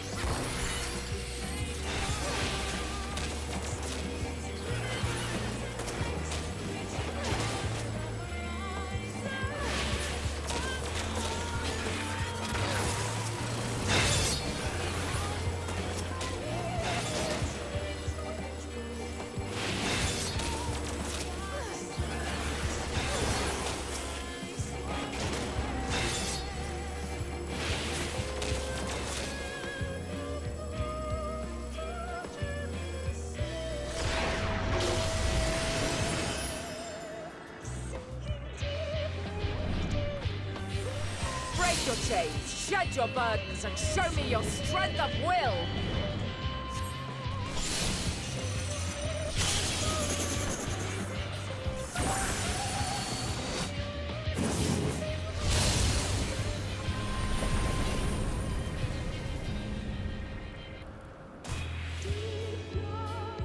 You still stand. The people of your time are more resilient than I had dared hope. I have seen enough.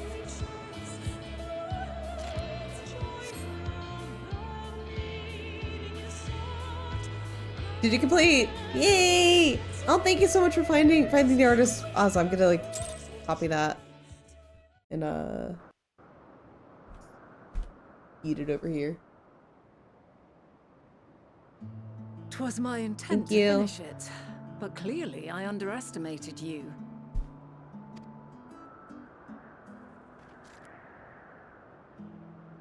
One would think I never learn. I made the same mistake with Azem when we first sparred. Despite being less than half my age, her strength was astounding. As is yours. 'Tis plain you have weathered considerable hardship. Far more even than your tales would suggest. It seems we have both learned much on our journeys.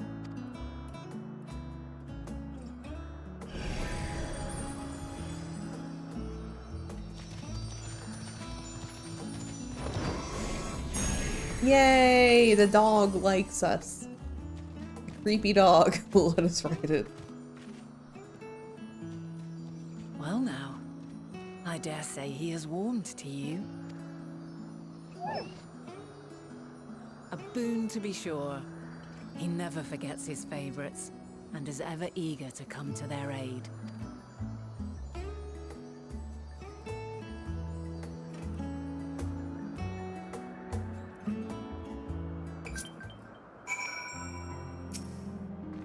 Argos will soon have us standing on the very spot where media made their departure into the night sky. With any luck, we'll learn of something of Hermes' intentions. I have Hades on the brain. I almost said fucking Hades instead of Hermes. My hope is that we find no connection, no festering wish for oblivion. Then we might have Hermes and his considerable expertise working for us rather than against us. Let us move over to the edge for more mounting, shall we? Then roll out Argos to catch the currents rising up from below and give us a smooth ride over to the Isle.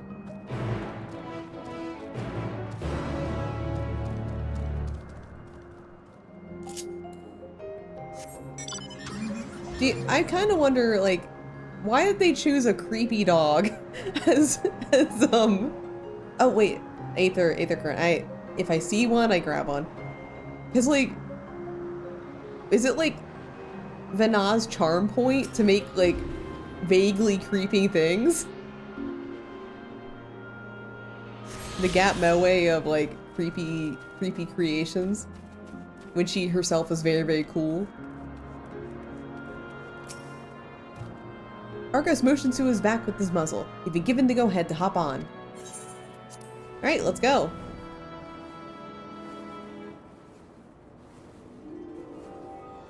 Isn't this pleasant? Argos certainly thinks so.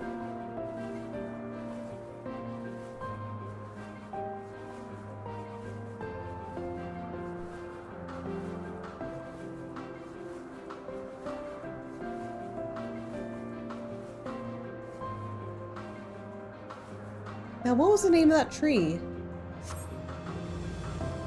Noe something? Oh, Noeferon. So it's quite a striking specimen, is it not?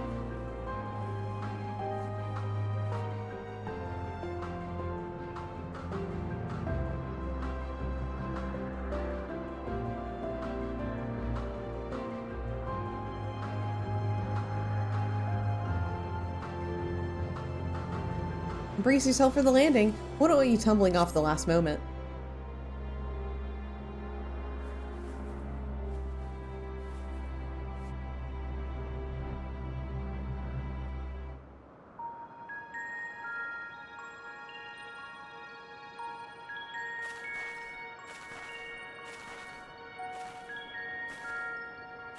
Quite a small place, lacking even the most basic equipment.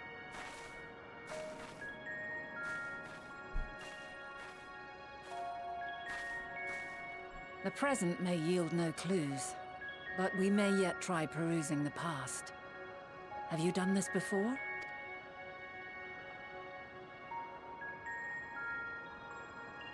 So you cannot control the power freely. Worry not, I shall assist you. Come and stand before me.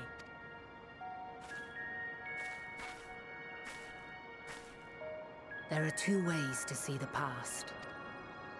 The first entails peering through the walls of the soul in the moment a subject is recalling a memory. The second requires no subject, and is instead a process of piecing together an event from ripples left in the ambient ether. As memories are etched upon the ether of the soul, so too are they etched upon the ether of the world. In this way can history be preserved. Such memories are given to fading, however, and can prove challenging to visit. But come, let us try. Close your eyes.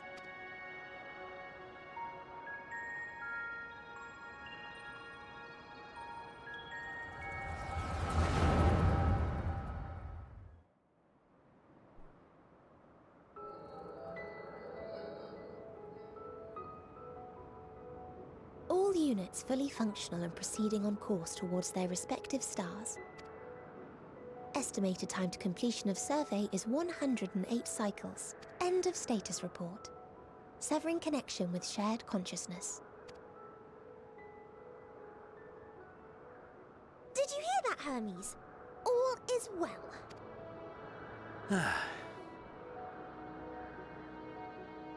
Yes. Good tidings at long last. Every step of the way, I've been reminded how little we understand creation. How the universe defies imagination. But soon we won't need to speculate. We'll know the answers. What others live for. Indeed. And we'll owe it all to you and your sisters. I wonder what answers we will get. Whatever intelligent beings that exist out there are bound to be vastly different from us. Diverse in form and culture. Possessed of unique ways of thinking. Their conception of life and its purpose will be no exception. Completely and utterly unlike ours. Utterly unlike... how? I have no idea. Yet whatever answers we receive, I will not dismiss them out of hand. No. I will think earnestly on them all, and I will share them with our people, that together we may contemplate our own existence. Perhaps then our star will become a better place. Not only for man, but for all life. Meteon, though I gave you wings to soar the heavens, I did not teach you how to walk the earth. So loath was I to bind another living being. In the course of your long journey, you will learn from those you meet, learn to walk and run and so much more. And when you return, older and wiser, we will have a celebration to mark your homecoming and coming of age both. Will there be apples? Covered in syrup? And how are you supposed to eat them? Rather than food, perhaps... a flower. Yes. Upon your return, I will gift you a beautiful flower.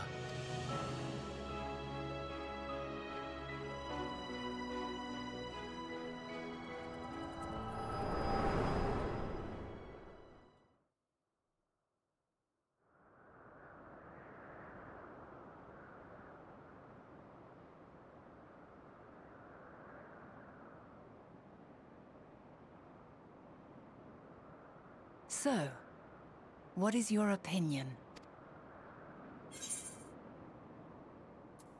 Hermes is a gentle soul, and yet...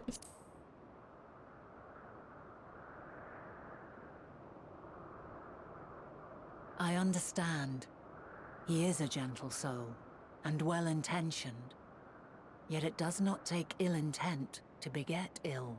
We must consider the possibility that something may have gone awry.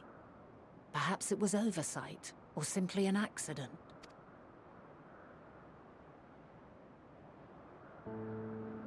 In light of this, I propose that we reveal your tale to Hermes himself.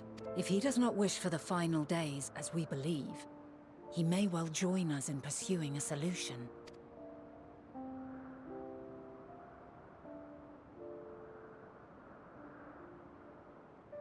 Then it is settled. Let us seek out our friend with all swiftness. 'Twould not do to let such a pure soul be blackened by tragedy. Too late. Too late, Vana.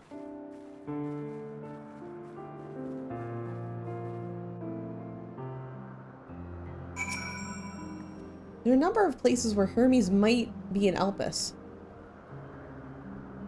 But we could do worse than to look in Kissus Hyboreia, the largest facility. It stands in Jesus Christ, these names. Ethoselikios Boreas, the Northern Isle. I wonder, Nur, for an institution which claims to studiously research every species destined for release into the world, did you not question how they find room for them all in so few islands? The answer themselves lies in Kitsis himself. I touched upon the practice before back in the archives, where a vast area is stitched together out of multiple conceptual spaces.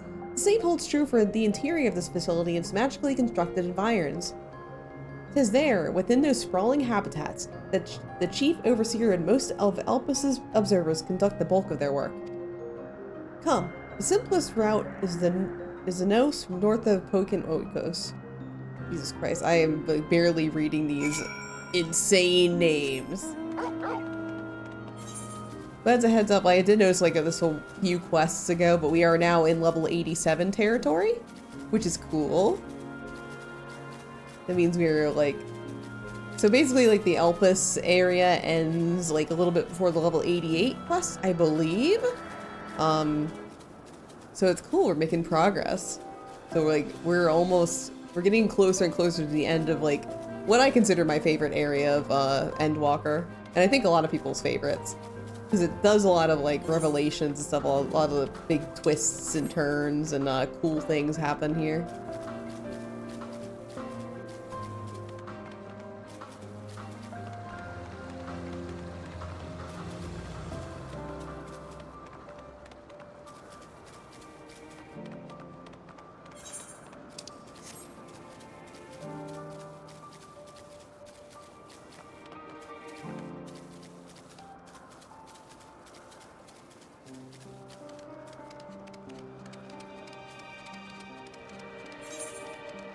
Here, let's teleport up to the next and final island. Let's go. Great.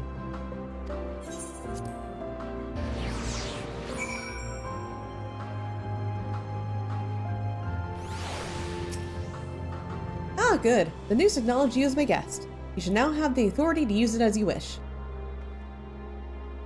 As for the way the kit says Hyperborea, we follow this path, then turn left at the crossroads.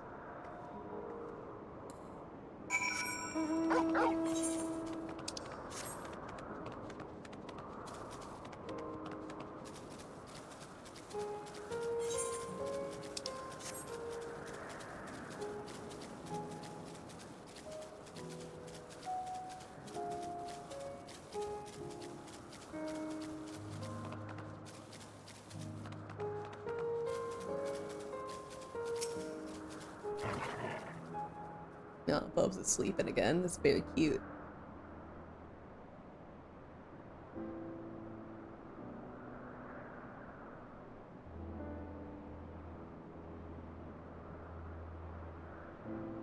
Here we are, the grandest research facility in Elpis.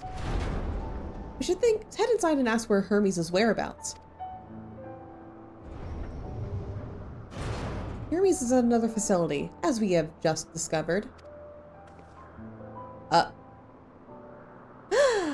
Hi, Emmett. Fancy seeing you here. Oh. Furthermore, we've determined that his studies into Dynamis, as well as his creation of Medion, were entirely private pursuits. No one else we spoke with appeared to possess the chief's depth of knowledge on the subject, and neither did we hear any tales of stolen research. Which means that if Hermes himself harbors no desire to bring it down an apocalypse, he might then be recruited to help prevent one. Or saith the illustrious Emmett Selk. He does care! Yay! According to your story, the 14 divined the connection between the celestial currents and the final days, but were never able to pinpoint the root cause of the calamity. With our people's greatest minds, not to mention Hythlodaeus' sharp eyes, committed to the pursuit of a solution, such an outcome seems inconceivable. The only possible explanation is the nature of the catalyst was so inexplicable that even we fail to perceive it. And what better fits that description than an invisible, intangible dynamis? Which in turn leads us to our next question. How did Hermes, in his role as Fandango, did not recognize the subject of his own research? We must assume that he either knew and was unable to help, or that he was otherwise prevented from identifying the cause in the first place. At this juncture, all we can do is speculate. To be clear, the Convocation does not tolerate acts of deception or malice. We are practiced at perceiving truth, and would have known had Fandango lied to us. Hermes has no conscious wish for the world to end, of that I am certain. It seems that there's more to the tale after all.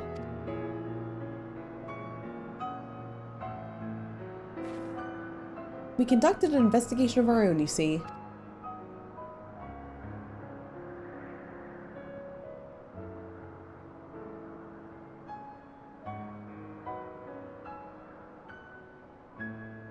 How comforting. We seem to have reached the exact same conclusion.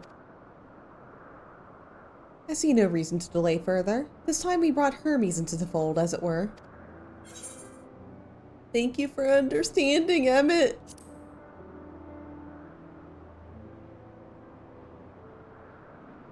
Save your thanks. I did not say I believed your ridiculous story. But as Emmett Selk, I have a duty to examine any potential threat to our existence, no matter how ludicrous or personally offensive I may find it. He's so cute. I love Emmett. Hi, Emmett. Do not approach me, do not speak to me, and do not dare presume to treat me as a friend. I am merely carrying out my duty. It is my favorite fucking line in the entire game.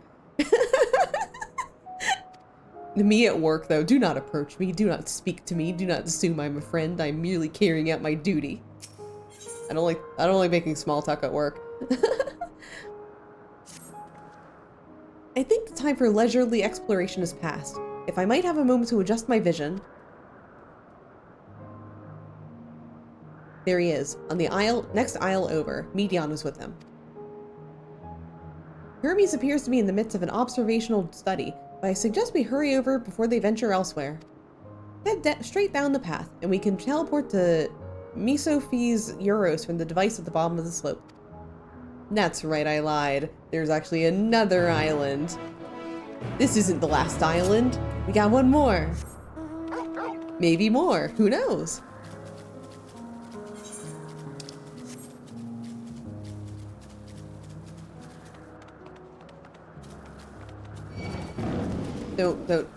Do not approach me. Do not approach me. Do not speak to me. Do not presume that I am ready to fight. I'm going to hold hands with Emmett. Great.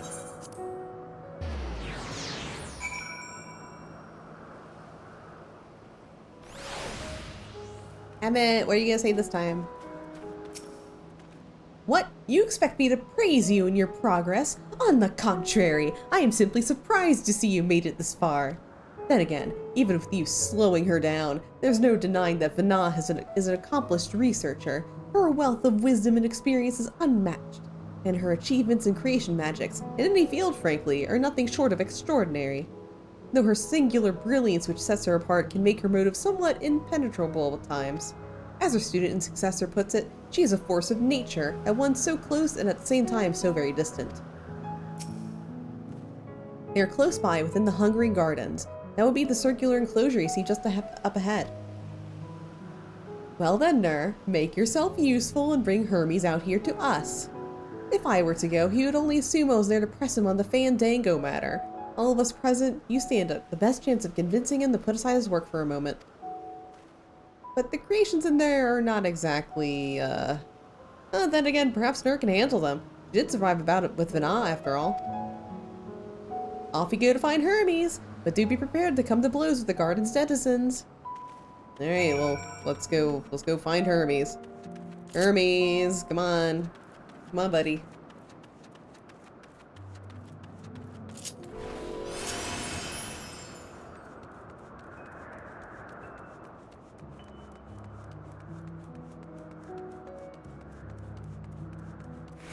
Oh, God.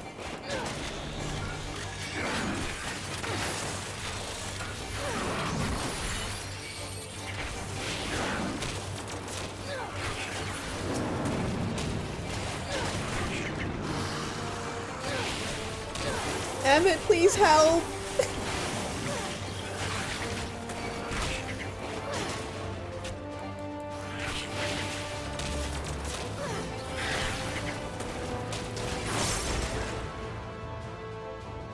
Emmett, I need your help. I can handle it myself, but also I just need I need a support buddy. Okay, not over here. Probably be hiding behind something, eh? Not over here. Oh, God!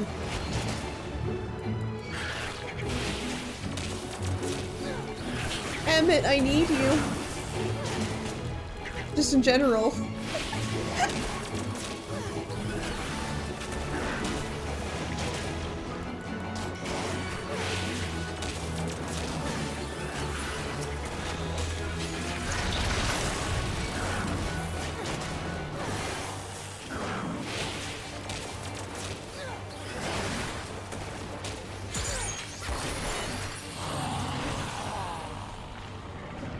Okay.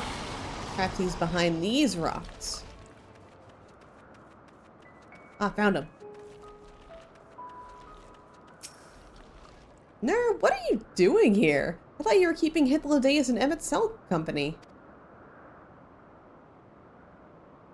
An important matter, and unrelated to my decision on Fandango, you say? Then yes, I will come, as soon as my work here is finished. It will not be long, I promise. We should really wait outside the garden with the others. This is no place for idle exploration. We did it! Yay!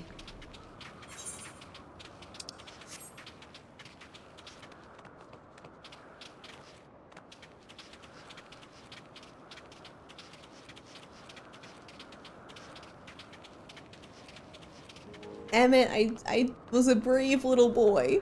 I was very brave. Are you proud of me? The only reward I accept is kisses on the mouth. Damn it. What is that ghastly odor? Oh, never mind. I'll take a shower first. Oh. You spoke with Hermes then. And we're briefly entangled with the denizens of the hungering gardens as well, I see. Or should I say, smell. I cannot speak for certain convocation members, but I for one am impressed with your fortitude. Well done indeed. Not if you convinced Hermes to confer with us. Let us pray that things will soon take a turn for the better. For as fascinating as it would be to meet Emmett Selk who would recreate Amarat in the depths of the ocean, I think it best for all concerned if such tragic events never came to pass. Be it in our future or your past, assuming yours is not truly written in stone, naive hope that it is. Hermes said it would not be long, eh? And I shall wait here until he emerges.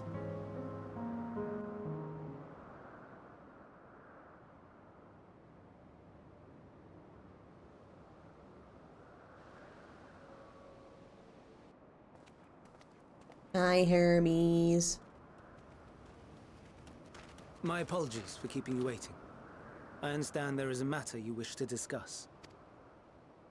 Aye. A matter of the utmost gravity, if one can suspend disbelief. Go on then. Tell him what you told us, who you are, and why you came.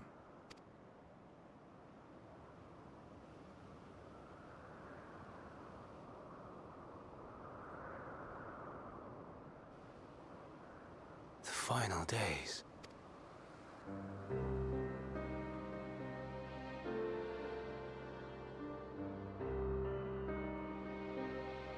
The phenomena observed during these star-encompassing calamities is likely the product of a dynamis reaction, and none is more versed in the applications of this energy than you, Hermes. I must stress that we do not believe you would desire such destruction. We come not to lodge accusations, but to beg your wisdom, and so, distressing though the exercise may be, I ask that you share with us your opinion on the matter. On the assumption that our visitor's tale is true. Even you, Vana.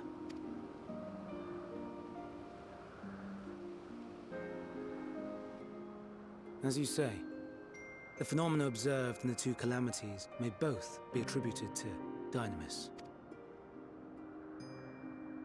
Of note is the difference in its effect. In the first final days, it warped creation magics. In the second, it warped the people themselves. The key variable, I suspect, is the etheric density of the men of each age. As you know, ether, in essence, negates dynamis. Harboring high concentrations of ether, we ancients cannot readily manipulate dynamis, nor be manipulated by it. Therefore, rather than ourselves, the calamity affected our magics. In contrast, having been sundered, the people of the future are composed of but a fraction of our ether. Thus are they susceptible to the influence of Dynamis and its transformative potential. But that would explain only the mechanism, not the cause. Though perhaps... What is it? Even should it be a hypothesis, we would hear it. Dynamis is an energy put in motion by feelings. Feelings for which there must first exist a source. A source to which the victims must be attuned. One that harbors the selfsame negative emotions. Elsewise it could not be the agent of such extreme change. So it wasn't the stagnation of the celestial currents. Someone, or something, is instigating the star's demise. So, we've a villain on our hands after all. Any idea who or what it could be? The celestial currents comprise the outermost layer of the star's ether, encasing it like a protective sphere. According to your tale, it was where the currents were weakest that the phenomena first manifested. If the inciting factor came from without Aetheris, then its effects would first be seen in those locations.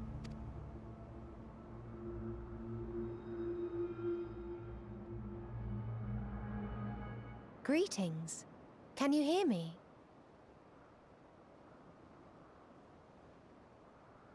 Do not be alarmed. I mean you no harm. I wish only to hear your words, share your feelings, know your thoughts. May we please be friends? Meteion. What is it? Executing scheduled task, suspending individual self and connecting to shared consciousness. Connection established. Commencing status report.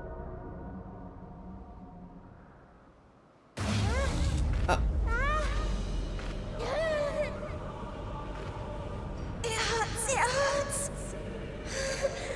It hurts! So hot, so cold, so sad. I don't understand. Make it stop. Please, make it stop. Steady, Meteion. Steady. So scared. So lonely. The pain. It's too much. Why? Why? Why do we... They hurt. Hurt. Hate. Hate. This is wrong. All wrong. She's gone? But how? She has altered her etheric density in order to blend in with her surroundings, an ability for avoiding confrontation. Most effective. Frustratingly so. I can't see her either. Not even a trace. Stay away. Please. This is wrong. My mistake.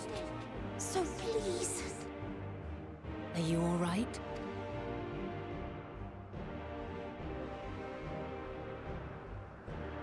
In your mind? No. We only heard her speak the instant before she vanished. Of course. When communicating without words, Meteion also employs Dynamis. That would explain why you were able to hear her, when we could not. Then you are our best chance of finding her. Follow her voice and try to track her down. Hindered though we may be, let us split up and search as well.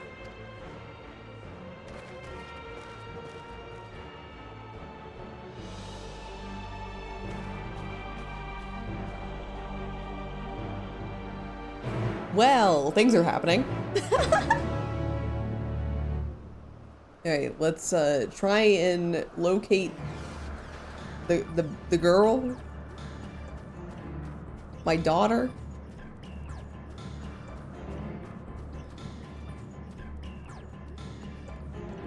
Oh, hi, Hermes.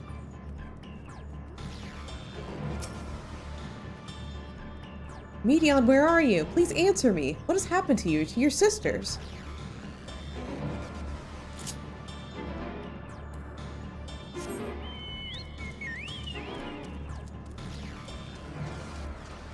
Aha, suspicious disturbance. You calm your mind and your senses questing for any hint of Medion's presence.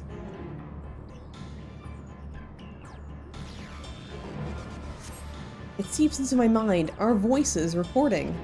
No, Hermes mustn't hear them, and I have to run to hide. Medion's anguished voice grows distant as the source seems to fly down the slope.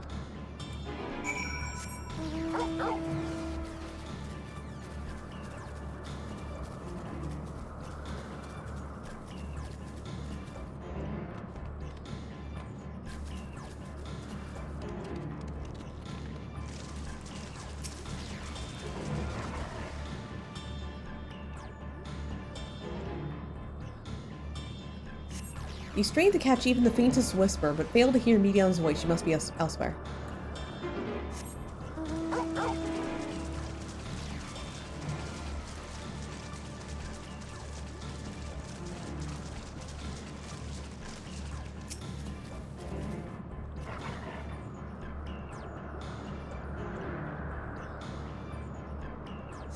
You strain to catch even the faintest whisper, but fail to hear Medion's voice. Blah, blah, blah.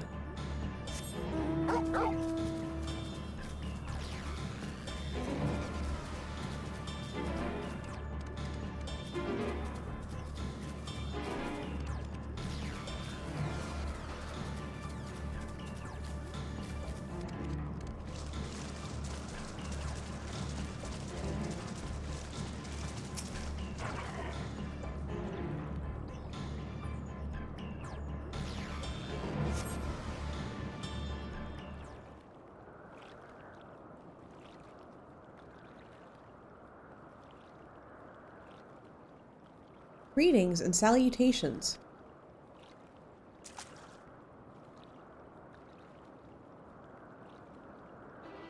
Commencing report.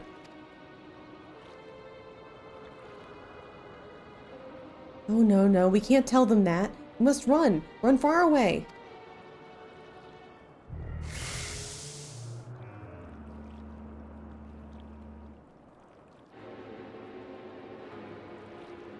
Please don't follow me. Medion's anguished voice fades as he sends her climbing to the top of the ridge.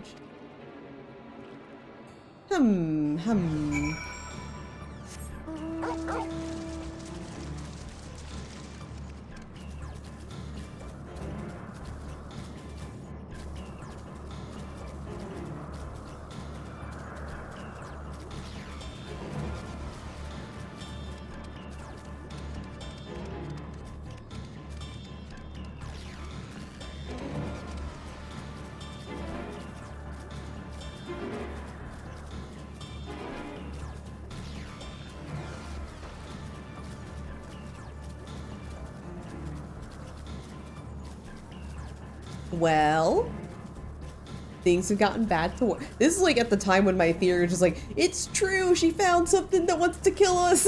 I was like, my theory is correct. Something out there wants death.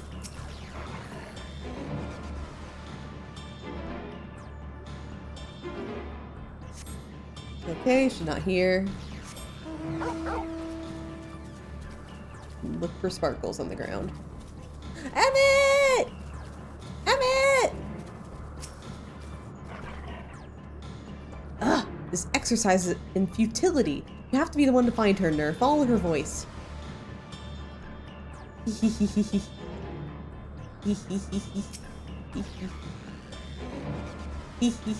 I know, like, Medion's going through something right now, but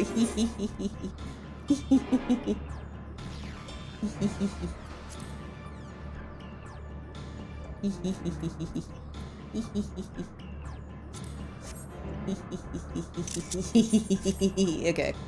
Now we can look for Medion somewhere.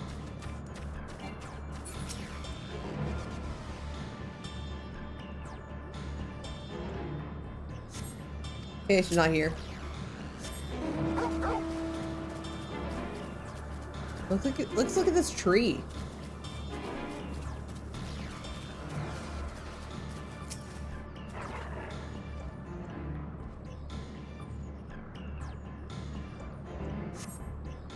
How did it come to this? Is this the reason we traveled to the stars, or we sought up the light forms? Is this it? Is this the answer? No, it cannot be. It cannot be. Right, to the south we go. Ignore me, I'm looking for a daughter. I'm looking for a lost child. Don't interrupt my work.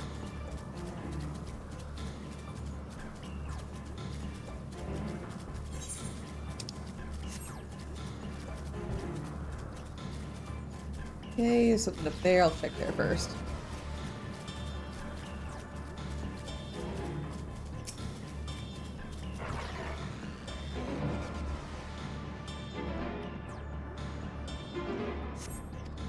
Okay, not that.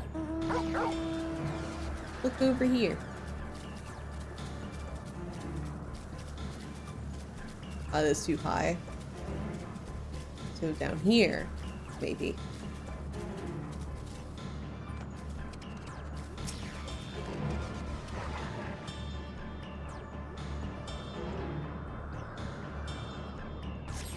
There we go.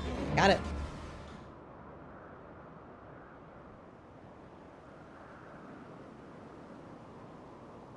Compiling a report for dissemination to Hermes and all peoples of Atheris.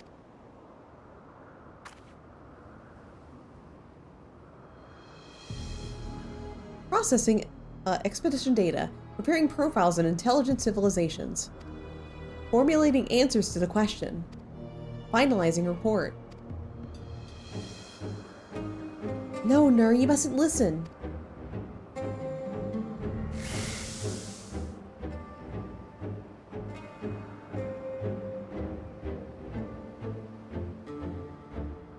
It's wrong. It's all wrong. Medion's anguished voice flees towards the lake. Any sign of Medion? Panicked and confused, which will make it all the more difficult to predict her movements. Hermes, what do you make of the situation? The media are linked of a single mind, a shared consciousness which connects them all across any distance. I suspect something has happened which disrupted its usual harmony. How might we access this shared consciousness of theirs? Much as you would approach any sentient being directly. In the media's case, that means speaking to any incarnation within physical reach. Unless we track down the Medion we just lost, we have no means to communicate with them. No way of knowing what befell her sisters, no way to provide directions of guidance. Then we best set our musings aside and concentrate how we might find her.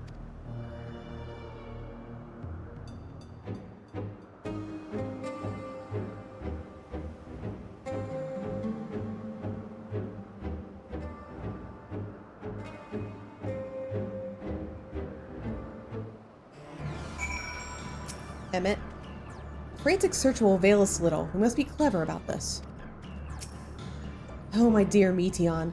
What did you witness out there that frightened you so? Why do you seek to keep it from us? How terrible could it possibly be? Completely... correct me if I'm wrong, but the Meteon renders herself invisible by matching her etheric density to that of her surroundings, is she not? If so, could you not then disrupt her concealment with the surfeit of ether, much how Emmett Selk solidified your presence when we first met you? Don't be absurd. I can hardly channel ether to a recipient whose whereabouts are hidden to me. Which is why we must all work together.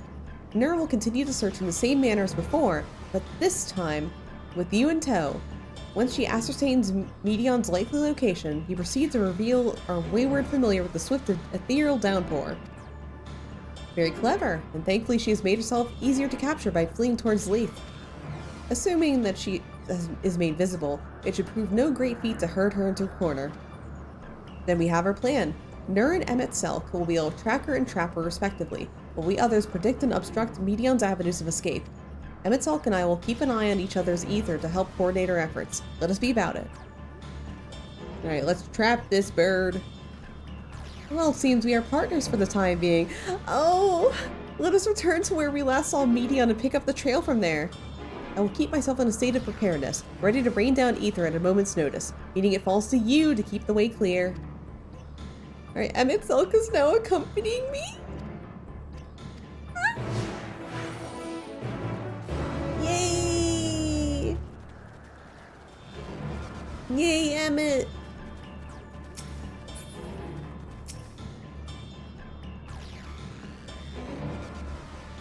Oh, to have Emmett accompany me anywhere. Why can't I fly? Are my functions being restricted? Hide, yes, I have to hide then. Where no one can find me. Alright, towards the water's edge. She went into the lake, as if this wasn't tiresome enough. Well, at least the open expansion make her easier to find. We won't lose her this time.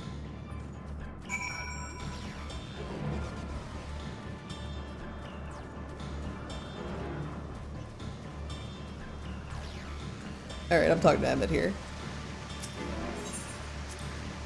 We should be able to reach the bottom of this drop by climbing on the rocks at the water's edge. Do not even think of dragging me over the falls. Final days or no, if I end up drenched from head to toe, I swear I'll feed you to a remora. Anyway.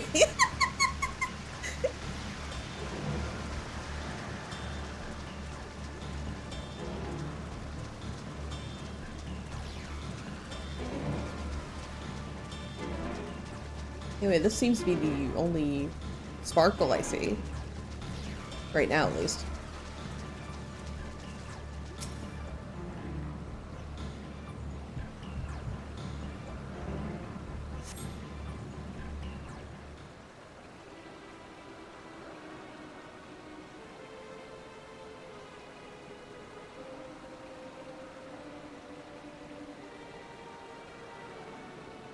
Not here. I'm not here, please.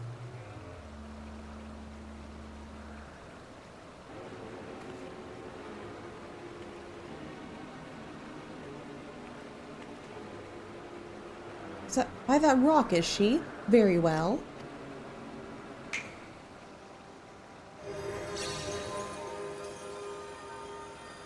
What? Why can't I hide?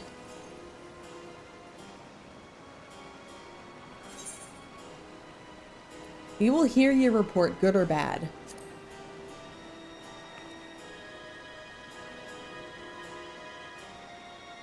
Nur, what are you saying? Everything is so faint. I'm sorry, I'm not strong enough. Stay away, I'm begging you. Don't make me say it. It will break him. His poor, fragile heart.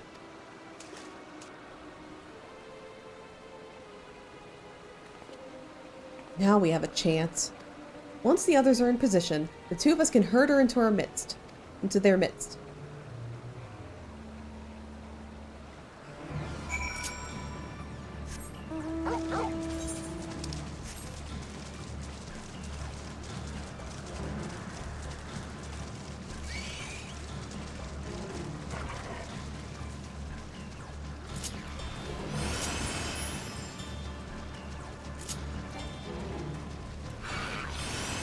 No! Stop interrupting my Peloton!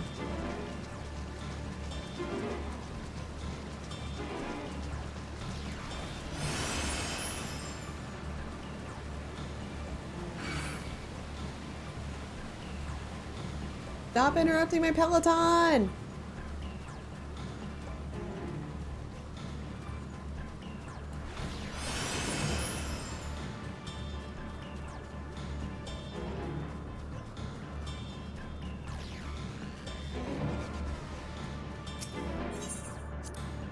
Is this noose not in use? Might have been left to the mercy of the elements.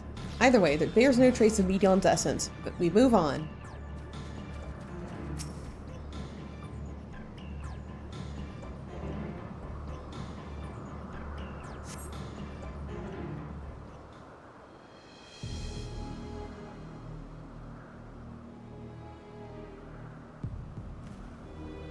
There, I see her.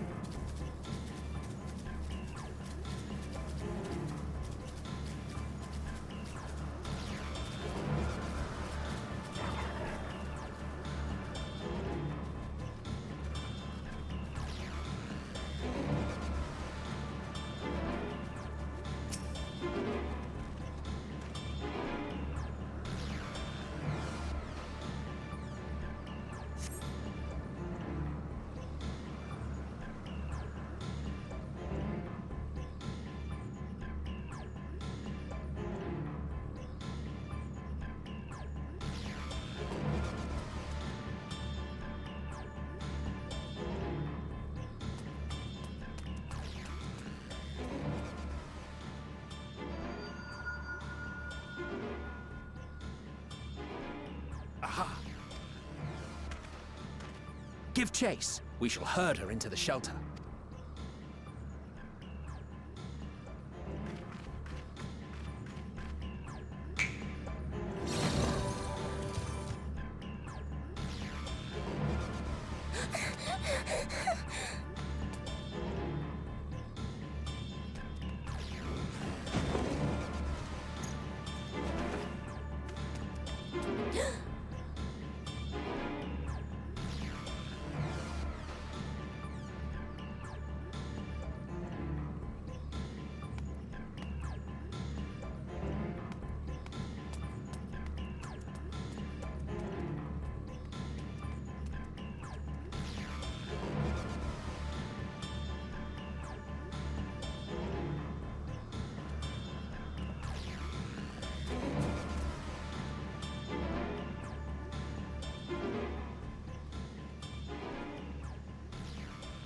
Please, Mission.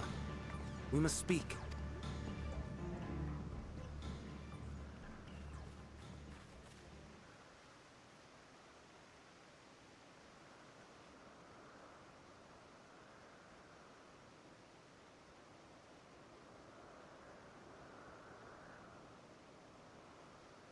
I'm sorry, Hermes.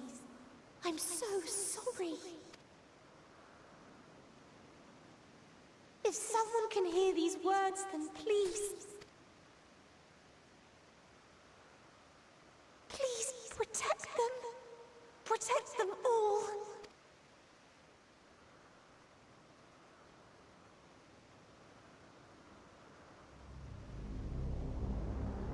Individual self-suspended.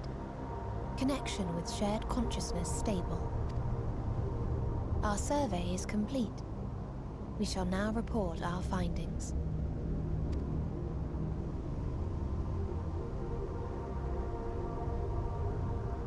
All units safely arrived at their respective destinations. Seeking answers to Hermes' question, we attempted to make contact with the intelligent denizens of each star. Results are as follows, in order of numerical code. Enna. Traces of civilization found. Structures believed to have served as domiciles. No extant life forms detected. Dio.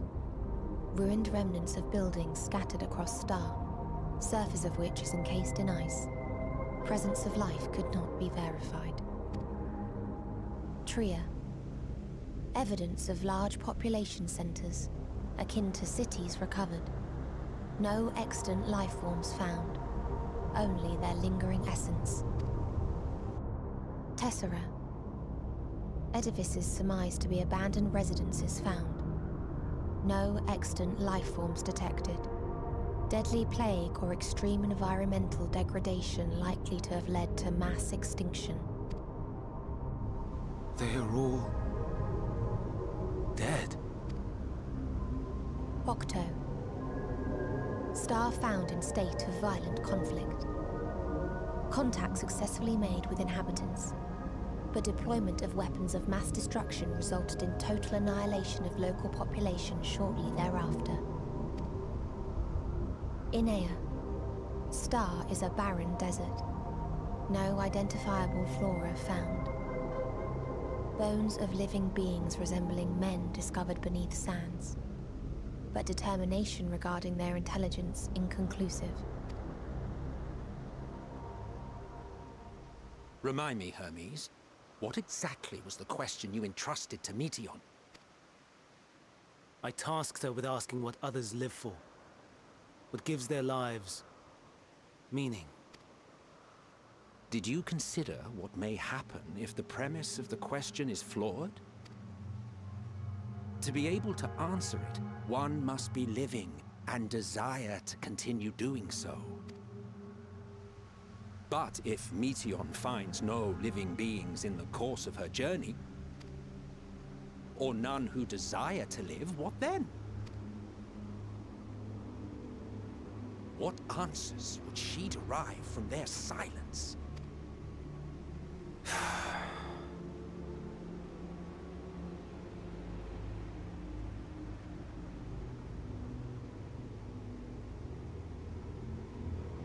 Meteion, enough!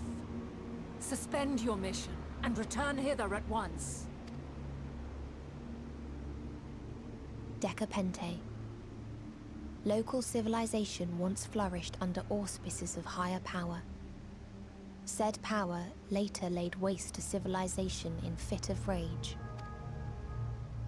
Upon revealing this to me, entity elected to self-terminate in lieu of providing answer to question. No other intelligent life forms found. Turning a deaf ear, are we? We are taking Meteion back to Amarot. As I understand, we will need her if we are to bring back all of her sisters. Yes.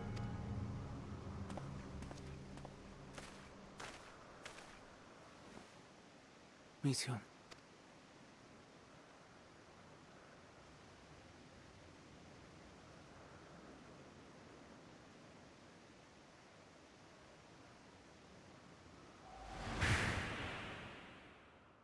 It isn't right, is it? It isn't right to turn away from the answer. Even if the answer is pain. Even if we aberrations must scream ourselves hoarse to be heard.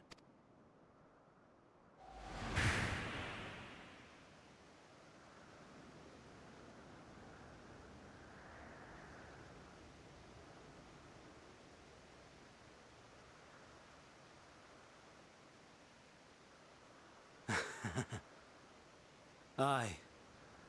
Whatever answers we find, I will not dismiss them out of hand. These words I said to you, and I will hold myself to them.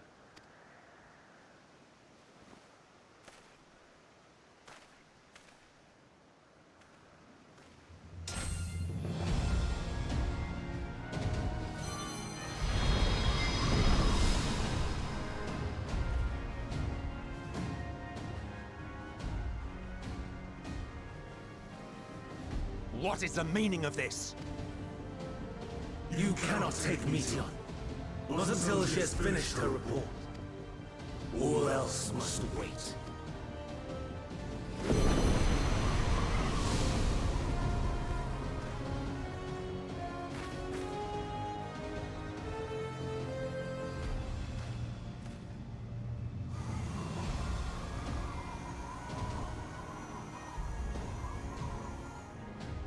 You fool!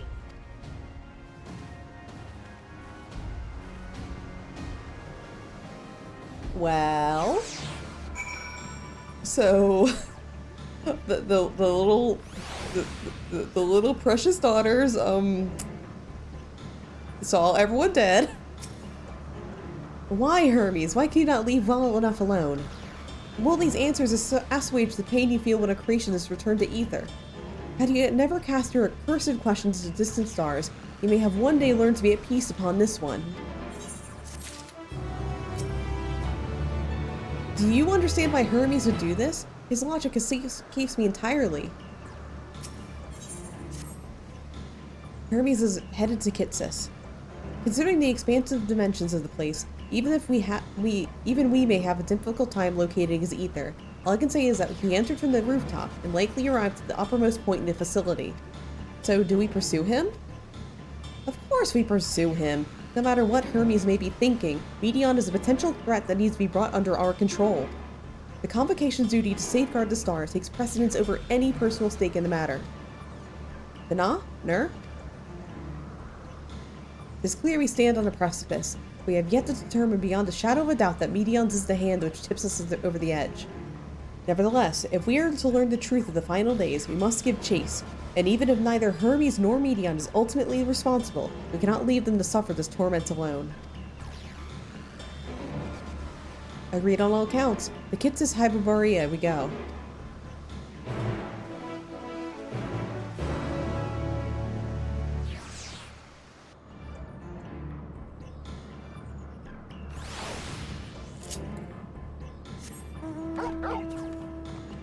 Alright, get ready for a dungo! Whee!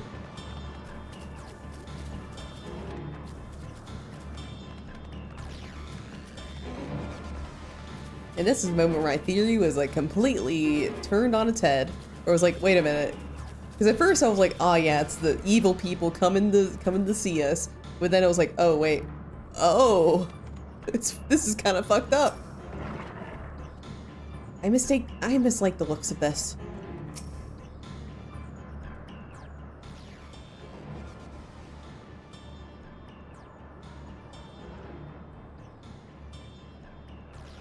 What have we here?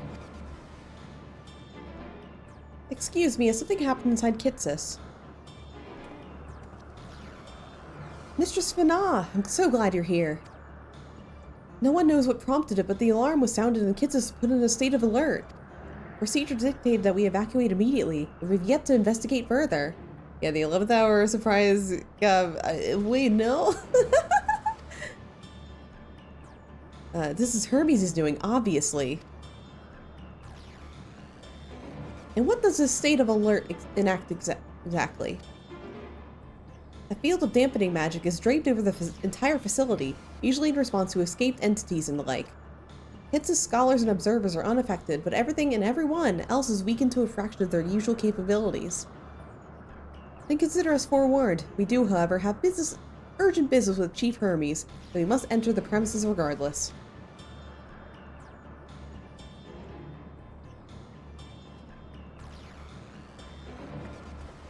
That said, if Hermes is willing to enact such measures, I wonder what other obstacles he has seen fit to drop in our path. With that enfeebling spell in place, we're not like to be at our fighting best. And I was hardly an effective combatant to begin with. I have little to offer beyond my ethereal visions. Then you will put that talent of yours to good use. You're fairly skilled at spotting weaknesses, as I recall. Fairly skilled? Now you've gone and raised everyone's expectations. You all need only make the most of your strengths, and I will fill in the gaps as required. I was once Azam, after all. 'Twas my job to rise up to the occasion, be that as a defender, aggressor, or healer. I feel better about my lack of prowess already. And you, MSQ, can you impress us with your arcane mastery? You lob potent spells as easily as breathing. It can also channel that power in a protective manner for you to choose, yes? Yeah, well, if the situation calls for it. Excellent. That should cover us on all fronts.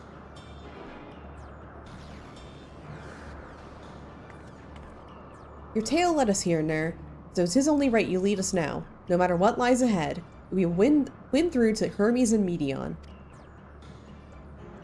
And then we will face the future together.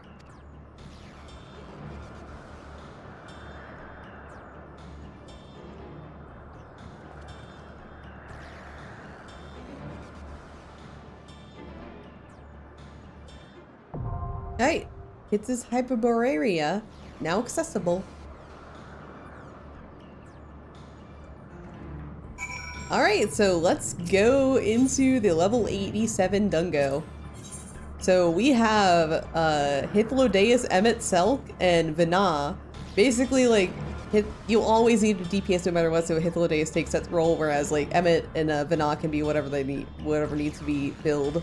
So in my run, it's going to be Emmett taking tank as a Dark Knight, Vana taking healing as a White Mage, and Hythlodaeus taking DPS as a Bard. Let's go.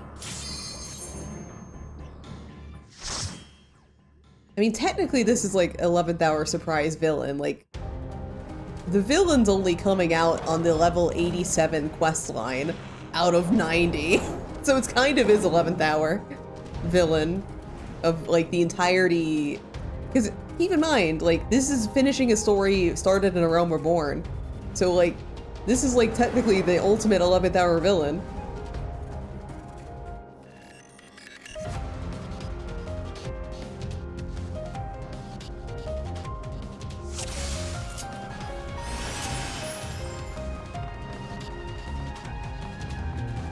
Please, turn back, else I might be forced.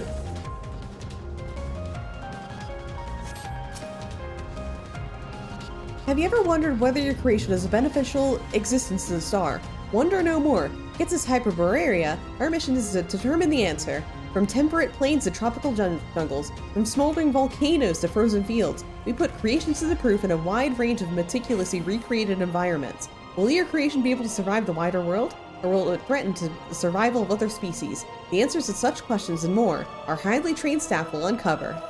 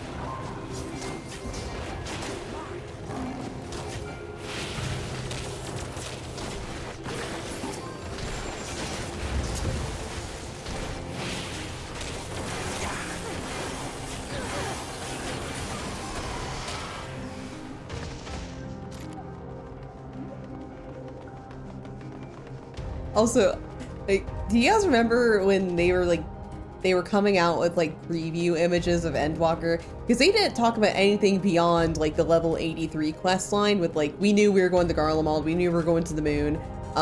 So like they fucking post a picture of this dungeon in the snowy area, like that tower right there. And they're like, oh yeah, this is one of the dungeons. And all of us fucking assume like, oh yeah, that's Garlemald. They had no fucking idea. They're just like, they knew what they were fucking doing. It was so funny. Like, after the fact.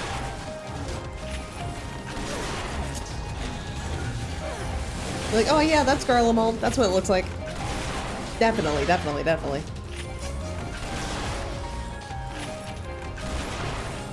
Those little shits. I'm wondering what surprises await us in Dawn Trail.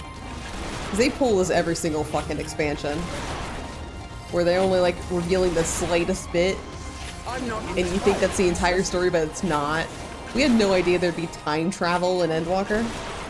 This knocked my pants off.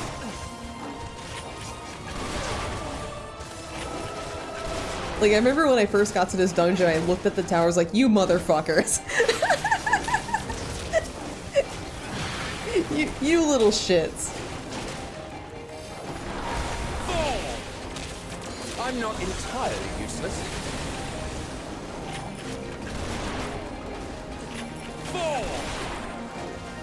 Have at you!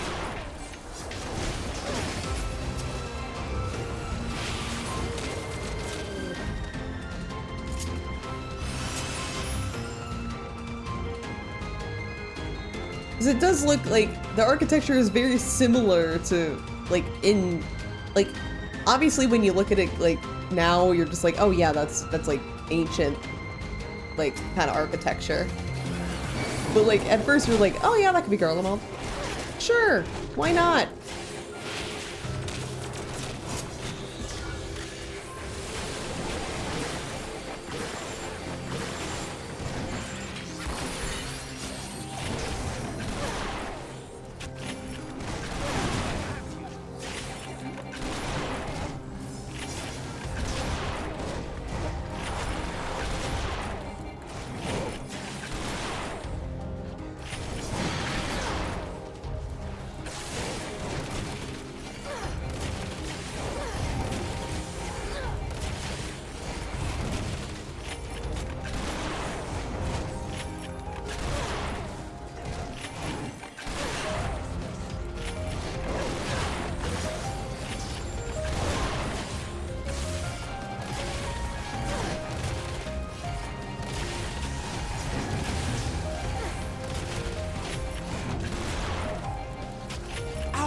My way. I'm not entirely useless.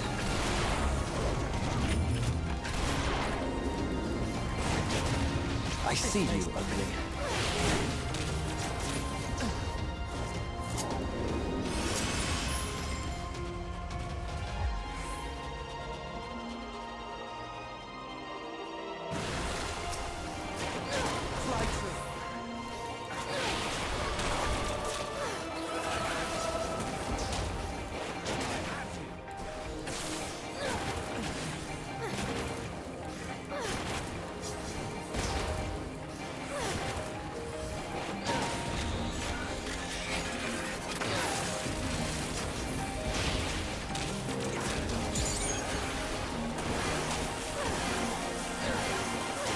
Taste.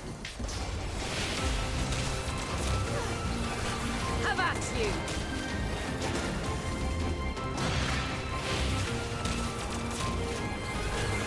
Come on, come on.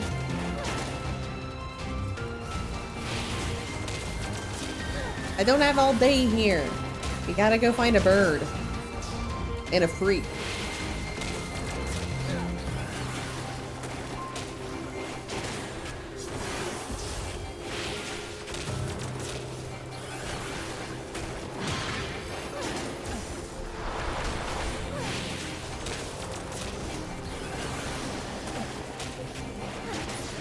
Right? I think this is the first boss of the Dungo. Let's go.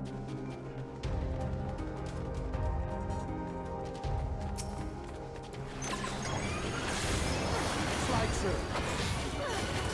Fly true.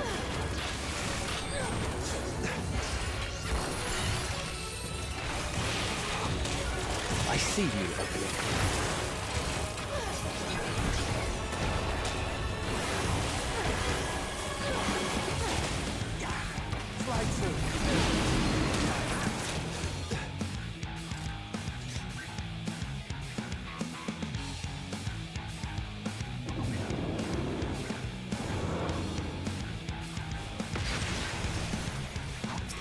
I like how the ancients are all commenting on this, like, oh yeah, easy. Easy. So funny. Out of my way.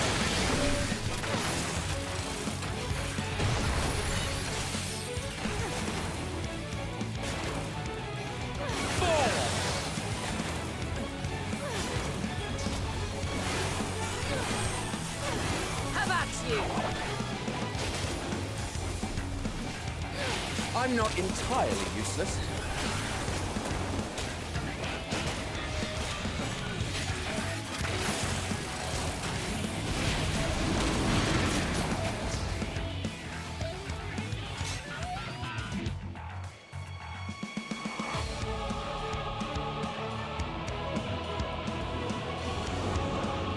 Little shits teleporting around.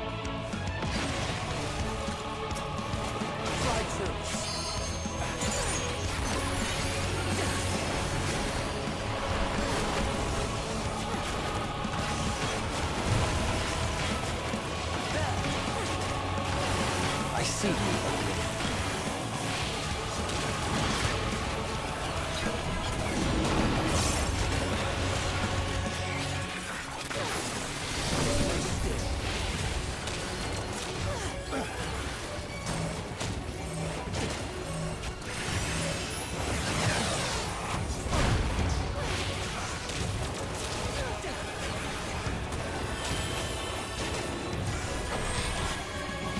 I'm not entirely useless.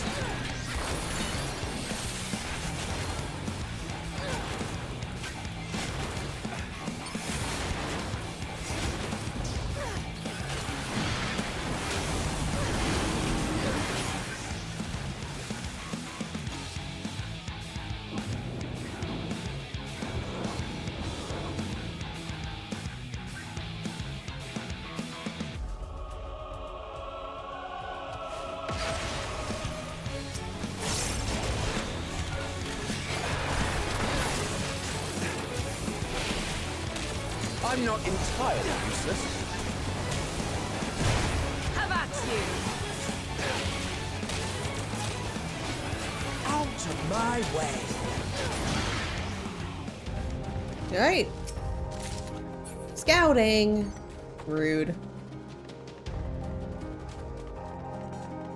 Do I look like a scouting person to you, UGP? I'm not.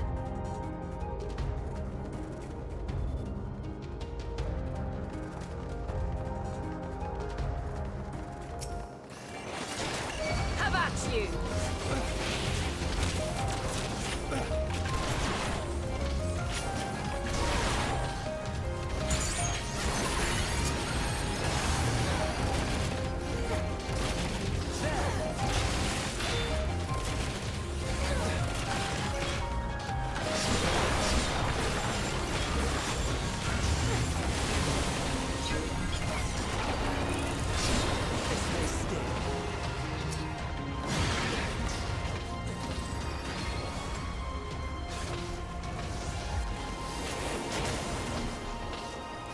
I'm not entirely useless.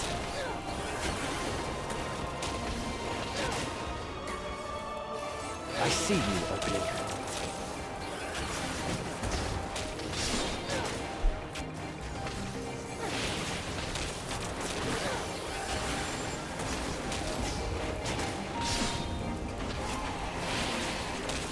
Out of my way. All right.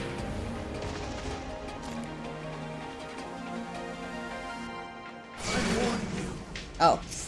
God damn it, Hermes.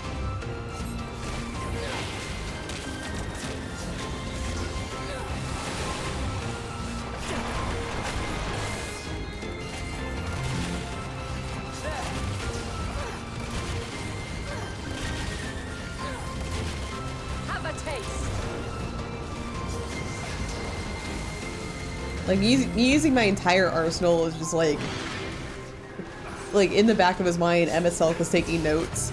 Just like, oh yeah, that's what a flamethrower is? That's from the future, right? Flamethrower, guns? Man, how interesting. I'm introducing guns to the concept of MSL for later.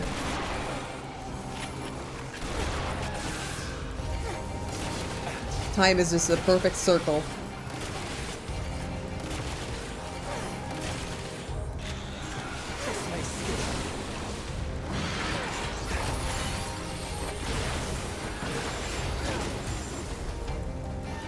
I'm not entirely useless.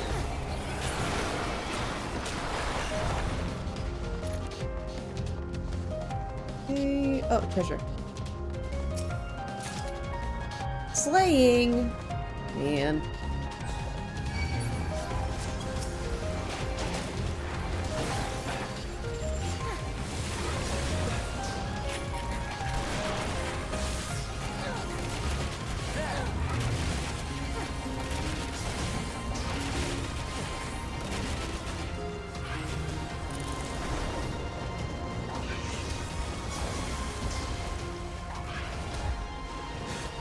Shit. My flamethrower!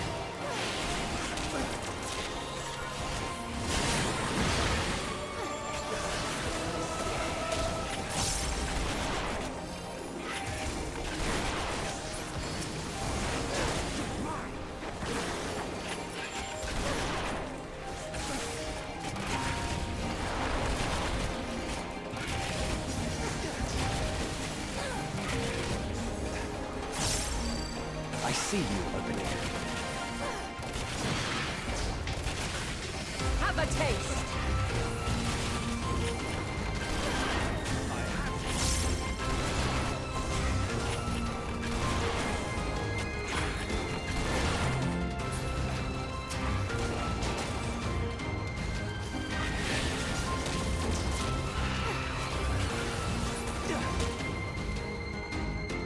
A journal. According to the Mistress Lissa, her creation is based on a concept for a bipedal wolf, and indeed, it is impressively manlike in its gait. It is also highly intelligent, as is evidenced by its ability to employ tools, while the gleam in its eyes gives me the impression that it can comprehend our words. If this proves to be the case, it would be a shame that its throat isn't designed for speech. I must make mention of this in the next report.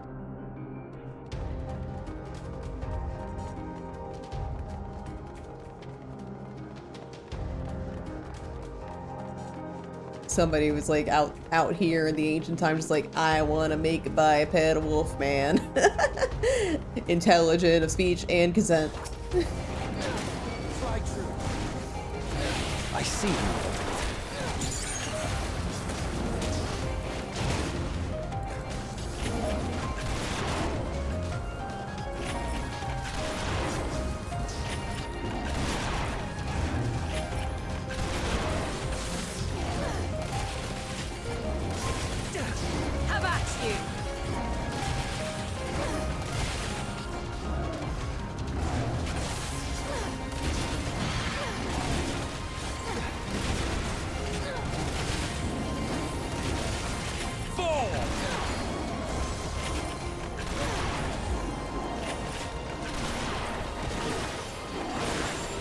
I see you opening.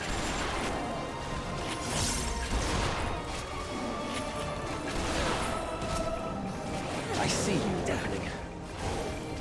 This may sting.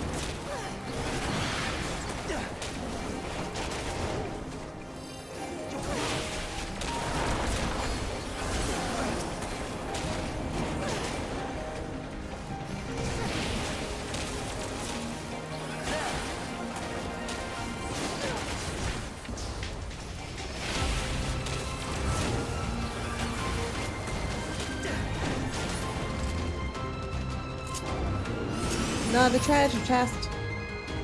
Let's see what it is. It's a healing thing. God damn it.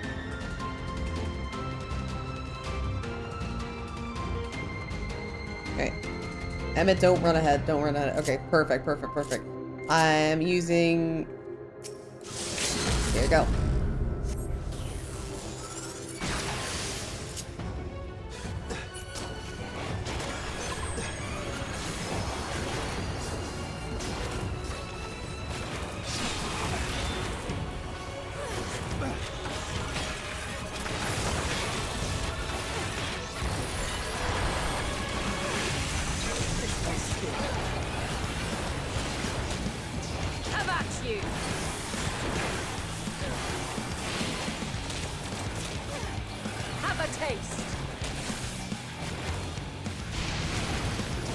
Ow. Was not paying attention there. I'm gonna follow Vana. Wherever she goes, I follow.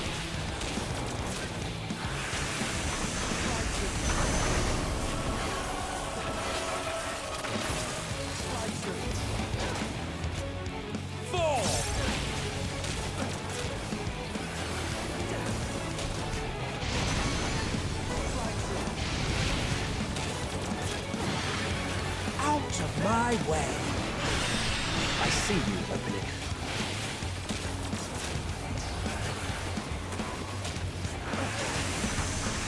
I see you opening.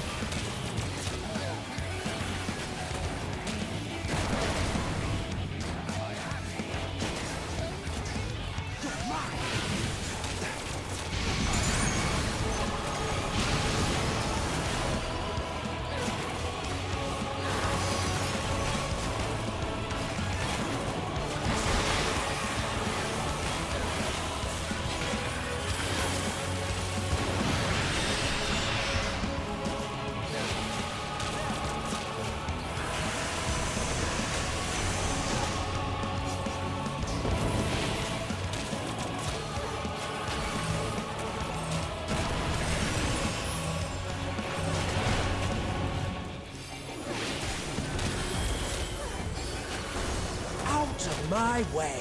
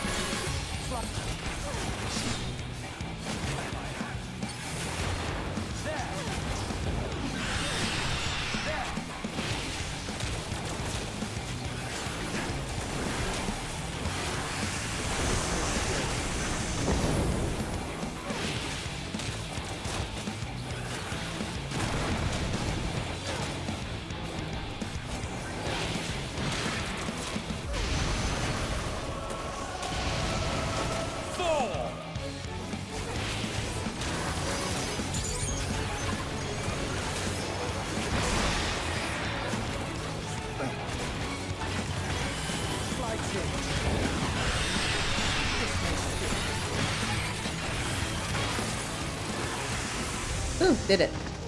Alright, what's in this one? Maiming! Jesus. This dungeon hates me. Ugh. Alright. So last stretch until the final boss of this dungo.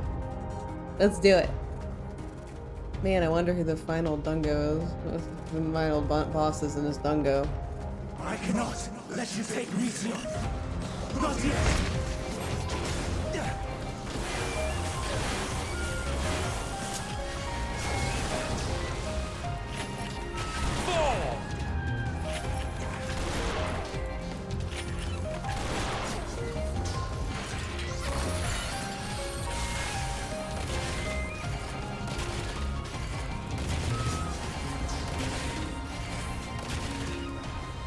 No, my flamethrower! Have a taste. How dare you? What the fuck? It's the worst you could ever do to me. Have a taste.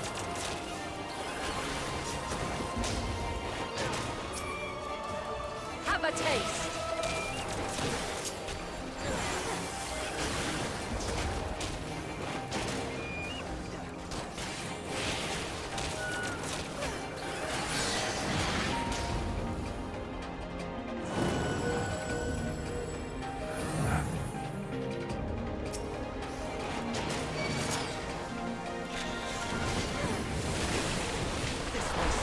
Whenever my flamethrower gets like overdone, like I can't use my full flamethrower because like I get an AoE or something. Have you guys ever seen the fucking meme where like it's from Tumblr, but somebody says like "fuck you" washes your cast iron pan, and they're just like in response there's just a picture, a clip from one of the Kung Fu Panda movies of like that one tiger guy looking so devastated, and then like the text is "my seasoning." That's what I feel whenever my fucking that exact expression and emotion is what I feel when my fucking flamethrower goes out. I It's see like you. my flamethrower. No.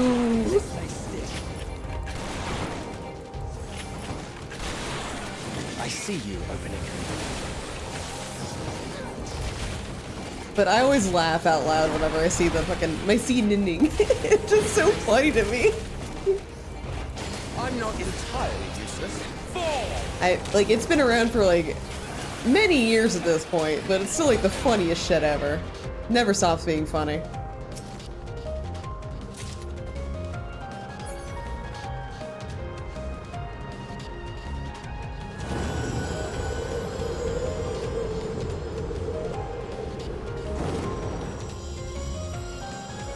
Ooh.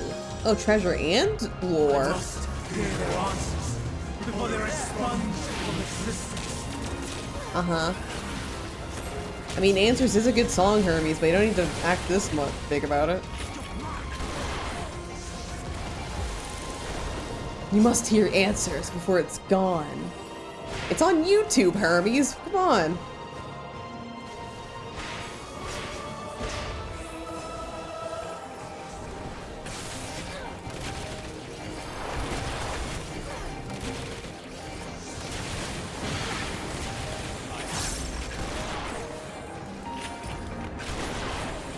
I see you opening.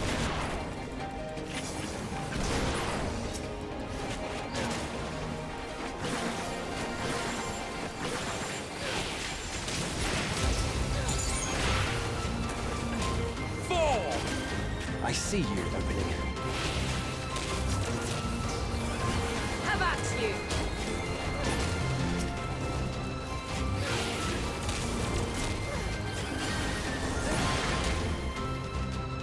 Two more.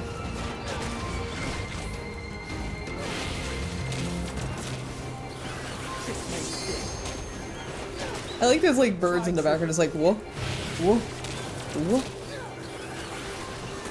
You're just looking.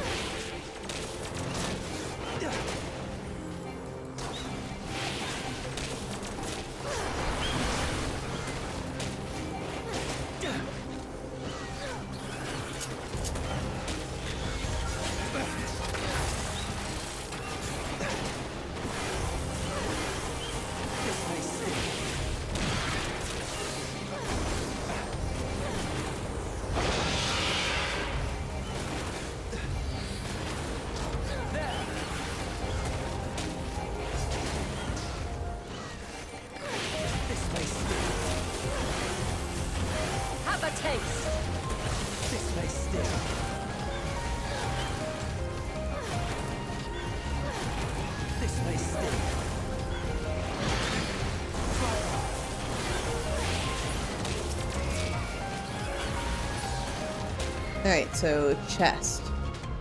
Please aiming, please aiming.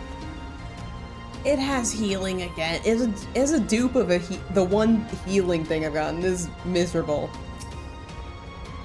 The successful creation of migratory birds which travel between continents with the seasons gave us a fresh breath of air to a long stagnant realm of flying life forms. In the end, it was a relatively simple thing to grant creatures the ability to navigate celestial bodies, but this method lacked the precision needed to guide them to the same location each time, as would be vital to their survival. The breakthrough came in the form of magnetic fields, the use of which was discovered by the incumbent Fandango during his tenure as Chief Overseer of Elpis, a truly inspired idea that brought lasting benefits to the star.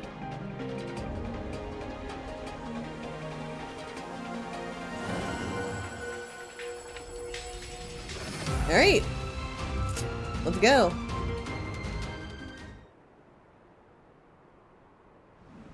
He's like naked in front of us. Hermes, why are you just streaking? So, it comes to this. Bro. I have no wish to fight, but this time, I cannot yield. Though the world may think me a mad, desperate fool, I will hold fast to my conviction. Okay. Just a second, I'm just gonna bop, refresh chat, and let's go. First, before we Emmett, don't move. Okay, perfect. I will have the time and tranquility I require. Lust and pale, gather to me.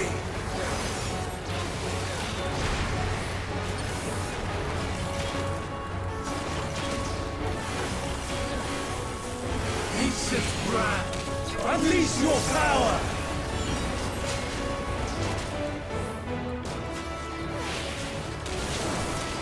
Ah, fuck. That's too slow. Tossing winds, pierce my foe!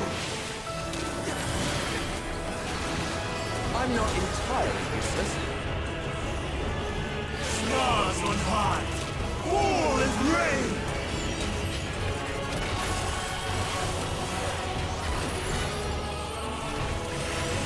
Prepare yourself.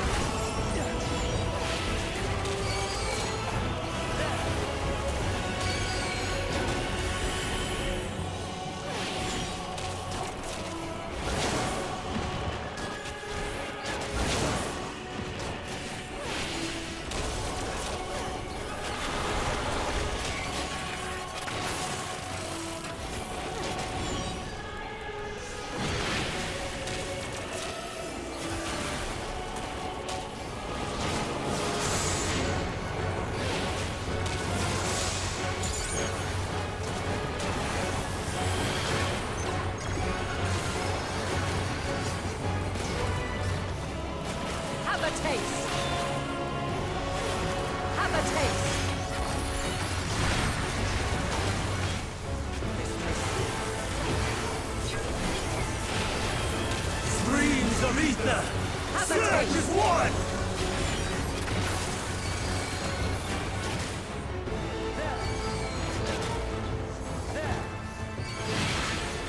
Avance you!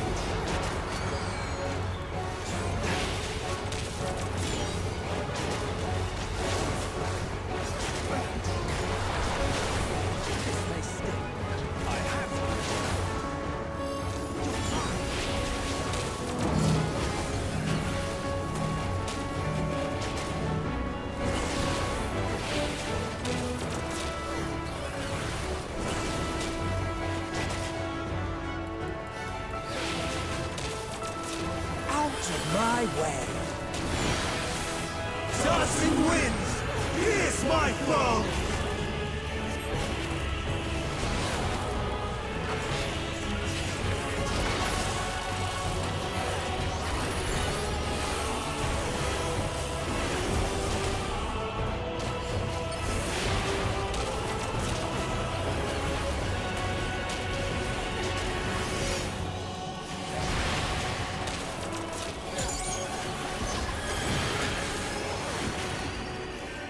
Stand firm.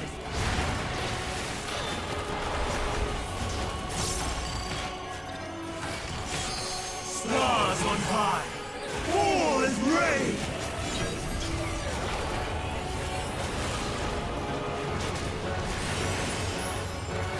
Have a taste.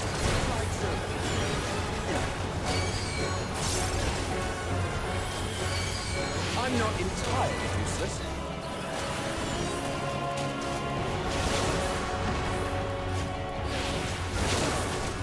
Out of my way.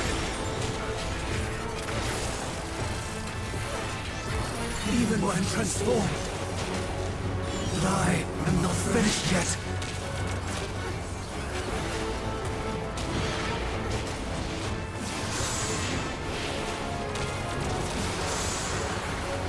I see you opening it.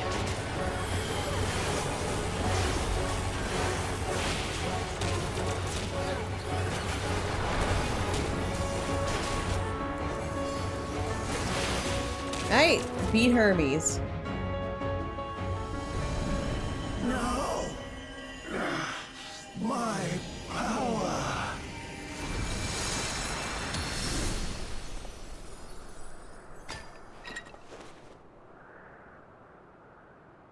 You can't pull the removing my mask and I'm hot trick.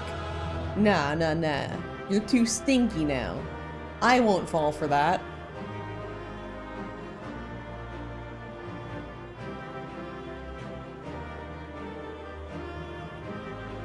Okay, let's get the treasure. Index! No, that's a fucking scholar and or... It's either scholar or summoner. I don't do either.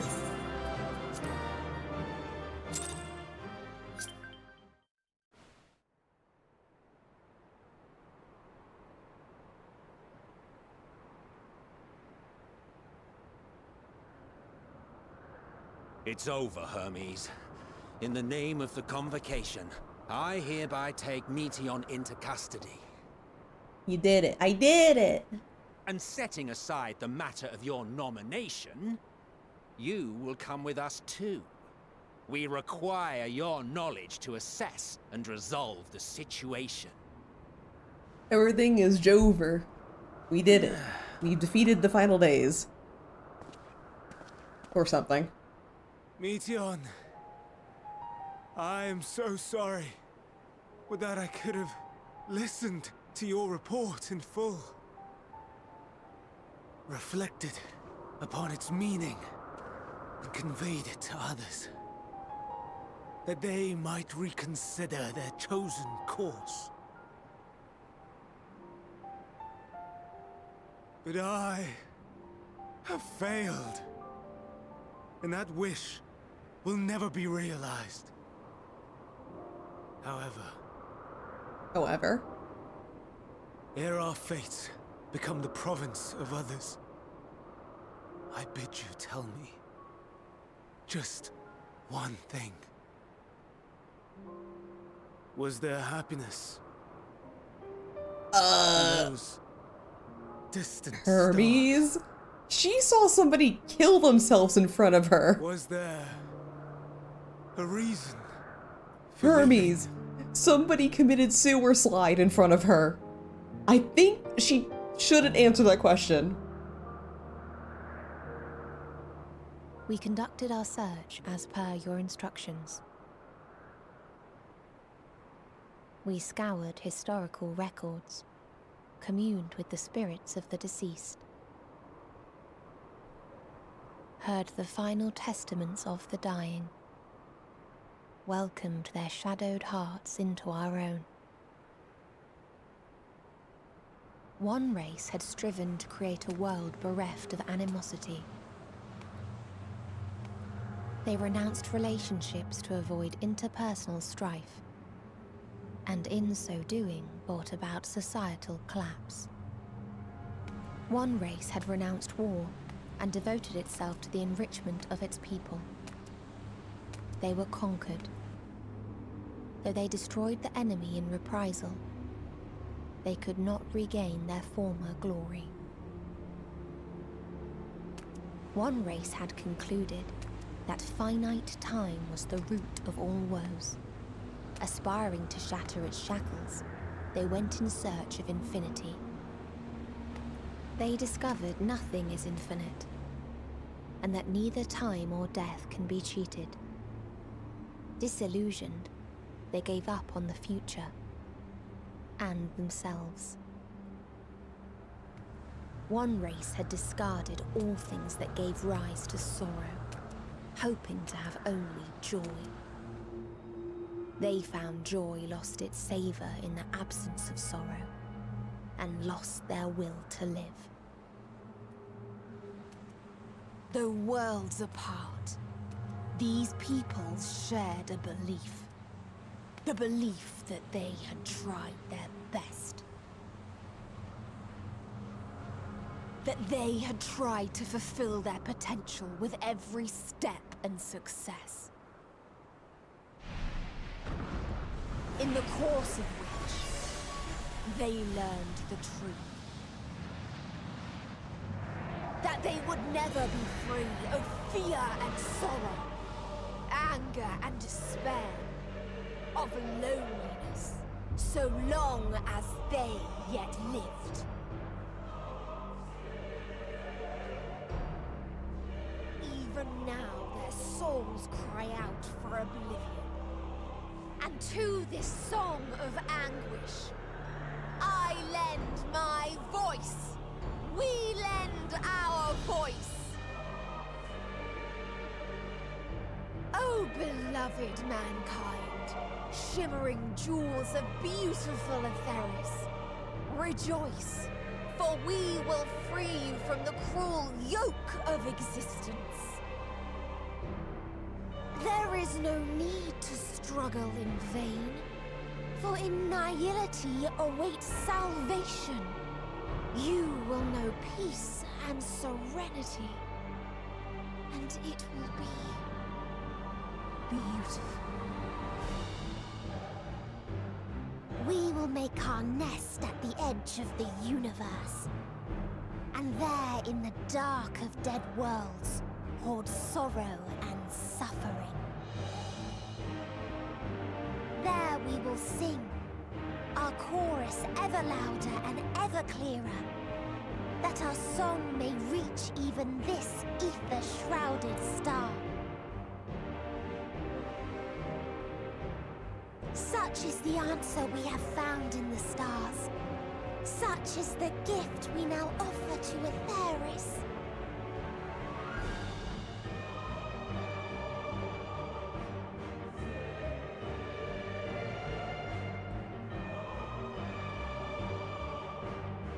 Who are you to decide our fate?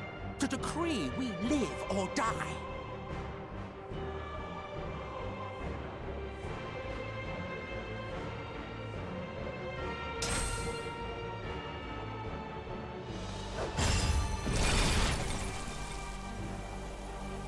Have you lost your mind? You heard what she said.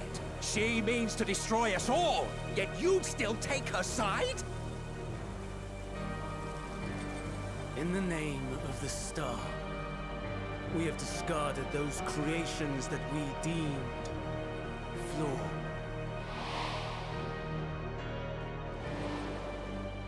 If we ourselves are flawed, does not stand to reason that we too should be discarded. That is sophistry, and you know it! Perhaps it is. Perhaps I am wrong. Who is to say that you are right?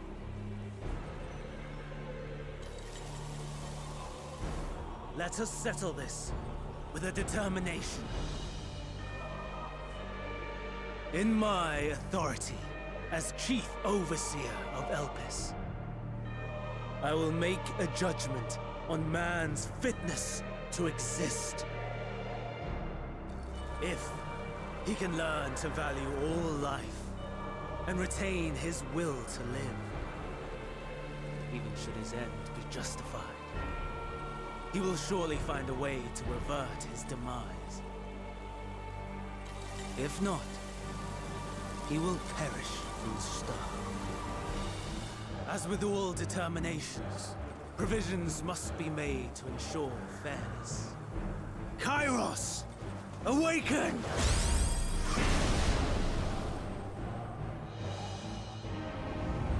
Memory reconfiguration system Kairos activated. Awaiting instruction. Command. Universal memory alteration. Target area. Catesis Hyperborea. Starting point. Arrival of MSQ of the convocation at Propylion. Endpoint. The present. Erase the memories of all events. Replace with a vague recollection of the following. I was here, preparing to demonstrate the functionality of Kairos to MSQ and Hithodaeus. Meteon's shared consciousness became unstable. She and her sisters could not sustain their existence, and all dissipated with a burst. The resultant shockwave accidentally triggered Kairos, which erased several days of memories from all present. Execute. Command acknowledged. Initializing. 3 processes remaining to execution. Bravo. I dare say one would be hard-pressed to make it fairer.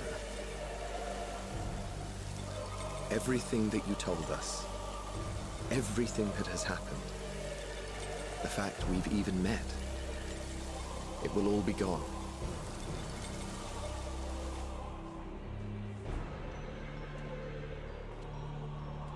Go, Meteon.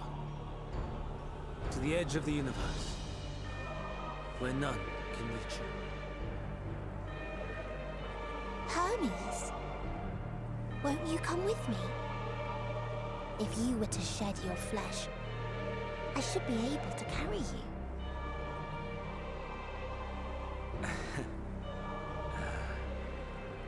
I will remain. As a man, I will oppose the oblivion you bring. Silly fool. Had you said yes, I would have granted you the gentlest end.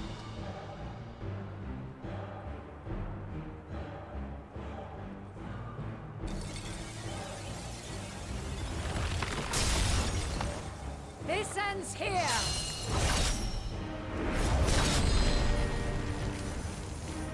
Fly, Meteon!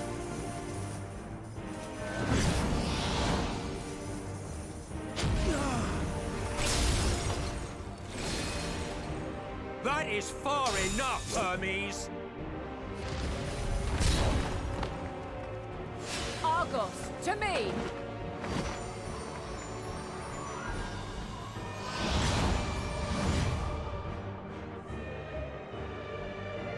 First process complete. 2 remaining to execution of memory reconfiguration. As if we needed more pressure.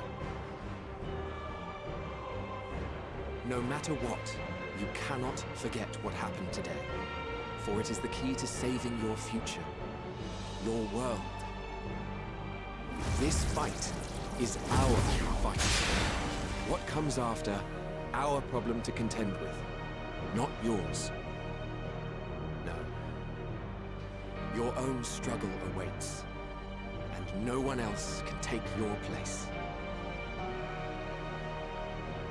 You must flee this place with your memories intact, and I will see that you do. Now then, where is it? There you are, my little confluence.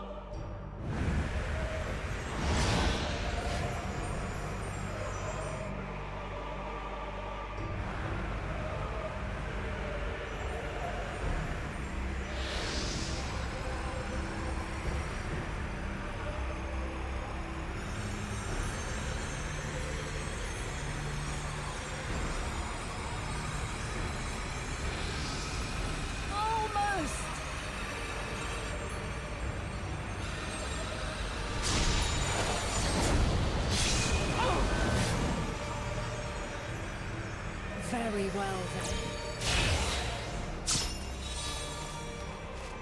You may elude us this day, but not forever.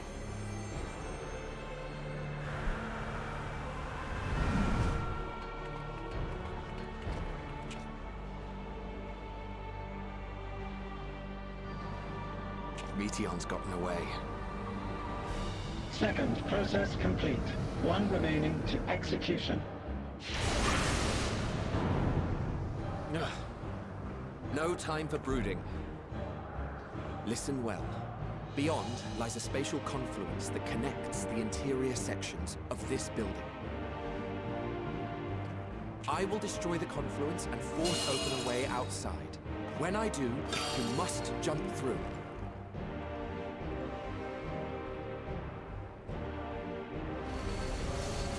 I cannot tell you how sorry I am. Fuck you. But neither can I let you escape.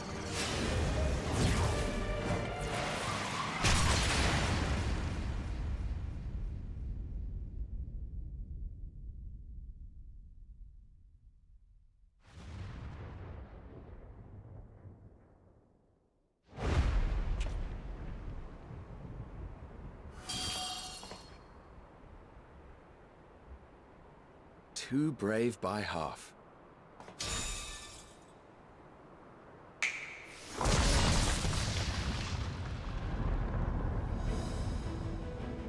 Exemplary work, as always, MSQ.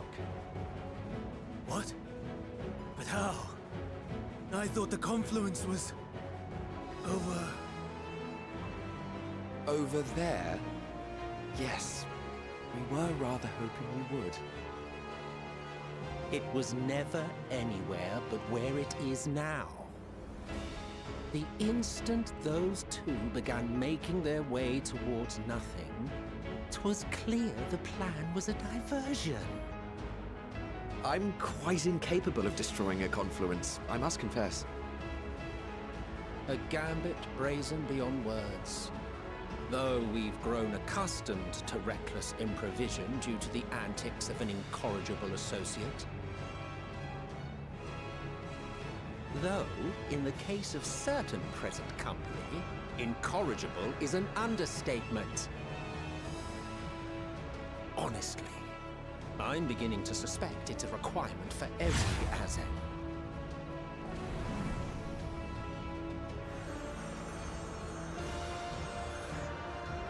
There's no time! Quickly! Even now, I do not believe your tale. I would not suffer us to walk such a wretched path.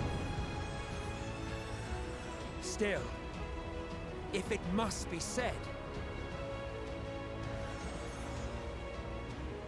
do not squander it, the legacy I leave you.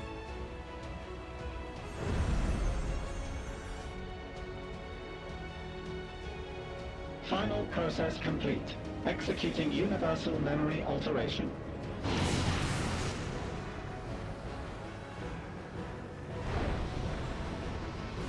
Go, Argos!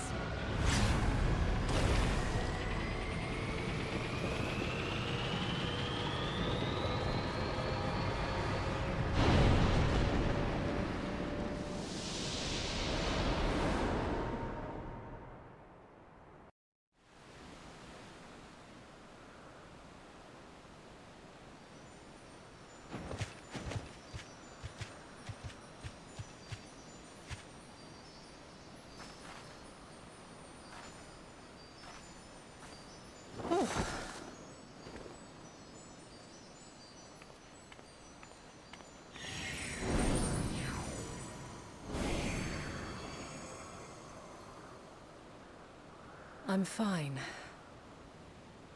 Just a little tired. Can it be true? Are we the only ones left who see beauty in the world? In life? Are the stars above no more than husks of fallen civilizations?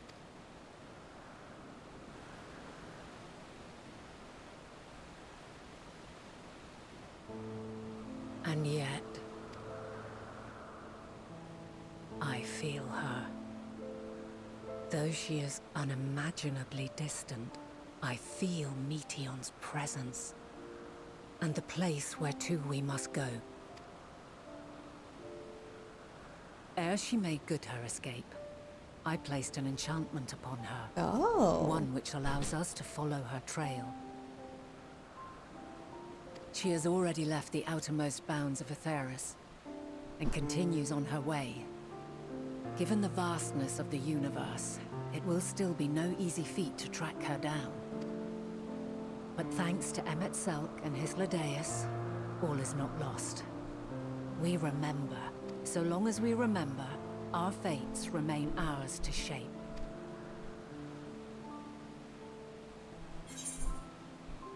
So, what now? Gently putting fingers together. What now? Oh, hi, Bubby. I heard him yapping. He was screaming at the door, and I heard him.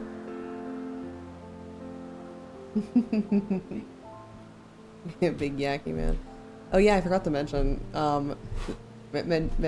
So like earlier, I gave my cat wet food, and not long after he yacked it up because he ate it too fast. He's a voracious little man.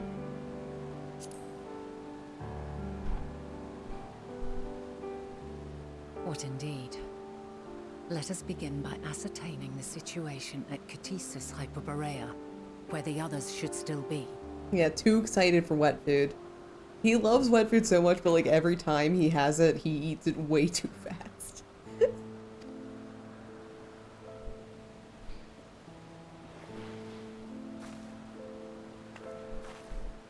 Given the likely state of their memories, however, it would be imprudent for us to approach them directly. In which case...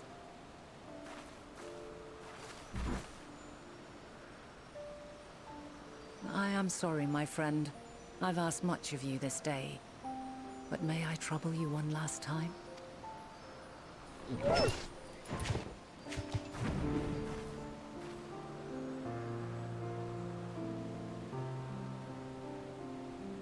Argos will investigate in our stead. We will share in his consciousness and see and hear as if we were with him. Is that why you look so weird? Now, close your eyes and open your mind.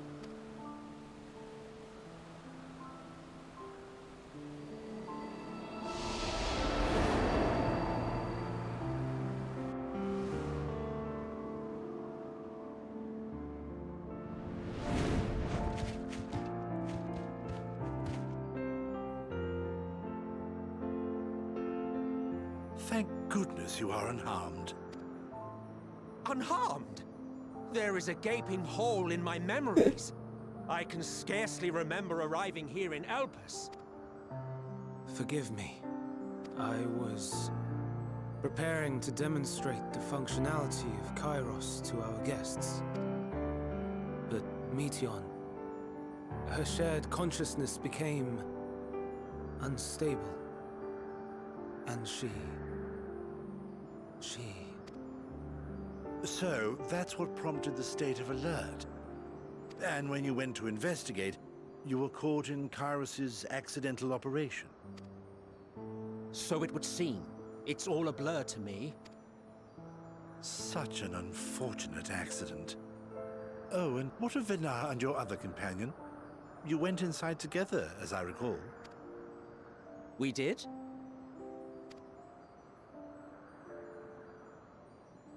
If Venar was with us, I have no recollection of it. But that there is her familiar, is it not? The fellow seems happy enough, so I think it's safe to assume his mistress is well. I haven't the slightest notion who this other companion might be, however.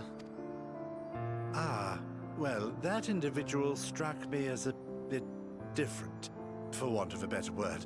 Perhaps it wasn't actually a person, but some manner of creation. Curious. I must ask Venar about it when next we meet. Yes, you do that. Now, if we may tend to Hermes, whatever this Meteion did, it seems he bore the brunt of it. Once you are fit to travel, you will return with us to Amarot. We need to make certain there are no other ill effects. Also, I am here on business of the 14. We've already had the conversation, like as not, but since your toy wiped my memory, we'll have to have it again. Yes, of course. As you see fit. This Kairos, it manipulates memories through the emission of etheric waves, correct? There is a theory which holds that memories scoured by blasts of ether are restored when the soul is cleansed in the underworld. If true, then perhaps when our time comes to return to the star, we shall remember these few days we have lost. I doubt aught of interest occurred. Look forward to the revelation if you like, but I should prefer to reminisce on more meaningful moments.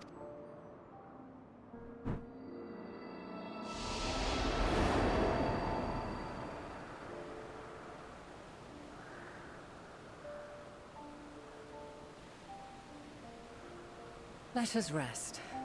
If only for a while. After all, you and I... Oh, we still have a long, long way to go. Yeah. Well, bye, Emmett. Bye. I miss him already. Are you feeling at all recovered?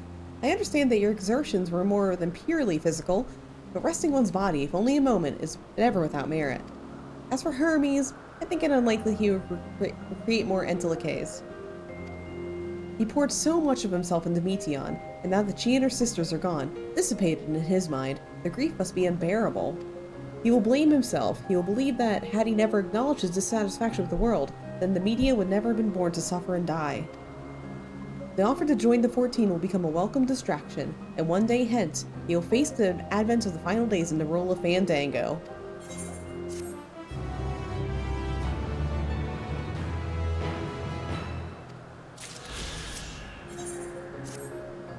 Nur, listen to me. Our duty now is to denounce Hermes for his misguided determination, or to convince Hemetzelk and Hythlodaeus that they have been deceived. No, we must instead ensure that the experiences Hermes has sought to expunge are preserved. What remains of our memories alone will be our weapon against the final days. You must fight this battle in your age, and I in mine. Come, let us walk together once more. I will see you to the doors of Profilon.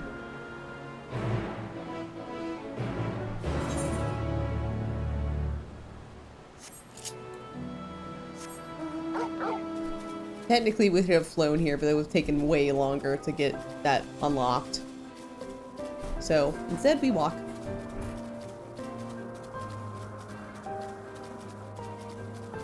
But didn't Elidibus, when he teleported us here, didn't Elidibus say that he saw us here? I didn't see Elidibus anywhere. Wonder where he could have gone. Or where was he? How interesting. We will never find the answer in this playthrough.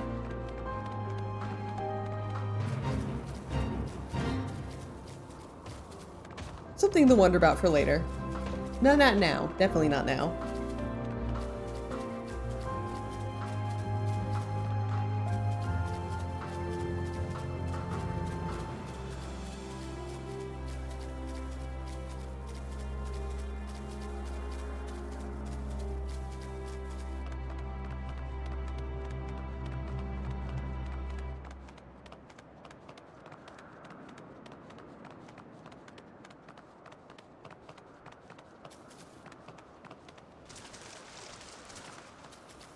But for now, let's get back to our own time to deliver our little message. Don't you dare try and fight me right now.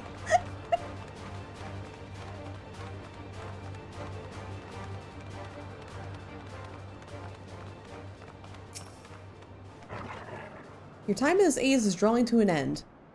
Upon speaking to Vana, several cutscenes will play in sequence. Alright, let's go.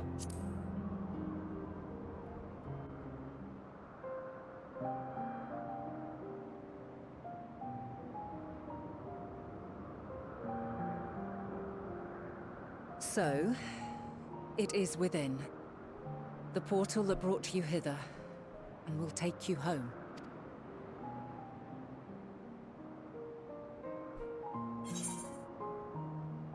Yes, this is where we part ways.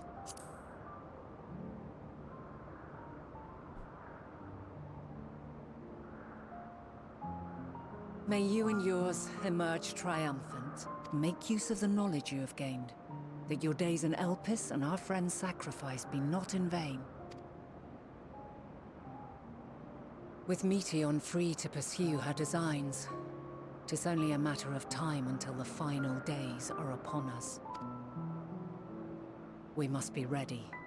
From fortifying our defenses to securing our escape, there is much to be done. In spite of this, we cannot allow the report that set this calamity in motion to become common knowledge. Were the masses to learn the fates of the other stars, I fear the situation would spiral out of our control. I must carefully consider who can be trusted and bring them into the fold. Antivirus alert. Your PC is absolutely fucked. However, it was the desire for a fair determination Just that a second. drove Hermes to attempt to erase our memories. And were he made aware of his actions, there is no telling whether he would remain a friend or become a foe. Hi Arsenic, welcome again! Hi everybody coming in, my name is Neurosis, I'm a computer virus VTuber. Currently we are playing Final Fantasy XIV Endwalker. We are at the tail end of the level 87 quest line. So as a huge warning, if you have not played through the level 87 quest line of Final Fantasy XIV, which is in this current location you're seeing right now, I highly recommend you turn back right now. I do not want to be the reason you got spoiled, but welcome Arsenic, or the other current Final Fantasy player to get out of the raid. Okay, perfect. Awesome, Arsenic already knows what to do. I'm gonna give you a quick shout out, real quick. There you go. You're playing Yo, I love Signalis. How is your Signalis? I played all of it at once. It was so good. Then anyway, if you need to take a break, get some food, get some water, go ahead. We're gonna be here for a little bit longer. I'm about basically this is kind of this was kind of the point where I was just like, oh yeah, I want to get to this point by the end of stream. So we're at that point right now. But we are gonna be going for a little bit longer. I got the first ending, working towards the third chapter. Oh, yo, the first ending. Honestly, the first ending confused me so much. People have to tell me oh, you gotta it's near, you gotta do another one. Because the first time I was like, was that it? Oh, okay. And then Tenten would be gently put his hand on my shoulders Ner, you gotta start a new game. It's near. Oh, it's near. Okay, got it. We'll Alternately, we might try to alienate him from the convocation. Yet in doing so, we would deprive ourselves of a brilliant mind who would be invaluable in the crises to come. Quite the dilemma. Which is why I must work independently of the convocation. Regardless of how we proceed, if we are to permanently avert the final days, we must be equal to Hermes' challenge. We must prove that mankind is worthy to exist. Oh, thank you, Vexus, for the care package. How you doing, Vexus? Hope you're having a fantastic one.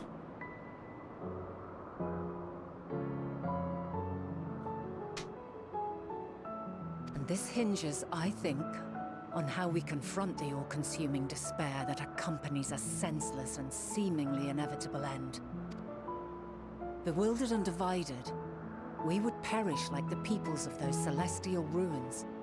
I'm currently suffering from migraine on that, Mara. Oh no, I hope your migraine goes away soon. Did you take some medication? Did you get some water? Are you in a dark room? We could not hope to survive the final days, much less take the battle to Meteon at her nest. We must find a way to defeat despair, to unite and prepare as many as possible for the struggle ahead. Heavy will weigh the burden of guiding this legion of souls. Yet I have faith in mankind's potential. As long as he believes in himself, there is naught he cannot achieve. So I will not give up on him. On us. You may find your world to be very different. Or perhaps the erasure of our friends' memories has sown the seeds of a conjunction between us. We cannot know until the moment is at hand. So shall I strive to do my best, taking naught for granted as I walk my path. And I pray you walk with me to the end. I will end walk with you. As you move forward, so too will I. As will all, resolved to fight for the morrow. And when mankind has found the strength to stand against despair, we shall silence the song of oblivion. She who sings it will learn our journey is far from over. This I promise. Fare you well, my light of the future, till we meet again.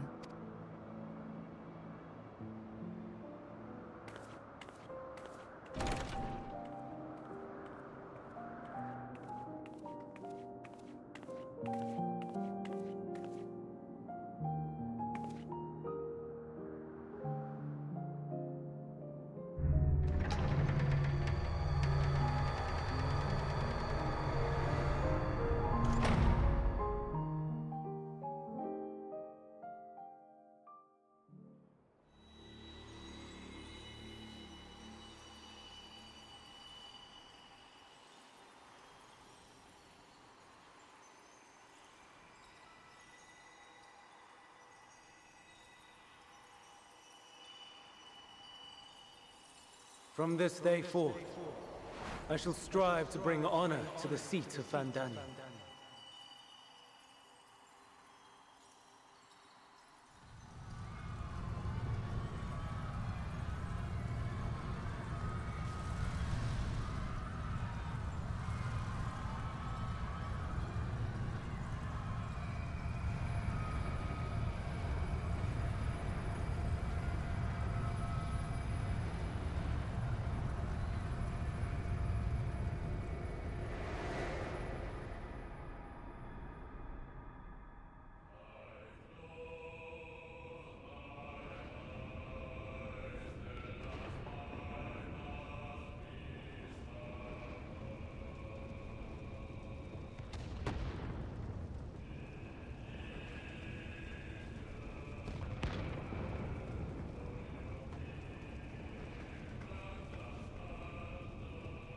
Even now, I remember standing there, locked in a moment where the sky is aflame,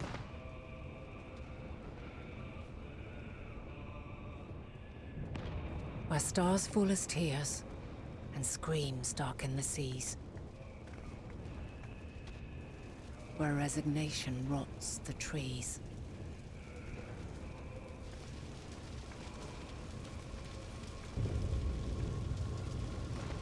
Where terror twists magics into abominations.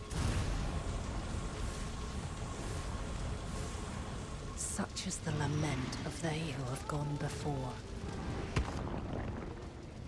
The song of they who tried and failed to create a better world. The song of the end.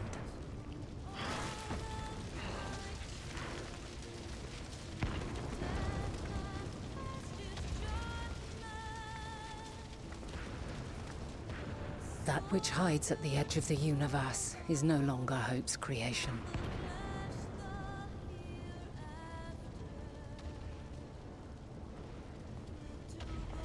It is hopelessness incarnate.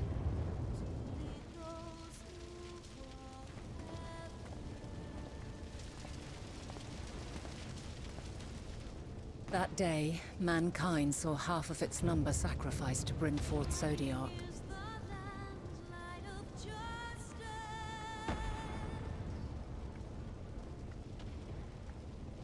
And covering the star in a shroud of ether, we forestalled the final days.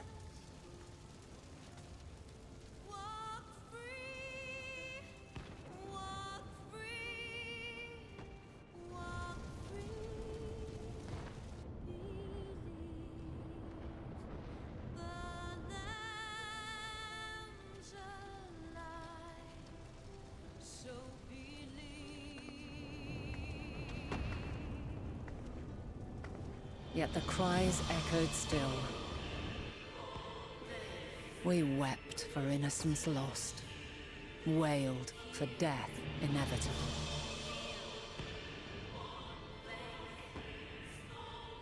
A reality too terrible to bear.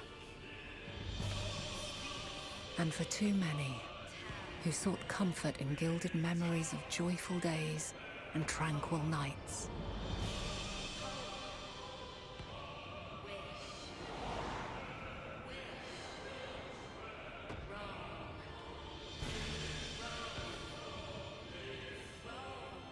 This is all wrong.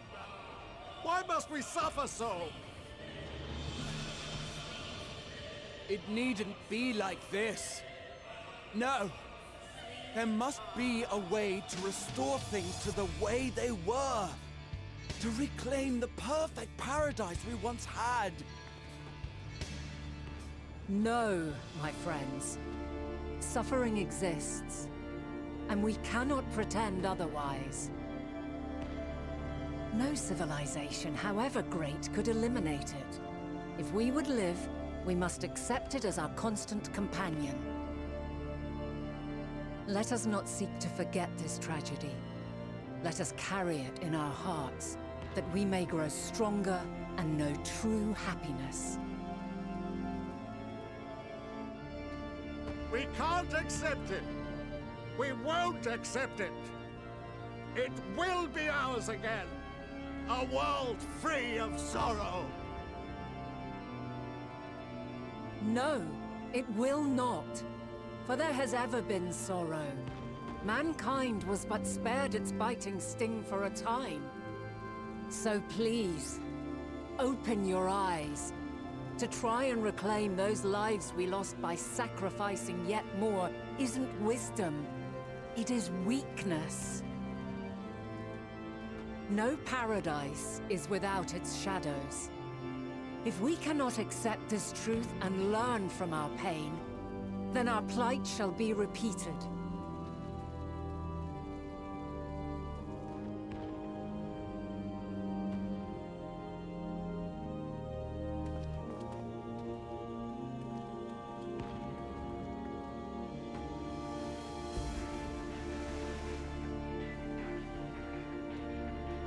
Mighty Zodiark! God, born of our boundless years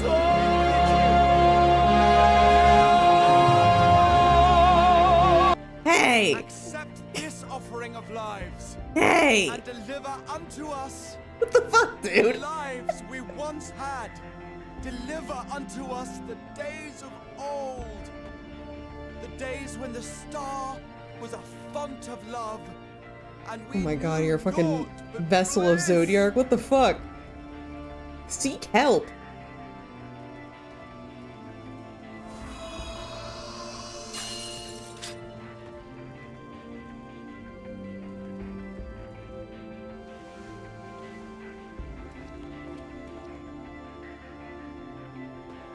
You can have some help. No. You would destroy it? Our beautiful world?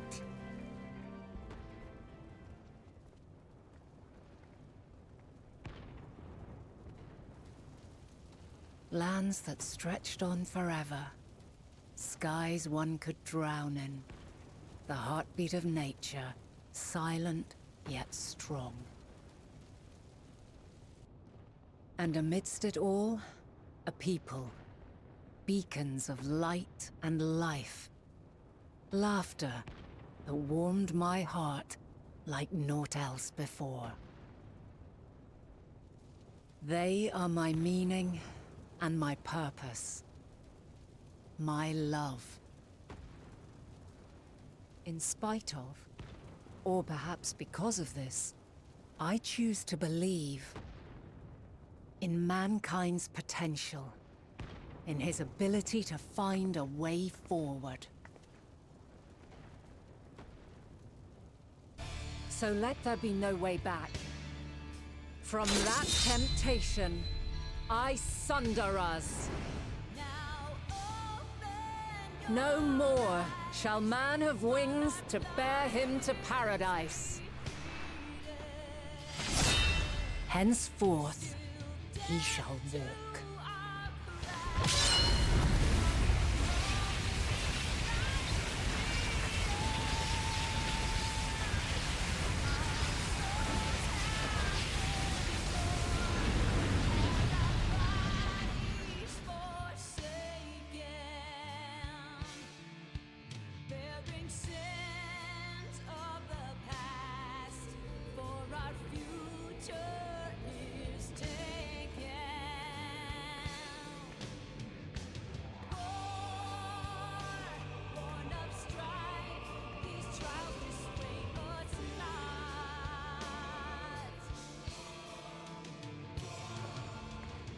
All is excruciating pain.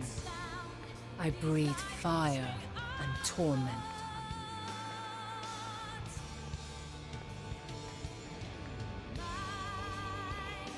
I birth a world of suffering to mire and plague.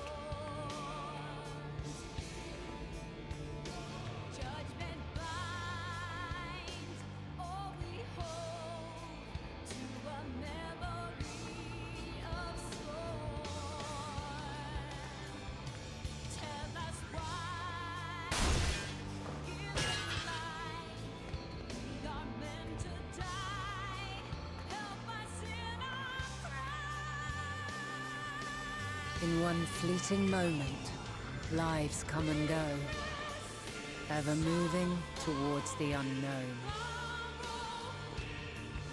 And in that fleeting moment, they cry for the answer to the question. Why, given life, are they meant to suffer, to die?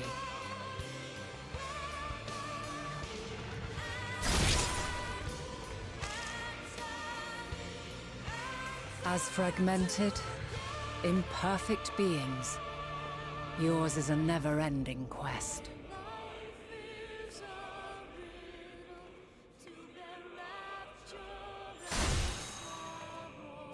A quest to find your purpose, knowing your end is assured.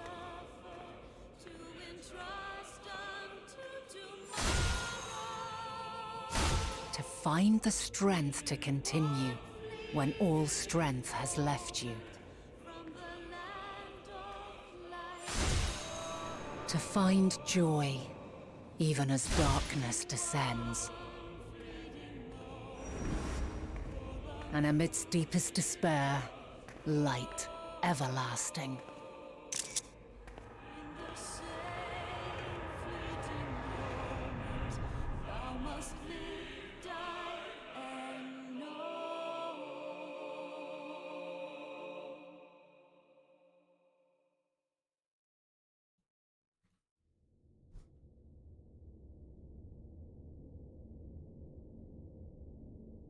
A conjunction has begun to form, an intertwining of your time and mine.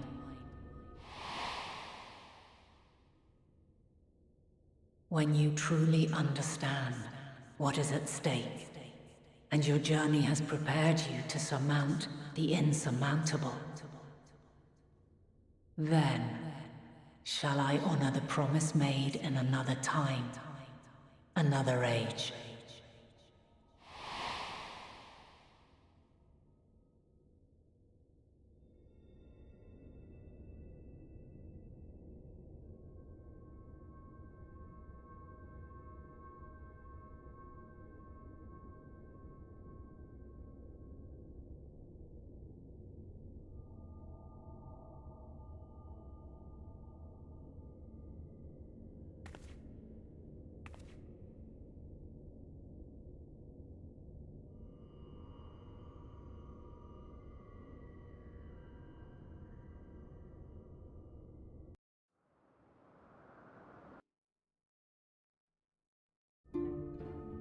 Well,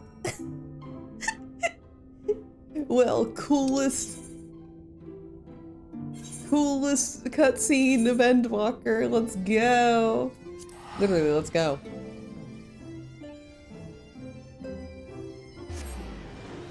Check with the fucking 10 years old during that. Oh my god. I was actually like turning my microphone off just so like I don't like accidentally like disturb anything. Then Chekhov's barreling in, just like, oh yeah, 10 years old, let's go.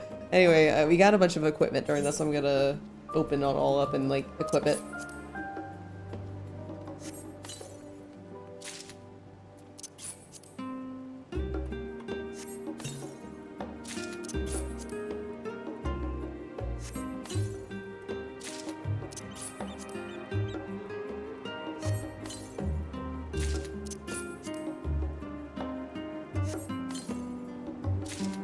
Okay, armory chest, armory chest, armory chest, armory chest, armory chest. I got 2 more up here. Literally got like a full fucking set during that entire thing, but I was like, I'm already glammed up. I'm not doing anything else. Okay. Full armory chest, and this one might be what I need to replace it with. Armory chest, that's aiming. And this is also aiming. Alright, let's see what we got. Alright, basically everything's being replaced. Alright. Whee! I look terrible. There we go. And reapply my glam. And let's go say howdy. I like how, like, I think still canonically, like, we've been gone for at least, at the minimum of, like, 2 or 3 days. And they're just like, oh, yo, you're already back? It's only been like 2 or 3 days. Well, bah. And I could say like, hey, the final days was caused by an evil bird. We gotta go shoot a bird.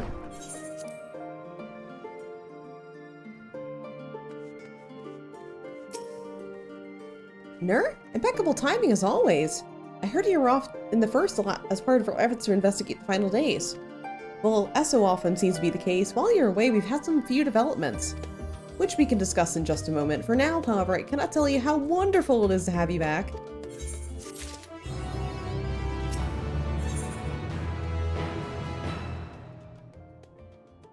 Okay, so this is starting the level 88 quest line. So I think I'm gonna end it off here as we have done a lot of progress today. And I can, so excluding Nier, because I'm just due to like timing and like I have to do it on a Saturday and I'm not sure if I have any Saturdays that I can confidently have for Nier. So Nier might have to wait till after I'm done with the run. Like I'll come back to it later. Probably like a July sometime point. But I can with this, as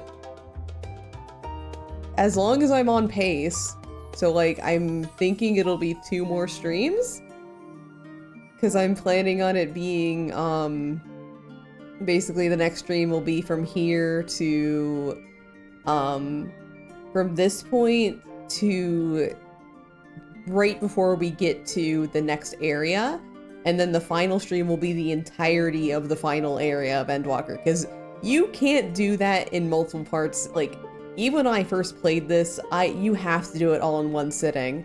So basically 2 more streams for Final Fantasy XIV Replay, which is really wild. We're actually making it. We're doing it. We're fucking doing it. Let's see. Like, let's look. Like, we'll do it like so early. We'll be doing it really early, and I'll get a small little break from Final Fantasy before Dawn Trail comes out. I get like opportunity to like go on my main and do shit. Because honestly, like as I'm doing this fucking replay, I've only been prioritizing this account. So I haven't been doing anything on my other account aside from like logging in, like getting money, getting stuff. But yeah. Schedule. I haven't really thought about it, but maybe I'll be doing more tomorrow. That way I have like as much time as I need to like schedule the final Final Fantasy XIV stream, and like if I need to divide the next part up into multiple streams, it's fine too. So tomorrow I might be streaming more Final Fantasy XIV. We'll be aiming to get through, basically getting through the entirety of level 88 and partially level 89. Again, we are like, as soon as I hit the next area, we're stopping and like doing that all in one stream. But yeah, it's really, really exciting. Anyway, let's see who we're gonna raid tonight. Yeah, heck yeah. Heck yeah. Almost done. Again, I started this beginning of last year. It has been over... I think I started this February last year. So it's been a year and 4 months that I've dedicated to this run, which is insane to think about. Let's see who's online. What? There's somebody I rarely see. How long are they streaming? Well, they're still streaming, and it's their stream anniversary, so I'm gonna do it. They better not start fucking raiding anybody. Actually, let me mute real quick. Meet the desktop real quick just to see here if they're like planning on leaving. No, he's still talking. Let's go. So we're gonna raid Roland tonight. Roland, it's his stream anniversary, so please show him some support. I always like watching his streams. They're very like comfy, cozy to me. But anyway, tomorrow maybe Final Fantasy, so I can like at least get to Final Zone, and that way I have some like flexibility as far as my Final Fantasy stream goes. And then Monday, Tuesday, Wednesday, it's my weeklies. Weekly Divinity Original Sin 2 on Monday at 6 p.m. Tommy Tuesday, we're going to be finishing Café Enchanté on Tuesday at 8 p.m. Eastern Standard Time, and I'm probably going to be playing more In Stars in Time Wednesday at 8 p.m. as usual on Matcha's stream, not my stream. Thursday is probably going to be break day. Friday, maybe Final Fantasy, maybe something else actually, for once. But yeah, so let's go say hi to Roland, and let's go. All right, see you guys tomorrow or Monday. It's certain time mentioned. Yeah, go follow Matcha VT. Do that. We play Stars in Time now on Wednesdays at 8 p.m. Eastern Standard Time. Anyway, bye.